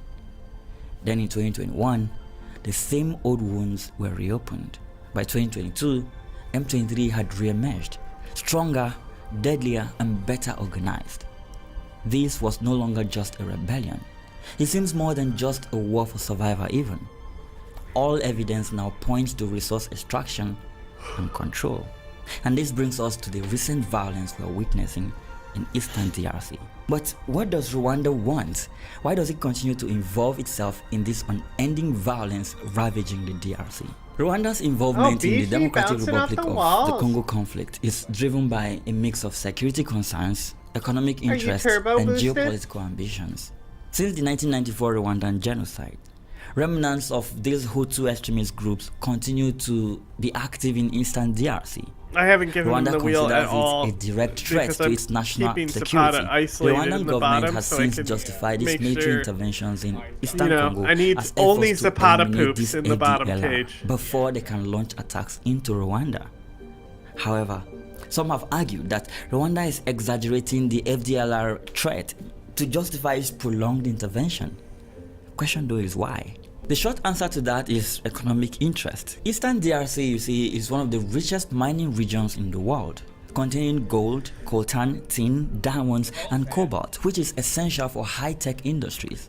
Reports including UN investigations accuse Rwanda of looting minerals from Congo by backing rebel groups like M23. You see, Rwanda has no significant mineral reserves, yet it continues to export large amounts of coltan and gold, which many believe comes from illegal mining in the DRC. Yeah, because Rwanda, controlling parts until of recently, North and didn't South produce Kivu, gold. Rwanda benefits from smuggling and exporting minerals through Kigali. Another reason why Rwanda may want to maintain its presence in the DRC is regional influence and military dominance. Under President Paul Kagame, Rwanda has positioned itself as a regional military power in Central Africa.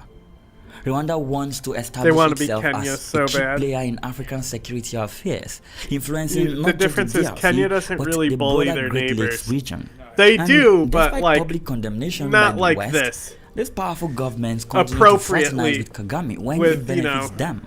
Economic and then pressure reason and for that type Kagame's of shit. presence in the DRC is the Tutsi-Hutu dynamics. Rwanda, under Kagame, who is a Tutsi leader, seeks to protect Tutsi communities in eastern Congo.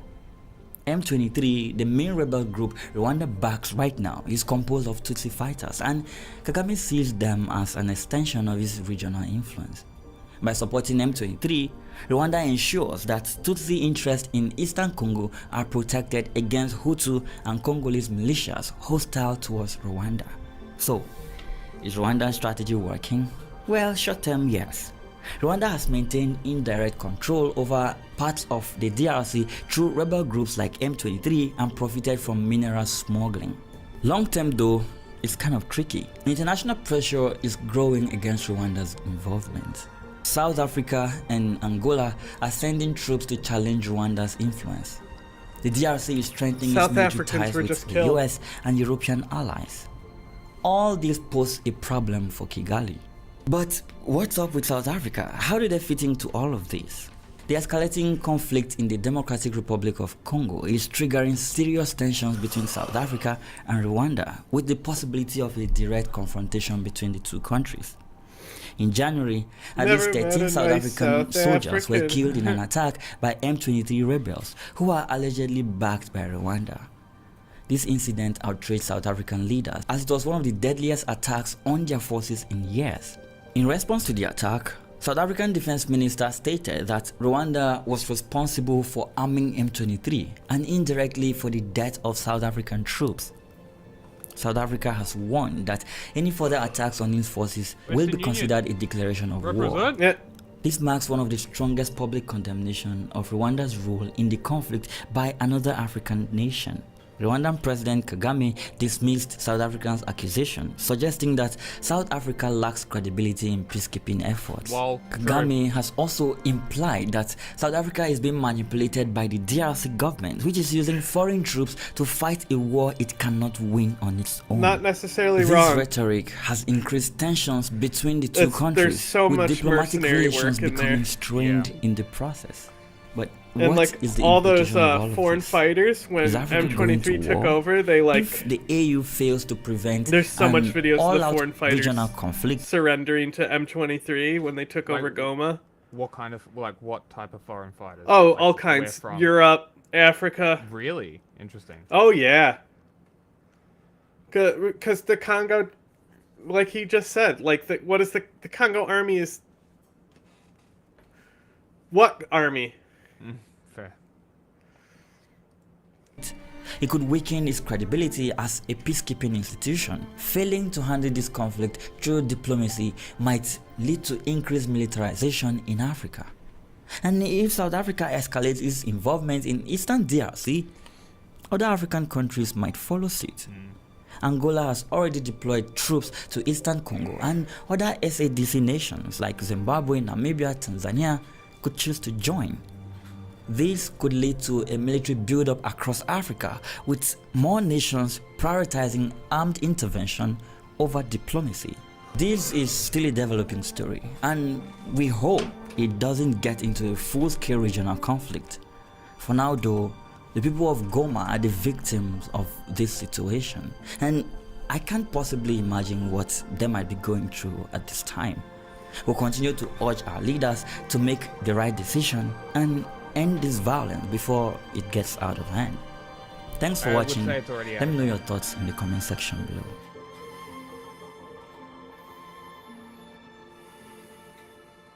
Alright, what's next?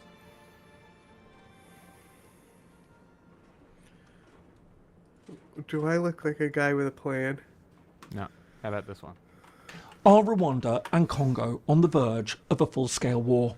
In late January 2025, news emerged that rebel forces it's very backed serious, by but it's Rwandan not troops on the had verge entered of a the full-scale capital of one war, of the I eastern think. provinces in the Democratic I thought Republic it of might. the Congo, I forcing was ready thousands for it to to flee really the go there. escalating crisis.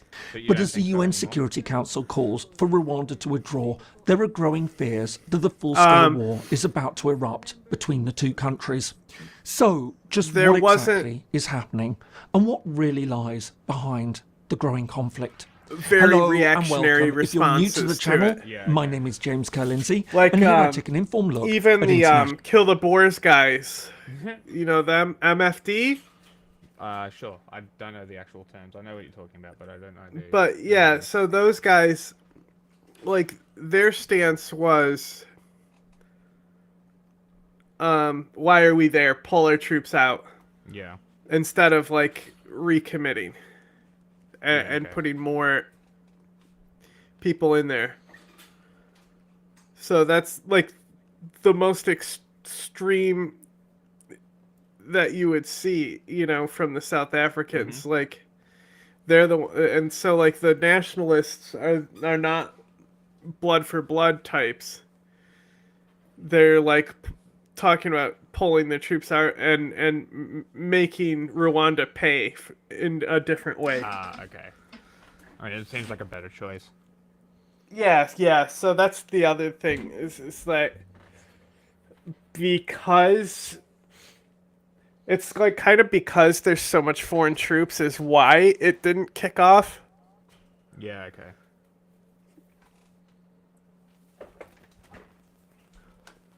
International relations, conflict, security, and statehood. We often think of conflicts in relatively straightforward terms. One side pursues a specific objective, such as territorial conquest, regime change, or control over resources. However, in many cases, the goals are far less clear. Rather than a single overriding factor, fighting can be driven by various issues. Indeed, states may often use one justification to mask another, more significant intent. A good case in point is the escalating crisis in eastern Congo. While the region has been marred in conflict for many years as various rebel groups have fought for control, the situation has dramatically escalated as Rwandan forces have entered the fray. But as the prospect of a full-scale war looms between Rwanda and Congo, it's unclear just what exactly lies behind the fighting. The Republic of Rwanda and the Democratic Republic of the Congo are in Central Africa. At 2.3 million square kilometres or 900,000 square miles, the DRC is the world's 11th largest country and the second largest state in Africa. By contrast, Rwanda is tiny. At just 26,000 square kilometres or 10,000 square miles, it's a mere 1% the size of its neighbour, ranking 144th out of 193 UN members. Likewise, the countries are mismatched in other ways. While Congo's population is estimated to be slightly over 100 million, Rwanda's is around 14 million. Meanwhile, although Congo is one of the most resource-rich countries in the world, with large reserves of cobalt, copper, gold, diamonds, and tin, amongst others, its GDP per capita is around $650 US, compared to Rwanda's, which stands at around $1,000 US. While the two countries have a long history stretching back thousands of years, our story really begins in the late 19th century with the spread of European colonialism and the so-called scramble for Africa.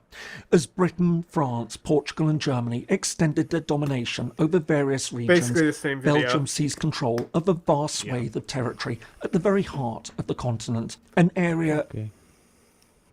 Donald Trump, perhaps partially joking, Look who's already immediately talking on the about screen running for re-election in 2028. We know at this current stage, I told he's you I not found a eligible fucking for gold mine re-election, channel, but bro. they're trying to potentially get something passed to where, as long as it's not 2 consecutive terms, which is what Obama had with 2008 and 2012, then maybe Trump would be able to run again. There's also the idea where Trump can run as the VP with the idea he'd immediately be elevated to the president. Like Putin. To me, all of these are far Yeah. out there scenarios. Funny, I right? don't think this is going to be happening. But with Trump, I'll give my take after this little kind of a joke thing here. But honestly, there is some truth to it. It's just like the idea Trump wants Canada to be the 51st state. He has shown a propensity to want land. He wants Greenland. He wants the canal. So maybe he doesn't want Canada as the 51st state, but it does seem like when he references certain things, like the idea of running for president again, that there is maybe a little bit of truth in there. Now with Trump, if he was like 65, I think for sure we're going to be looking at doing something to where he's probably going to try and run again in some capacity. Like, and you could say... Do people not look at this and say this and are like, what the fuck? They're just like, oh yeah, it's happening. That's cool. No, they No love problem. him. It's fucking ridiculous. Even with Vance, because we expect it to His be approval Vance, rating is who at really 40% knows, but now, which based is off of probably how they're where it having will Vance stay. talk, he's starting his own brand a little bit. They're sending him out there. He's really not in the shadows as a VP. I think the Trump people know it's probably going to be Vance, and Trump can give significant input to Vance because Vance, really his career in part was made by Trump. And so he's going to have allegiance and loyalty specific to Trump. So even when Trump leaves the White House after his second term, he's going to have influence over Vance, kind of like Obama did with Biden. But let's see what Trump has to say here. Almost 40% of the vote. Now, I won't be happy the next time. Should I run again? You tell me.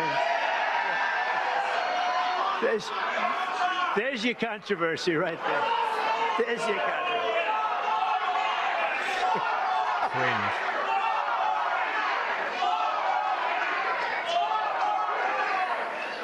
Thank you. You'll be seeing that you're gonna see that tonight, Tim, on television. Yeah, so the crowd chanting 4 more years. Again, with Trump, there's a little remnants of truth with all of this, I think. But the problem with it is his age. He's going to be 83. Yeah, hopefully he dies and in office. That'd be great. I just think that's too old. And also, you do have the problem with Trump not being eligible. Technically, I do believe, I looked this up a while ago just to see, I do believe Trump is eligible to run as VP. And in a scenario where Trump runs as the VP to Vance, he would be allowed to serve 2 years if something happens to Vance, unless they change it. I think it comes down to an interpretation of the amendment in which it states that Trump trying to do really any literal president Putin can only shit. serve 2 terms. And so it's like an interpretation type thing. And so these people are just maybe like, they will reinterpret it and Trump will be able to run again, but I think it's the age. The age is a big issue. But it's not, it wouldn't surprise me. I mean, this is just what Trump does. And It's just what he with does. his approval rating, people are saying, well, his approval rating's gone down. It's total crap. I mean, Trump is doing what everyone wanted him to do. No. Why would you have an unfavorable opinion of Trump? He's eliminating Jesus government. fucking Christ. Are they that out Isn't of this touch? guy awesome? Like, do they not realize that only like 23% of the population voted for Trump? Yeah. Like, I don't understand what these people don't understand. Waste. You don't like Everything. that? You don't like eliminating government waste? That's something you don't like? Oh my god, shut the We've fuck also up. got this Jasmine Crockett.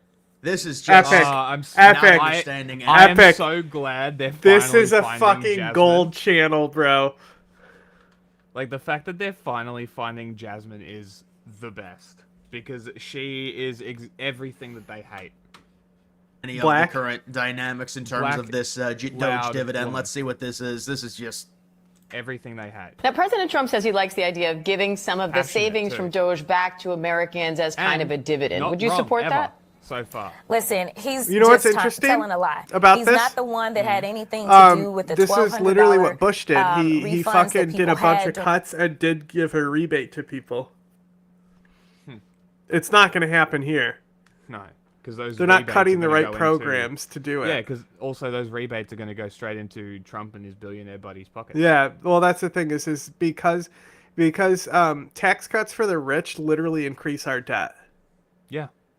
So all this, he's literally gonna fucking not save any money no matter how hard he cuts because it's just gonna end with a Trump tax cut. Yeah. during the midst of COVID that was done by a Democratic House and they're not refunds. They printed money because people weren't allowed to work. It's not a refund. A stimulus. So see, she's already getting it wrong. A stimulus check, it was meant for people because they couldn't make money, but it wasn't a refund. It was money that was new money that was created. Doge dividend is saving money from the government waste and What giving waste? it back to the people Where? as a refund for the amount that they've been taxed. And again, the problem is it's a lot not. of the It's, money that you're we're being getting it wrong. taxed It would be a on, rebate. our tax dollars are going to things that are wasteful. So the idea would be Doge would be saying we've gotten rid of all of this waste, so you're getting the money back because But they we wasted haven't it. The gotten waste rid of is They now never over, said they're and we gonna will give do you a this, by the refund way. because we've been able to Yeah. eliminate what they're trying to do is around $2 trillion, and then they're going to take 20% of that. And you've also got the inflation argument, which, yes, if you do give people disposable income, I mean, it would be really good for things like crypto and stuff like that. I mean, this would be good, trust me.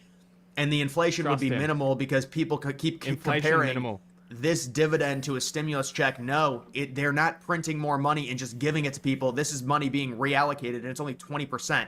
If they're able to save $2 trillion, which honestly I think they probably will with the stuff that they're cutting. And they're going to really have to start looking at things like Social Security. Those are the real Oh big my spenders God. when it comes to the U.S. government. But They've talking really, about military they've budget really by been 8%. gaslit into defending cutting of Social Security. It's crazy. Idiot. I mean, it You're talking technically about is the eliminating biggest things that- I mean, spender they've and already- waster Sure. Yeah. No shit. because guess one of the old main homeless people functions is what of we want. government is Social Security. Yeah, well, I guess these people hate homeless people. You're going to get a lot more. Already got about 60, 70 It's okay. billion out We'll just kill them. at this point. It is a big way to 2 trillion, but still, if they can do it, you're not taking the $2 trillion and saving it from government waste and then giving it to people. They would be taking the $2 trillion Yeah, that's a way better way of losing and money. it would be, I think it's 400 billion. So it's like 20% goes, and that's the refund. But like, I'm sorry, I don't want to, let's listen to this, but this lady, she's already getting it wrong. And then she's like, oh, it was the Democrats who passed the stimulus checks. Yeah, the stimulus checks, especially the Biden third one, were horrible, and they crippled the economy with inflation. And inflation was created. That was a double whammy. Because, yes, you give people money. If the stimulus checks were the reason for inflation, why did I also have inflation in Australia? Here's a question for you, big man. I'm sure you won't be able to answer that question, even though it's glaringly obvious. Money, there is the What about the potential European for inflation? increased inflation, but what's even worse is printing money and then giving it to people. So it's the double whammy. This is not what Trump is proposing. Democratic Senate. Right now, what they're going to do is say, hey, we want to give you a refund, but Congress won't let us because they already know that there's just no money for that. The only reason the money comes from what they save through the Department of Government. Hey, idiot. Congress allocates money. Money has to be spent. She's There's literally no saving. saying that when this fails, we're gonna get blamed as Congress. That's all she's saying. It's a pretty simple concept to understand. Not for this guy, apparently. Well, brain rot. Major brain rot. Efficiency. That's the whole idea of the refund in the first place. If they are able to save and cut $2 trillion out of the budget, they can offer possibly, and look, I don't know, I say use it again, right now the U.S. If you cut $2 trillion from the budget just becomes $2 trillion less. You don't get that $2 trillion back. You fucking mongoloid. Is still in debt significantly. Maybe you do if they rebate $400 you. billion would be better allocated against the debt, and I think Trump would probably agree. But it's like if we take 20% of it and give it, it's probably going to help Trump's approval rating. It'll be good. Like these people are arguing against $5,000, but this isn't even the worst part of this video. Listen to this. and that those refunds came before was because we were living. You know, if you just liquidated Elon Musk, you could have $1 million for every American. Blend him. Did you see that? It was some UN guy posted that, unironically posted that if you divided Elon's wealth, every American would get $1 million. Full. Epic. But he worked and earned that in money, different Jack. times. This was a time in which hopefully we won't ever go through again. You're not even. It's not. No, you're comparing a refund to a stimulus check. The stimulus check is money infused. They just print it and then give it to people She because people isn't want doing working. anything like that. You're not letting her talk, bro. There's no comparison between a Doge dividend and a stimulus check. Actually, the there Doge is. dividend is created by Doge saving money. And we had a once-in-a-lifetime pandemic. The bad part is that This is so funny. Some guy, I was like, because Vermin Supreme was talking about the institutions being gutted and shit, and it's like the government and the institutions aren't the same. Like even a state that is organized horizontally would require institutions. The institutions are what keep the country running. It's what keep people fed and keep people alive. You know, we have to work in the bounds of states. We can't just Doge eliminate dividend shit. is a good meme. Oh my god, it is. Like you can't just do that without harming people, which is why he was talking about you can't do this without harming people, and this guy was like, bootlicker detected, right? And he goes, built on American values. What are American values? What do you think he said? Slavery. No, this guy. Racism.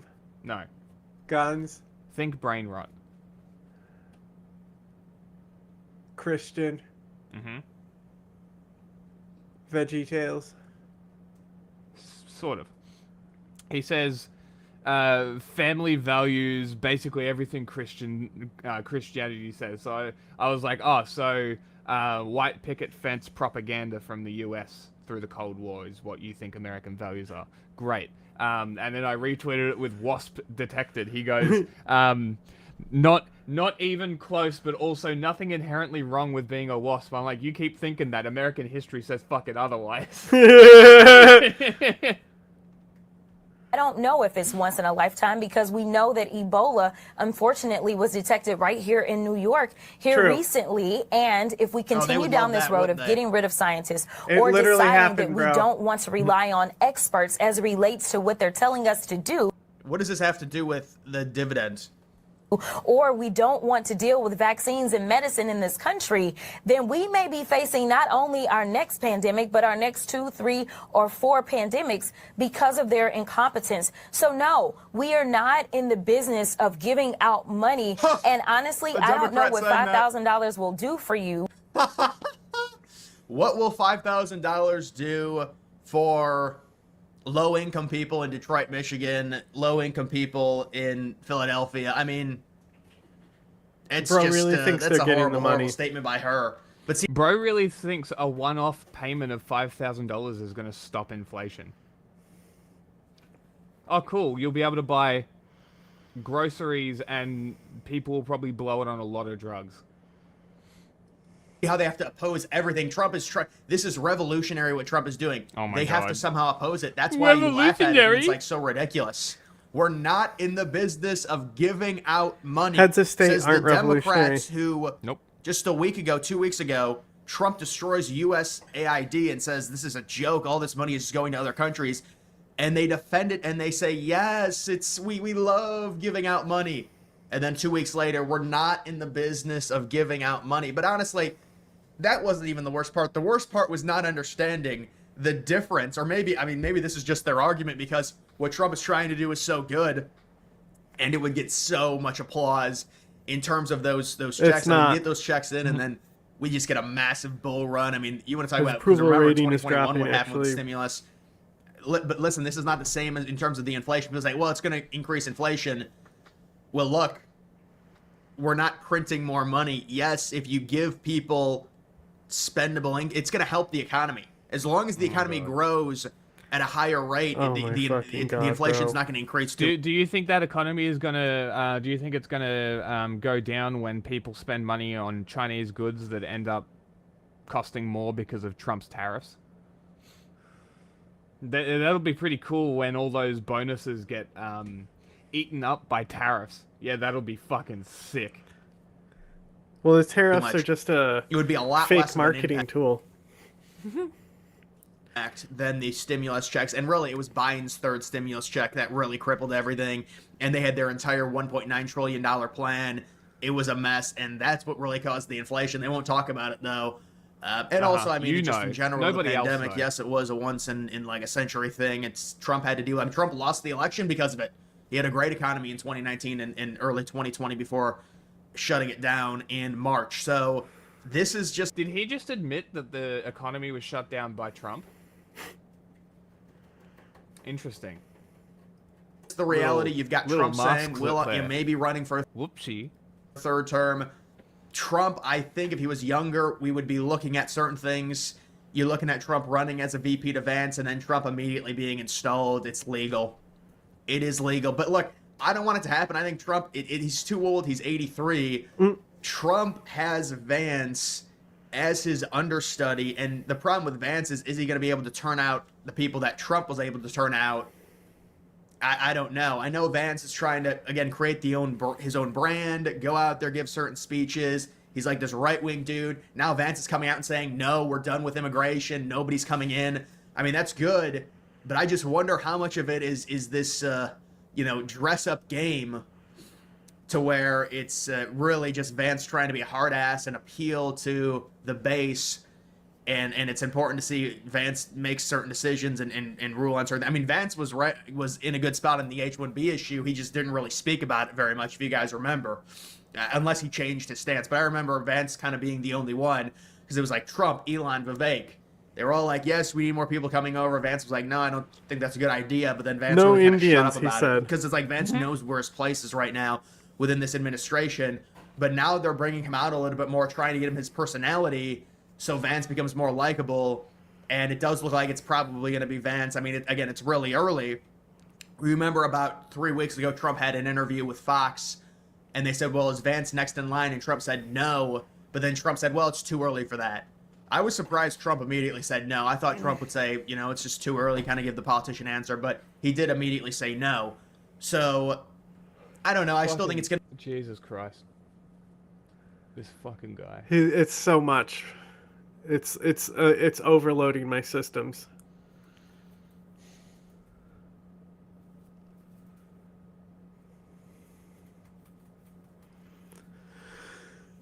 All right, guys. Well, this is an interesting update by the way of Doge, the Department of Government Efficiency. This guy is obsessed with this gentleman, James Fishback, has offered a Doge dividend, which basically is a $5,000 check. It's one per household, and it is just money that the government is saving, like what the Department of Government Efficiency is doing, to where they've saved apparently around $50 billion at this point. They've got a goal of $2 trillion. We're going to go through this, but Elon Musk responded to this tweet and said, I'm going to talk to President Trump about it. Obviously, for Trump, this would be something that would be, I'm sure, extremely intriguing, considering you're talking about the transparency of saving the money and then giving the money back to people. And this is different from the stimulus checks, which now we kind of know as the dreaded stimulus checks because of the amount of inflation they caused. That was them just printing money, giving it to people, and then it gets infused. It was a double whammy because you print the money and then it gets infused into the economy, which can drive up prices. Oh, God, you're killing me.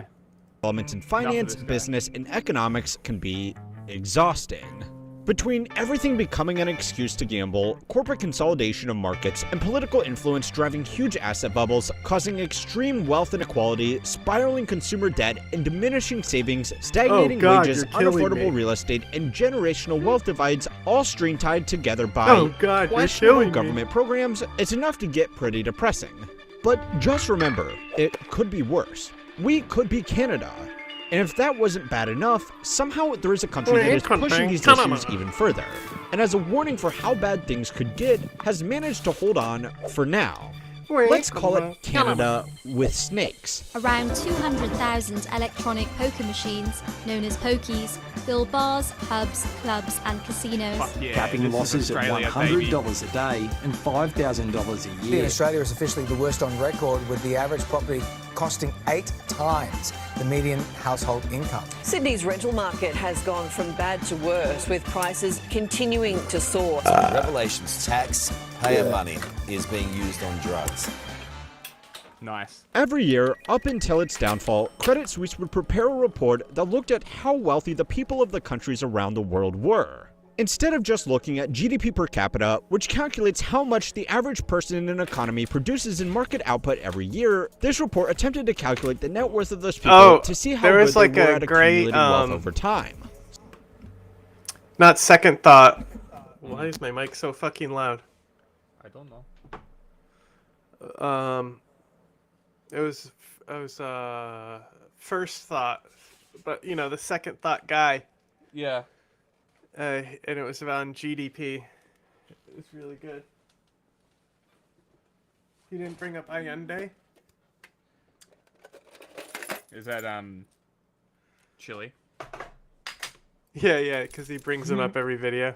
Crazy. That must be a first. Someone with a high income that is spending everything they make on rent and overpriced food isn't going to grow their wealth as quickly as someone who has a more modest income but is paying off their own home and is investing diligently into retirement accounts. I like to call this the San Fran Tech Bro conjecture. But according to these annual reports, the Australian people always looked like the second group of slower, more deliberate wealth builders. Their raw income isn't as high as here in America, but they were consistently some of the wealthiest people on the planet. UBS, which acquired Credit Suisse following its collapse, recently released the 2024 report, and once again, Australians had the second highest median net worth on the planet. They only fell behind Luxembourg, which is a European micronation, not a real which country. you are probably not in the tax bracket to even be aware of. The fact that this report tracks the median instead of the average net worth is also really important. This means that the Australian right in the middle of a lineup from the richest to the poorest is more than twice as rich as an American in the same position.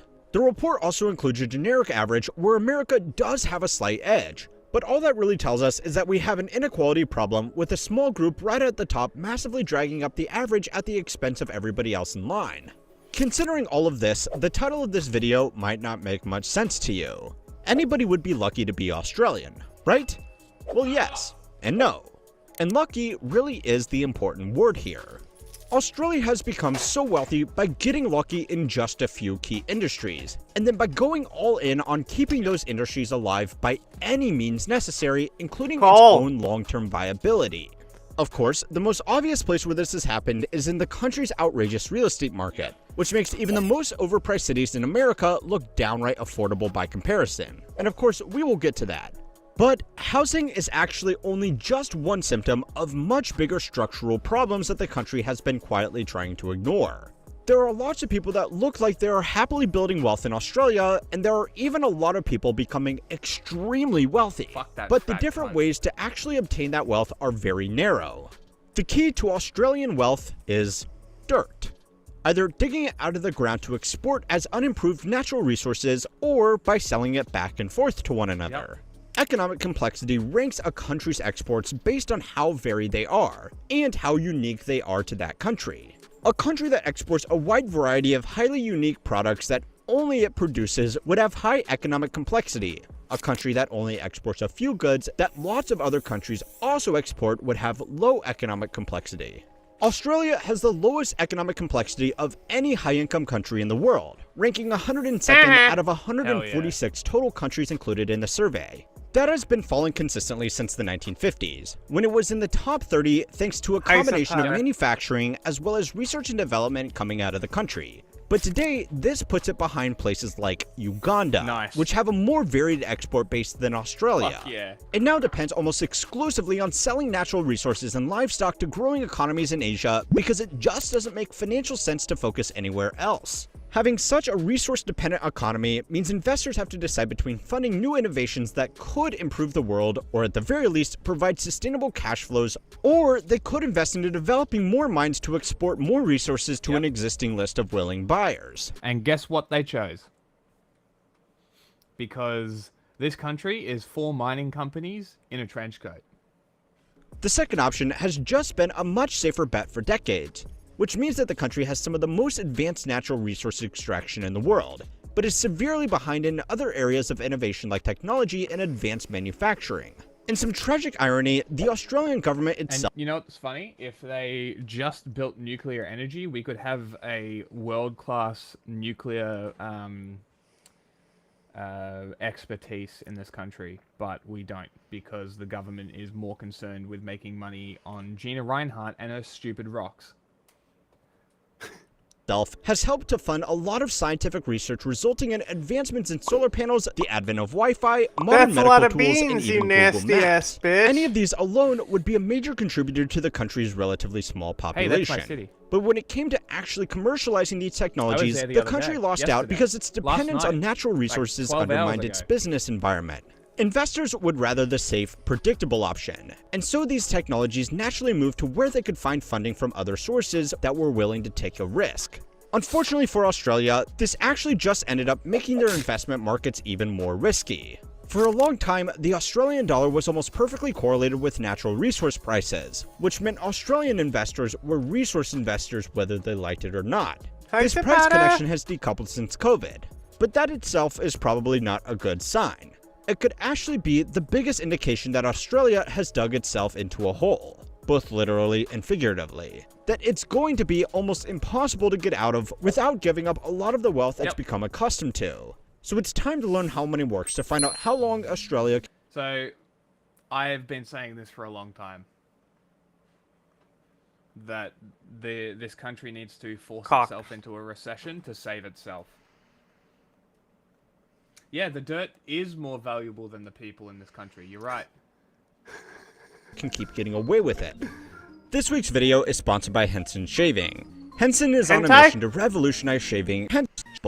Acid blades with your not think of much by themselves, but together they change the optics of the country from a thriving and vibrant economy to a place living on long borrowed time. One of those issues is gambling. Sports gambling, online casinos, and market wagering has become one of the fastest growing industries here in America since regulations were loosened in 2018. Since then, billions of dollars have been piled into carving out market share, encouraging people to bet on basically anything. The rush to acquire customers has become so extreme that a lot of these companies aren't even running their online casinos at a profit because they are reinvesting as much as they can into growing their customer base as fast as possible. The reason why investors don't mind burning billions of dollars in a highly risky industry with serious regulatory risks is because of Australia. Australia is living in the future when it comes to gambling, and that future is bleak. According to their own government inquiries, Australians lose almost $1,000 per person every year through different forms of betting. That's inclusive of a large share of the population who don't partake at all, so the losses of the average Aussie punter are statistically far worse. Australia has a deep, wide, and highly entrenched gaming industry. The average Australian pub operates like a mini casino complete with a small selection of electronic poker machines. Betting on sports is commonplace. Horse racing is a major tradition that... Yeah, like, let's fucking go down to the pokies, have a slap. Slap away $50. Some people slap away their entire paycheck. It happens. even has its own public holiday. Novelty betting markets yeah, has been day a off major on thing Melbourne there for Cup decades, Day. and this is all on top of more traditional gambling like lotteries, casinos, and scratch-offs. Back here in America, the venture capitalists have done the math, and have figured... I didn't know you could load machines digitally now. That should be illegal. That should be highly illegal. Cash only. out if they can replicate Australian-style gambling in a market as big as ours, then they can stand to make trillions. So much money. Australia is also a great business test case against the risk of regulation. Unsurprisingly, the sheer market penetration of gambling in Australia has caused problems for at-risk individuals, largely young men. On top of the financial consequences of losing thousands of dollars every year, the country has an epidemic of related issues like fraud, petty crime, and violence stemming from unhealthy gambling. The public also largely hates how prevalent gambling is pushed on them, so you would expect it would be easy to get the political support to pass laws to moderate the reach of this industry. See how funny, right? Money? Wrong. All of these companies employ lots of people, and they spend a huge amount of money on fear-mongering the job losses that would come if a local bar couldn't have a casino floor stapled onto it. For any of you who haven't been to Australia, you might think I am joking. Consider yourself lucky. I am not joking.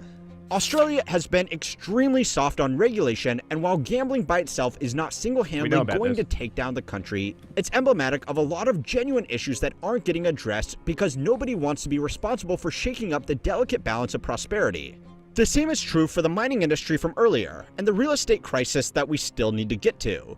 There is nothing wrong with a country exporting its resources. The problem Australia has had is turning a revenue source that is good for Australia into money that is good for Australians. A lot of the revenue generated by mining in Australia has just been paid out to foreign mining companies in arrangements that are not that different from many exploited third world... And you know what's fucking cool? Is they will just destroy Aboriginal sites and not give a fuck about it. See how funny money? Our money is dumb. Hold on. Here. Funny money. It's blue. And pink. It's like Monopoly money. See? It's fake. Fake money. Petrostates. Australia has tried in the past to generate more government revenue from its resources, but heavy lobbying won out. And people have been too afraid to try it again since the currency has been so dependent on these exports. In fact, the government has actually gone the other way and given hundreds of obscure grants, bonuses, deferments, schemes, and incentives to mining companies to help them along. According to the government's own minerals website, the intention of these schemes is for providing both commercial and operational advantages to investors. New government initiatives support the long-term sustainability of the Australian resources sector by de-risking and encouraging mineral exploration and discovery. How do you do this in a video editor? The highlighting thing. Well, watch out. Illuminati will sue you if you try. One of the countries... What? Yeah, she's tried to say Legal Eagle stole her intellectual property, which was highlighting text in a video. Legal Eagle, of all people, she tried to go after. Interesting. She should shut the fuck up. Well, she did. She's irrelevant and because she was literally running a cult and shit. Hilarious. And like grifting that she was a lefty. Amazing. Yep. His biggest problems is that nobody wanted to invest anywhere else. So this does seem a bit strange. But destabilizing this source of foreign income could knock over other highly leveraged areas of the economy. So their government is trying to keep it running hot by whatever means necessary. Now, at this point, you might be thinking, how the f did this place get so rich to begin with? Me? Was it Never. really just putting a bigger number on their homes and calling that wealth? Well, yes. Yeah, But there literally. actually is still one more thing. Australia has a system called superannuation, which is a special tax-advantaged investment vehicle that Australian workers can use to save and invest for their retirement.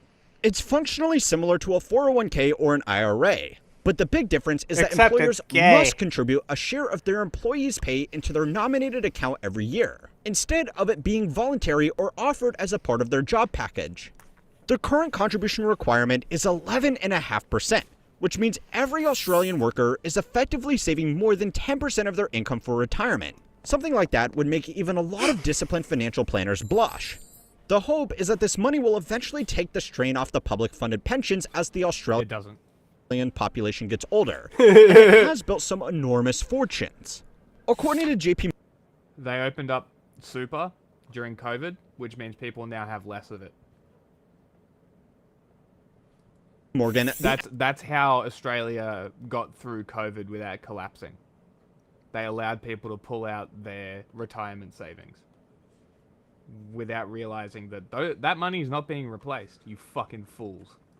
average Australian household now has the equivalent of almost $250,000 invested in just this one asset class, before including regular savings, investments, or home equity. The fact that it is mandatory and applied to all workers means that the concentration of retirement savings in the hands of already wealthy households isn't as high as it is here in America. This is genuinely an amazing financial tool, and you might be starting to notice a trend here. It has covered over a lot of other problems. Collectively, Australian superannuation is worth more than $2 trillion USD, which is only enough to buy 2/3 of Apple, but has outgrown the Australian investment market because investment activity is just not as strong there. This means more and more of these retirement savings have been invested abroad, with the majority of that money ending up back here in the American markets. Now, that alone is not a bad way to diversify risk outside of Australia. And yes, it's all getting pumped into the Magnificent Seven, but that's all investing these days. What could possibly go wrong? The real problem is that Australia is technically taking their cash, which is propped up by a mining industry, and then giving it to us so that we can build businesses here in America. Yeah, great. A lot of Australian companies, Love that. which are not in the gaming, mining, or real estate industry, are actually choosing to raise investments and go public here in America instead. Simply because we have more investors that are willing to put money into companies that aren't in gambling, mining, or real estate. I mean, thanks, I guess. But if the country was more accommodating of other investments, it could use a lot of this savings to make its people and itself wealthier and more productive. The wealth invested into the Australian superannuation system may also be very impressive, but it won't actually do much unless it can keep up with how expensive it is to live in Australia.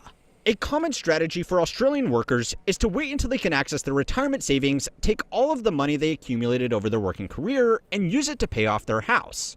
So yeah, this is where we finally get to the elephant in the room. Real estate. Then what? The cost of housing in Australia has made every single problem so far even worse, and it's also going to make it much harder to fix. According to a broad market survey, the average age of a first home buyer in Australia is 36 years old, and the fastest growing group of people buying a home for the first time are those aged between 40 and 49.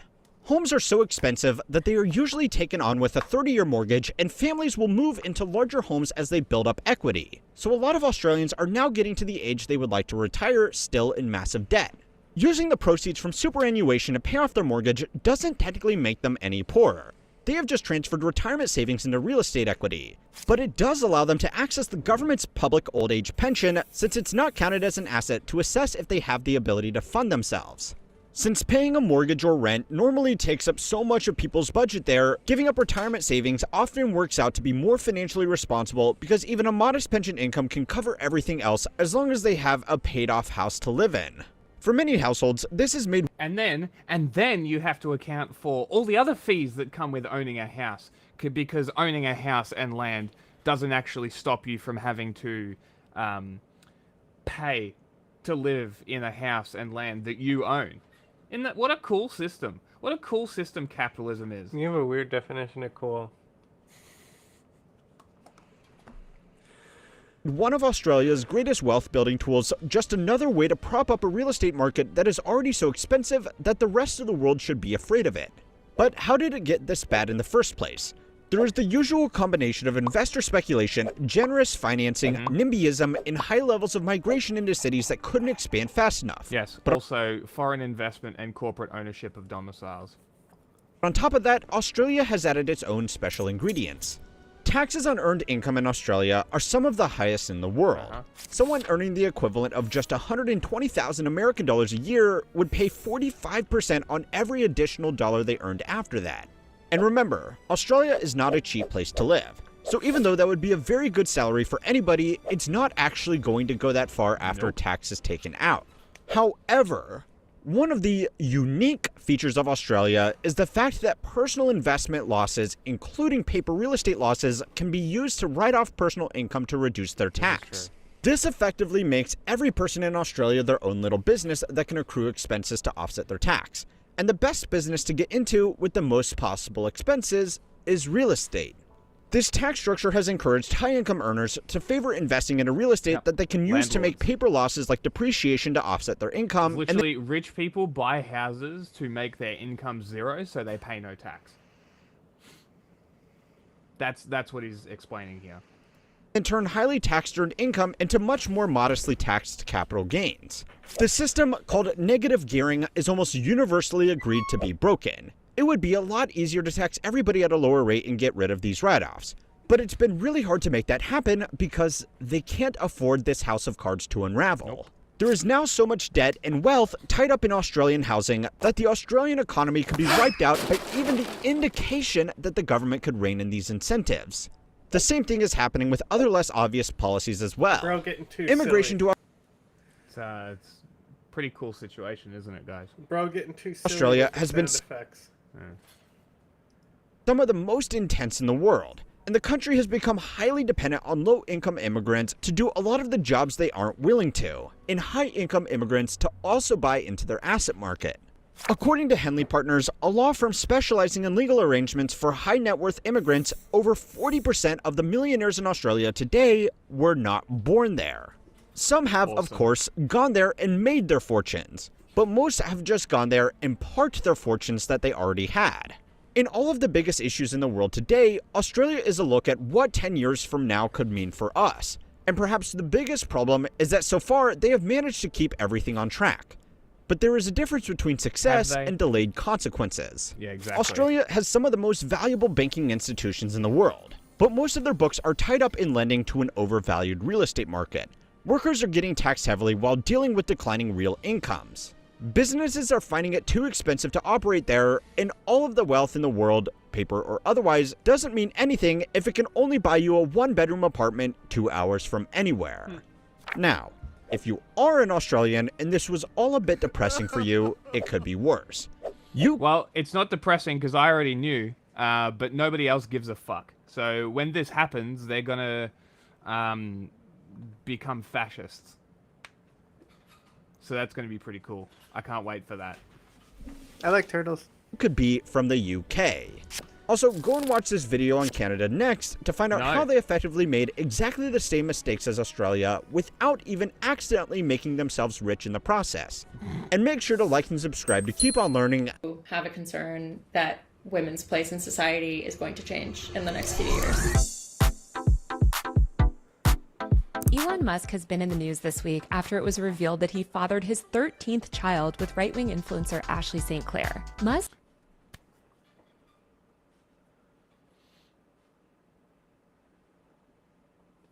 Unfathomably funny. You're just jealous. It's so funny. And then it was obviously bait, but she posted something about calling Zelensky a gold digger. And I'm like, it's so obviously bait, but it's like, go away, I'm baiting. Like you're trying to bait this, and it's like it's not hiding from the fact that you just cashed in all your chips.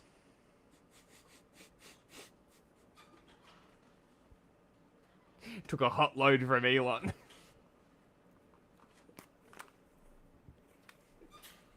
Oh, just you notice that like all the kids he's had lately are male?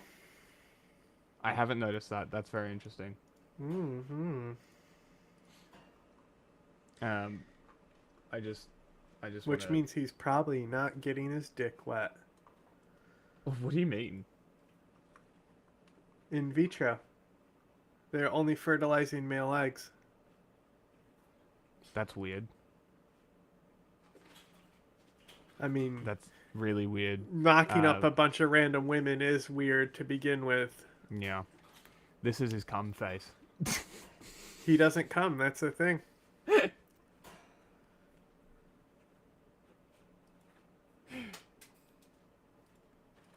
Like many Silicon so Valley. what you reckon their contracts? You reckon they sign basically. deals? Interesting. Now that would be interesting. Something like that. Billionaires has begun posting. And also, not out of potentiality, because that guy's a fucking weirdo. Incessantly about the need to have children. Some weird pro-natalist shit. Very strange. Speaking about declining birth rates and railing against childlessness. It's all part of a movement called pro-natalism. Yeah, railing against childlessness while being fatherless. Very cool.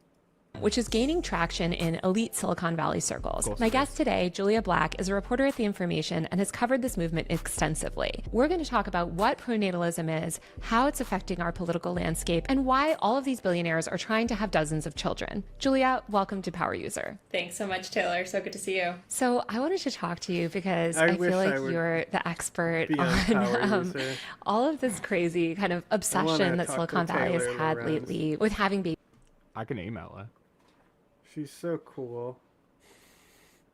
Babies and families, and I guess the rise of what's called natalism. Can you define what natalism or pronatalism means? Pronatalism or natalism is the idea that due to declining birth rates, one supports the idea of having more and more children. And in this particular incarnation that we're seeing, and that we've seen many times throughout history, actually, there's usually a focus on doesn't this lady know they're called coomers? Who should be having these extra children. When did Silicon Valley people become so obsessed with this idea? Like, what first drew them into this movement, and when did that happen? It certainly first came to my attention in 2021. And I think that is the first time you started to see any of this stuff trickle out from kind of behind the scenes. There is actually evidence that Elon Musk, who is the first person I discovered having an interest in this, has had this interest for years, like since the 2000s when he was with his first wife, Justine. Once he kind of came out of the shadows,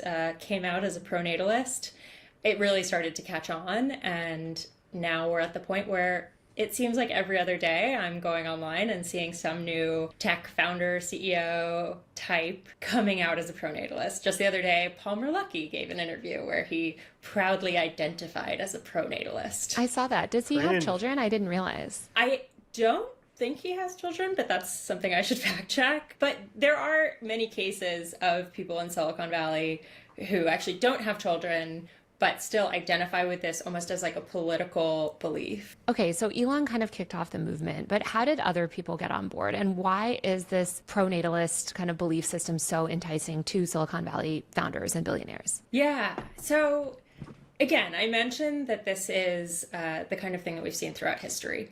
You see pronatalism emerge typically. I'm going to have to go after this video, but are you gonna keep streaming? What's the plan? No.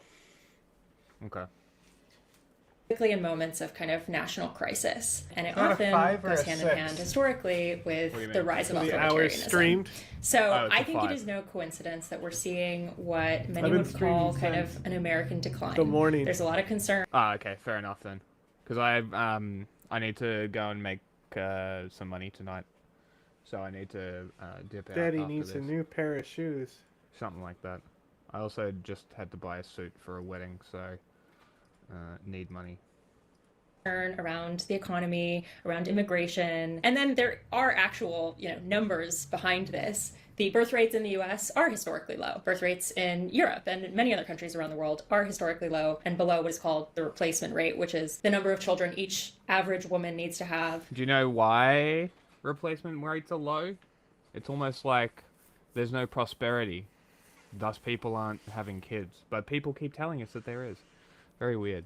In order to preserve the population at current levels. So, there is a demographic reality here that birth rates in many countries are low, and so that is spurring certain types of people to say, we need to have more kids. But again, it becomes tied in with these ideas about, we need to have more kids to prevent the decline of Western civilization is a buzzword they often throw in there. Yeah, and to me it feels very like we need to preserve the white race kind of coded, because these are the same people that are also insisting that America cracks down on immigration, right? Yeah, exactly. So as I've kind of been alluding to, there are certain types of people who show more of an interest in this. In many cases, they are white people, and they are white people who have expressed pronatalism wouldn't necessarily be a white ideology. The same way Nazism isn't necessarily a white ideology. It just has been white most of the time. Like, if birth rates in Africa got low and people were concerned about it and in the same position, I'm sure that there would be African pronatalists as well. And I bet you they would probably be ethno-nationalists too. I bet you there's probably a link to this. Simultaneously, kind of an interest in preserving the white nationalist identity. I mean, isn't that just the great replacement theory, kind of? Yeah, absolutely. I mean, people who are into great replacement theory are 100% pronatalists. It's correlation maybe, but also often causation. Yeah, I don't think inherently being a pronatalist makes you a white nationalist, but there's a lot of overlap. With the rise of pronatalism in Silicon Valley, has any of this led to any sort of more friendly parenting policies, more parental leave, any kind of push for tech companies to adopt measures, I guess, that would help their employees have more children? That is such a good question, and I think something that a lot of people are watching this current administration for, to see if there will be any actual helpful policy that comes out of this for would-be parents in the US. I mean, my husband and I happened to look at daycare prices the other day as we consider having kids, and it's horrific. I mean, truly to the point where it can change your decision one way or another. Am I able to do this or not? So there's tons of parents or would-be parents who would love some relief. Typically, that is not part of the package for pronatalists. I've spoken to a lot of pronatalists who because it's not about raising the kids. It's just about shitting them out. Yeah, they think that they don't need to raise them. It's all genetics. Yeah, like they're rich because of superior genes. Yeah, like they think that humans are they really think that they got animals. Successful in the meritocracy because they got go-getter genes. Yeah, it's crazy. Like we have big brain because we sacrifice 18 years to reach full development. You understand? Like, we have big brain. We smart because we have to be nurtured. You idiots. Like, this is basic shit. Specifically point at Scandinavian countries, European countries that do have, pro-social policies that are good for families, good for parents. And they say, well, that didn't help there, that didn't increase birth rates there, so that's not worth exploring. I think a lot of American parents or would-be parents would disagree that it is worth exploring. If you really want people to have kids, you got to help them out and make it possible. There was that tweet the other day, and I'm trying to remember who posted it, but you probably saw it. It was some Silicon Valley guy. It was like this idea that you can have kids, you can afford it. Your parents had it 10 times harder than you. Think of all the modern luxuries that we have in life and think of what people had in the 1800s. You too should have as many children today as, your ancestors did in the 1800s. I think that's kind of crazy because also in the 1800s, kids died at a higher rate. And I don't think that the material conditions of children were that great in the 1800s. So yeah, you want to get into vaccines, and maybe we should start by keeping kids healthy and safe. Like, what should we go back to child labor laws being what they were? Like, there's a million things from the past that have changed, and rightfully so. A lot of people these people would be pro-child labor. As long as it's not their children. Only black kids. that have been espousing this pro-natalist ideology are also believers in effective altruism or long-termism. Can you explain what these things are and how do these ideologies overlap? Long-termism is fundamentally the idea that when we're considering morals and ethics as human beings, we need to consider many generations down the line. So, we don't just owe it to our neighbors to be good people. We owe it to the people of the year 3000 who are counting on us to be good people. One way this gets tied to pronatalism is this birth rate question, these demographic questions about could society collapse if we have fewer kids and then there's no young people to take care of old. I wonder if they realize that there's 8 billion people on the planet. It's probably more now. Let's look it up. I haven't checked the world population for a while. 8 billion. Fucking nailed that shit.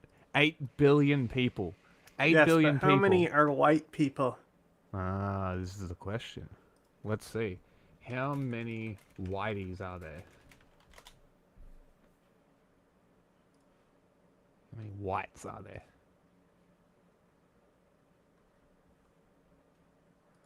Awful lot of honkies in here.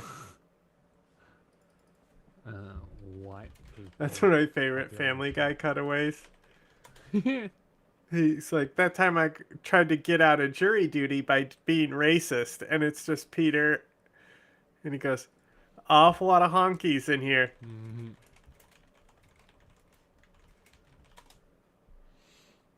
Here we go, demographics of the world. There is a male surplus right now. I think.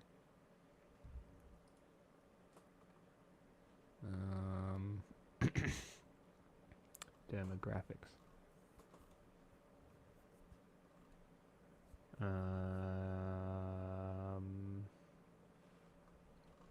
I don't know. This is going to be a hard question to find, apparently. And I guess the Nazis aren't good enough to catalog that shit at the first page of Google. Old people, and similar to the way a lot of people worry about climate change, some people worry that demographic collapse is going to destroy the world. I don't think there's like a ton of evidence to support that theory, but that is definitely one thing. I think another way that this gets tied to effective altruism is people who have spent a lot of their careers working with AI. I used to be a Nazi. Now have this fear I'm not. that AI is going to become all powerful, kind of take over the world, surpass humans. So these people start getting really interested in something called transhumanism, which is the idea that we can start to biologically, genetically alter the human race to kind of keep up with AI or be able to hold our own in a world dominated by AI. So you start getting into all sorts of crazy stuff about like the ways that we can alter the reproductive process to not only have more kids, but to have better kids, which is where we start verging into eugenics territory. Yeah, so much of, I feel like this pronatalism movement is tied in with eugenics. Can you talk about that? Eugenics is a funny word. I've spoken with people who are kind of in these movements, in this pronatalism world. They will always want high IQ children too.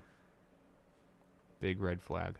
Who will argue eugenics is unfairly coded as a negative thing. Oh my god. Whereas eugenics, all it really means is improving the gene pool of a species. And so they say, like, what's wrong with that? An example that they love to use. Improving the gene pool. Eliminating what exactly? Tell us. Exactly what is the themselves from the gene what are the undesirable traits in the gene pool, Mr. Eugenicist? Is do you believe and then we start getting into what they really believe. Two siblings should be able to have children together? And most people would say no for a variety of reasons, including that those children will be genetically disadvantaged. So they say, okay, so you're a eugenicist. So that's the kind of like level of argument we're dealing with. But yeah, it's if you believe that eugenics fundamentally is just improving genetics of human beings, there are a variety of technologies currently coming to market, beginning like the early stages of coming to market, that are fundamentally doing eugenics.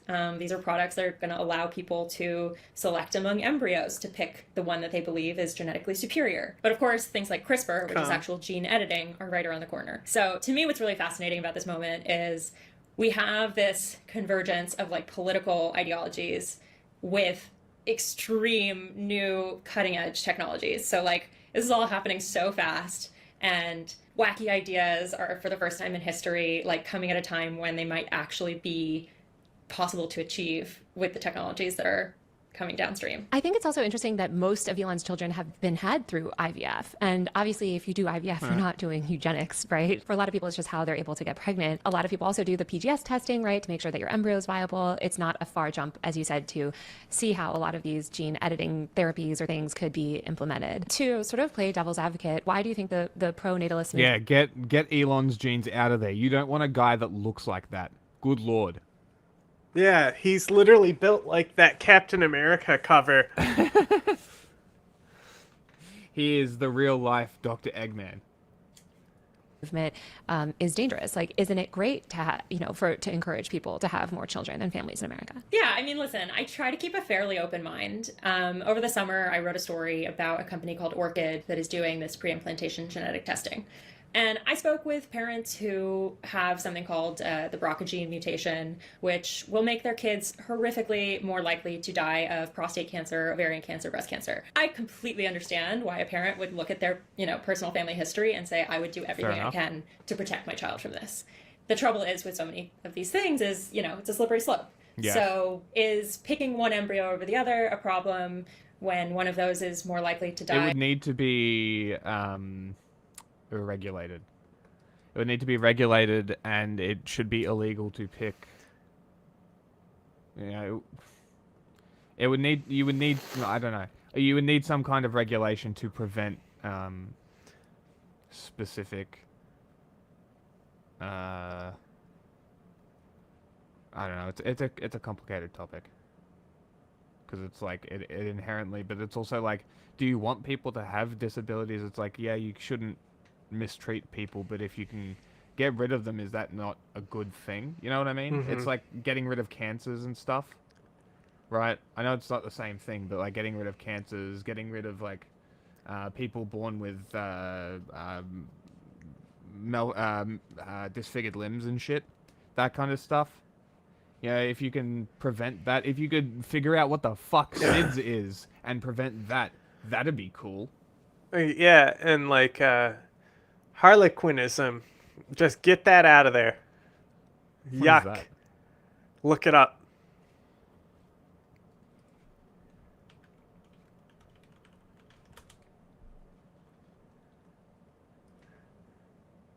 Oh. That's neat. Go ahead, show chat. What, they born without skin? Yeah, they almost always die in infancy. Damn. This one. Yeah. They're fucking crazy.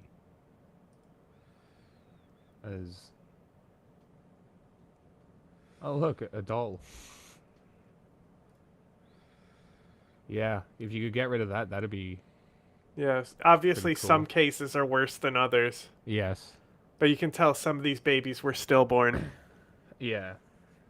Like, it's a really interesting and hard discussion to have, because it's like, if you're talking about these kind of disabilities and stuff, then yeah, sure, like, helping prevent child mortality is probably a good thing. But if you were to ask someone, I don't know, with like Down syndrome, whether they would change if they could have the option, I don't think they would say yes. They are themselves because of who they are, right? So it's that kind of thing. And then you start getting into questions like, if you can edit babies and genes, then should... this is where I would think that the conversation would go with these fucking weird people, is like, should we be segregating society from the able and the not, right? And then it gets very dicey from there. And this is why I'm just like, dicey. Let's just like not do that. You want to know how to fix this? Stop. Of a really horrific disease? Probably not. But what happens when you start picking the one with the preferable eye color? What happens when companies, which they have started doing, start promising to detect IQ in an embryo? Should you be able to pick for that? I think that the questions get progressively slipperier. And then certainly the direction things are going in our society, I don't know if you've seen Gattaca, the film, But Gattaca! for anyone who hasn't seen it, the Gattaca! plot Is he basically, yelling Gattaca? you know, a futuristic society in which everyone can do this kind of gene editing and make designer babies, and so there's this poor unlucky schmuck who gets born with a heart condition because his parents were too selfish to make sure. Yeah, like that kind of thing. Picking hair color, eye color, that kind of thing shouldn't be allowed, I don't think. IQ, not allowed. Height, that kind of shit shouldn't be allowed. You shouldn't be able to... like... Can we make the kids gay? Well, that's another thing, right? They would probably try and edit out that as well, I would imagine. This is just a way to cleanse the if there's a earth gay of all gene. undesirables. Yeah, exactly. So it's like, you know, it gets very dicey very quickly. I don't know if when they've you talk about this shit. determined whether or not conclusively if there's a gay gene.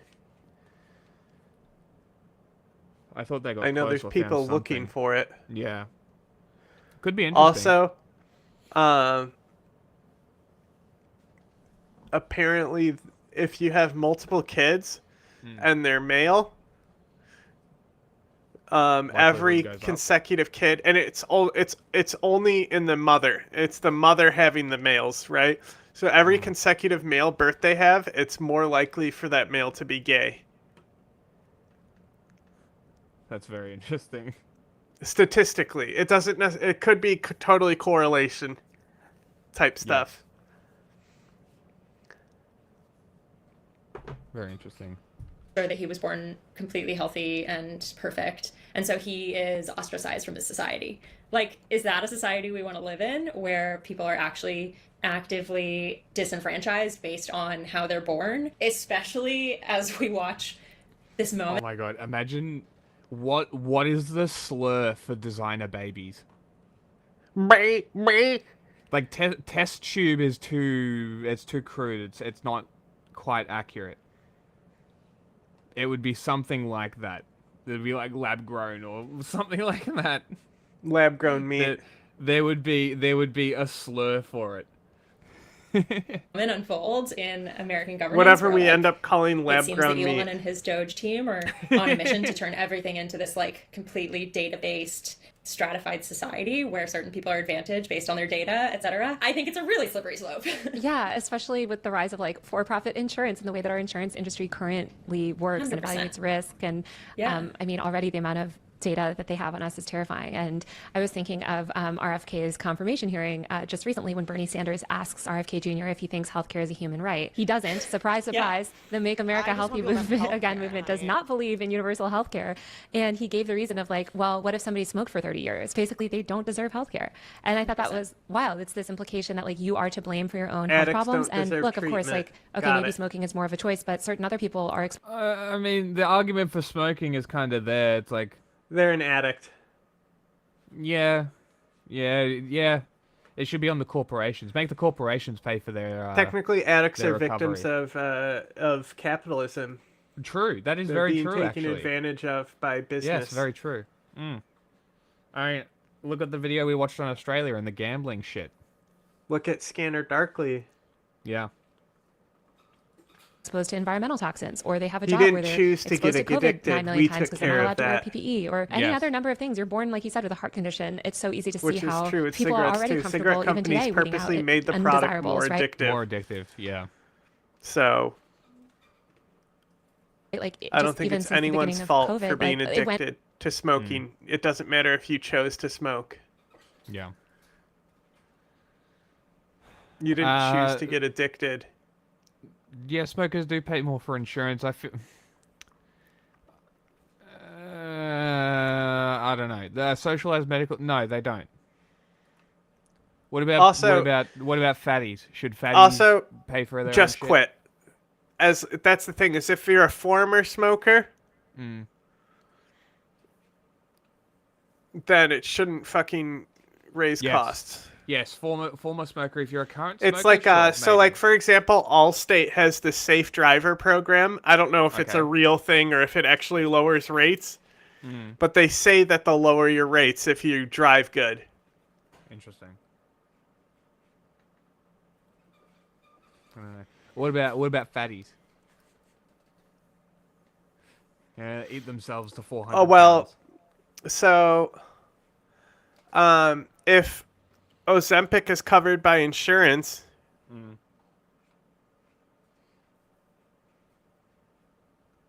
you know what I mean? Like, if it's covered by insurance, why does it matter? True. If somebody's fat, then why raise their insurance rates when they can just get Ozempic covered? True. Well, it's cost for the insurance company straight up, right? But the insurance And from, like, companies this make 2020 money. The idea of like protect the vulnerable, like make sure everyone is healthy, to now like people are like, well, just let the people that are sick die already. Why can't they die quicker? Totally, which is the other side of eugenics. You know, like there's. You know what's really cool about that though? The cost of cigarettes. Australia has spent like 15 years pushing anti-smoking stuff. They couldn't regulate these, so they banned them, and there was a massive nicotineless vape. Yeah, they ban in vapes Australia constantly. Yeah, And then so a new Chinese company makes a new one. Amazing. No, but they like banned them outright. So all banned, including these ones, the illegal ones, and the mod vapes and the non-nicotine juice. All of it dead overnight. 15 years of anti-smoking killed. How many of those people that could no longer get vape juice without nicotine went straight back to smoking, do you reckon? I'm gonna say a large amount of them. Who do you think was actually behind that bill, Jack? Yeah, interesting, right?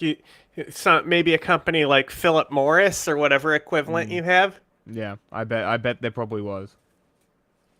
I'm trying to remember how they put it, but it's basically like positive eugenics, I think, where you're selecting for the best of the best. But then there's negative eugenics, which is what the Nazis did, where you are trying to eliminate certain parts of the gene pool that you have deemed the worst. So yeah, I think the risks inherent in all of this are pretty obvious and terrifying. Are any of these Silicon Valley executives investing in things like artificial wombs or other sort of reproductive technologies that could free women? I feel like when they talk about, pushing pronatalism, whatever, so much of it is also about the subjugation of women and sort of relegating women to their role as mothers, keeping them at home with all of their babies. But is there any chance that they could be developing technologies that would actually make things more equal? There's a number of technologies currently under development. Artificial wombs is one of those. It's still one of the more far out and realistic ones presently, but there are companies working on it, and there are investors whose names we would all recognize. And certainly some of these, I think you could make the argument, could be good for women.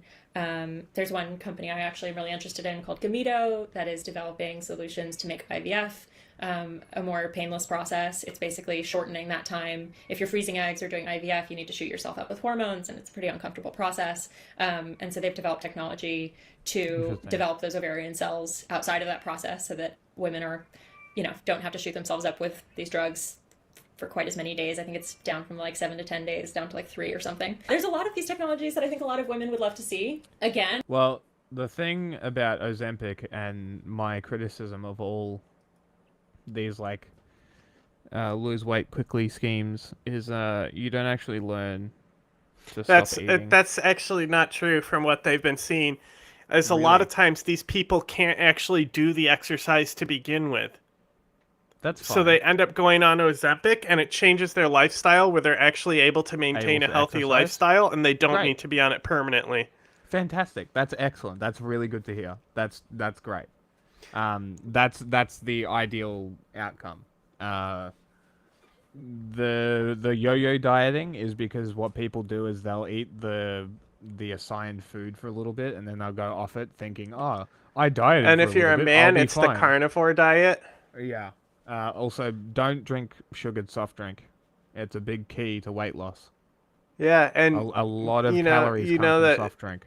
Diet Coke is basically as good as water when it comes to weight loss. Yes, I did know that. Yeah, it's very interesting.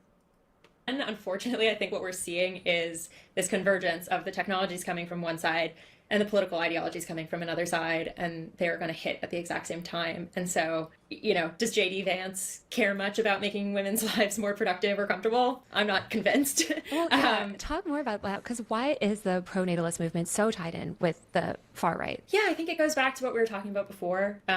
There's there's a lot of reasons for white Christian nationalists to feel particularly persecuted in this moment and to see this as their chance to fight back by having more kids, by becoming a more, once again, even more dominant in our culture. One of my biggest worries is that in a few years, women are going to see our status in society backslide quite a bit. I think it's inevitable that some of the language that we're now backslide. seeing, from the campaign trail to now inside the White House. You see it on Elon Musk's Twitter. He's for years now actually tweeted stuff like, a woman's most important job is as a mother. I do think it's a matter of time before get that in the trickles down to kitchen, our reality. bitch.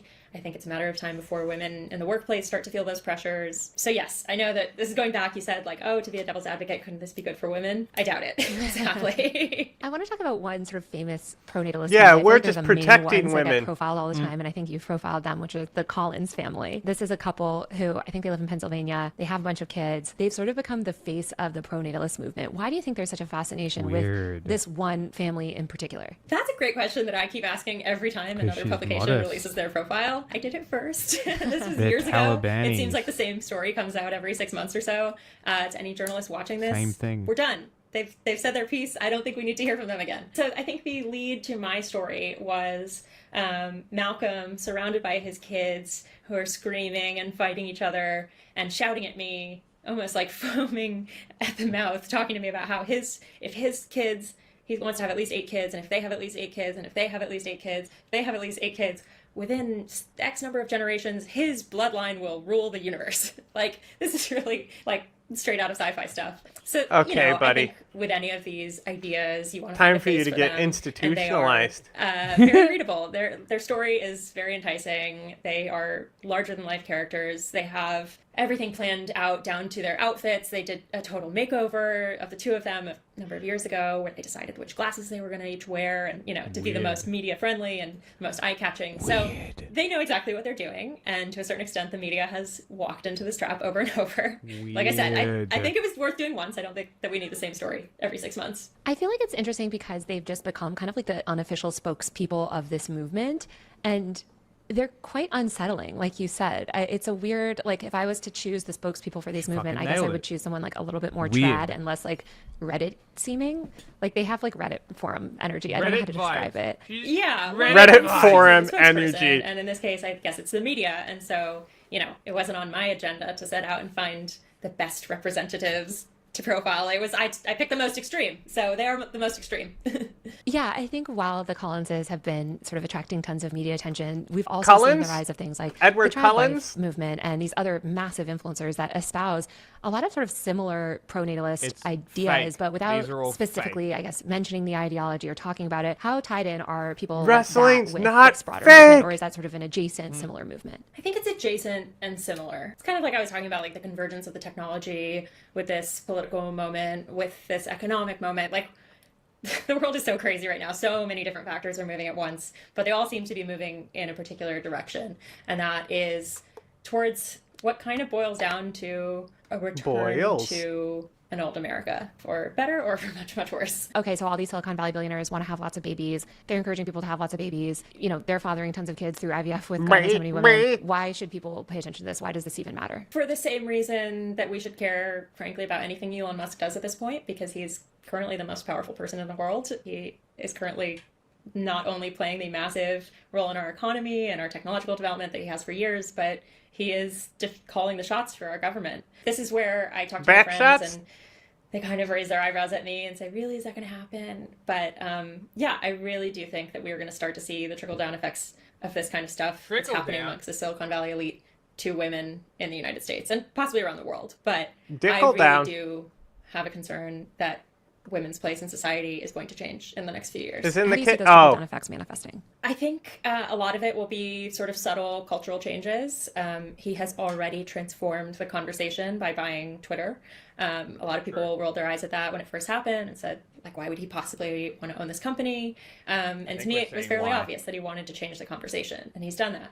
There have been talks about him possibly buying TikTok lately. It doesn't look like it's going to happen, but why would he be interested in that? Because he can change the conversation. Well, he's controlling the information environment, right? Exactly. So in very powerful ways, he is reshaping American culture as we speak And again, Let him. now he's turned his sights to government. There have been early hints of policy changes that might come down the line, certain benefits that might be extended to families who have more kids. I think that protections for women in the workplace are going to be reduced. I mean, the attacks on DEI, those are going to hurt women. I wrote a story in the fall for The Information about women in tech who are sounding the alarm about their place in the tech workplace. They are already, even before the presidential election, even before Elon Musk rose to so much power, I think a lot of women in tech were already feeling the downstream effects of this. I remember speaking with women years ago when I first reported the story of Siobhan Zillis having Elon's twin secretly. I spoke with a lot of women who knew her in the past in the tech industry and who felt just devastated by this news, who felt I wonder like, how much money he gave her. what does this say about us? What does this tell you about how men in our workplaces perceive us? That we're just, vessels for their children? We're not their colleagues? We're not their respected staff? So yeah, I think it's going to be like 1,000 cuts for women in our economy, in our society. Shoot a child I think out. for young women, they're really feeling it. I know, Taylor, you've reported on Make this it a male. lot, on the rise of the bro Kill it podcaster, if it's on the female. rise of misogyny in college environments, on the way that men feel comfortable speaking to women in a way that they didn't for years there. Well, I mean, and will feel comfortable y'all pressuring always women be into yapping.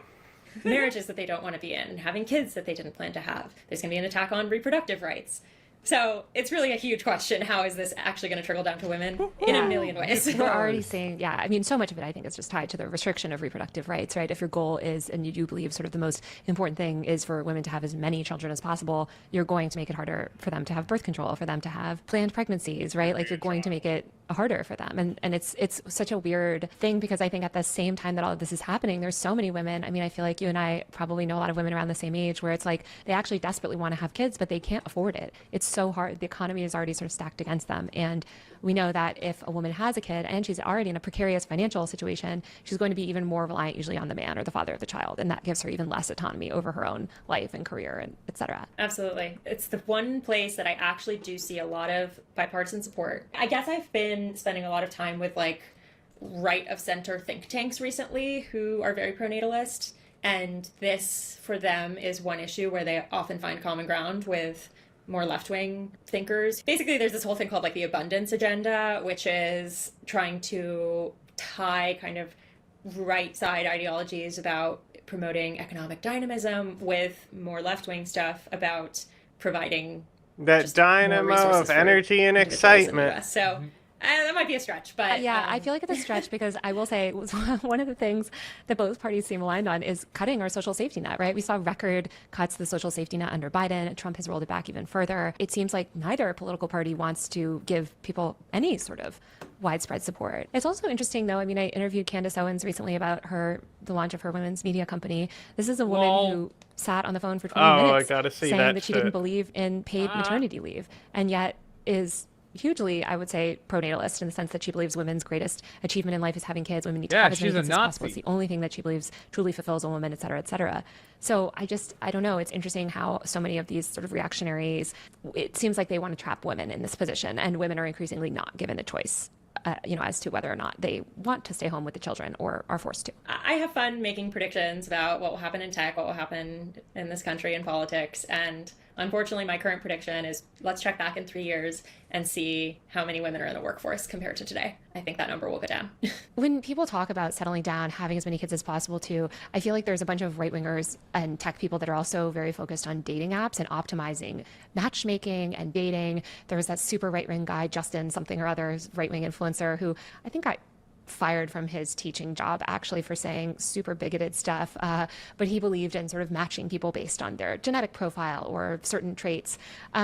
Is anyone in Silicon Valley focused on the dating question and sort of helping people partner up so that they can have all of these children? Absolutely. As you said, this has been kind of in the water for a while. I've seen hints of this where people post on X about dating, and even when I first met Simone and Malcolm Collins, they sent me a dating matchmaking form because they identified me as an eligible bachelorette who might be able to reproduce with a compatible partner and have 13 children. I did not fill it out in the end. There is actually someone who has gone so far as to implement this in his company. You will be shocked to learn he is a Thiel Fellow, meaning funded by Peter Thiel originally, and he has a company called Nucleus Genomics, which recently introduced a dating service called Nucleus Dating, I believe.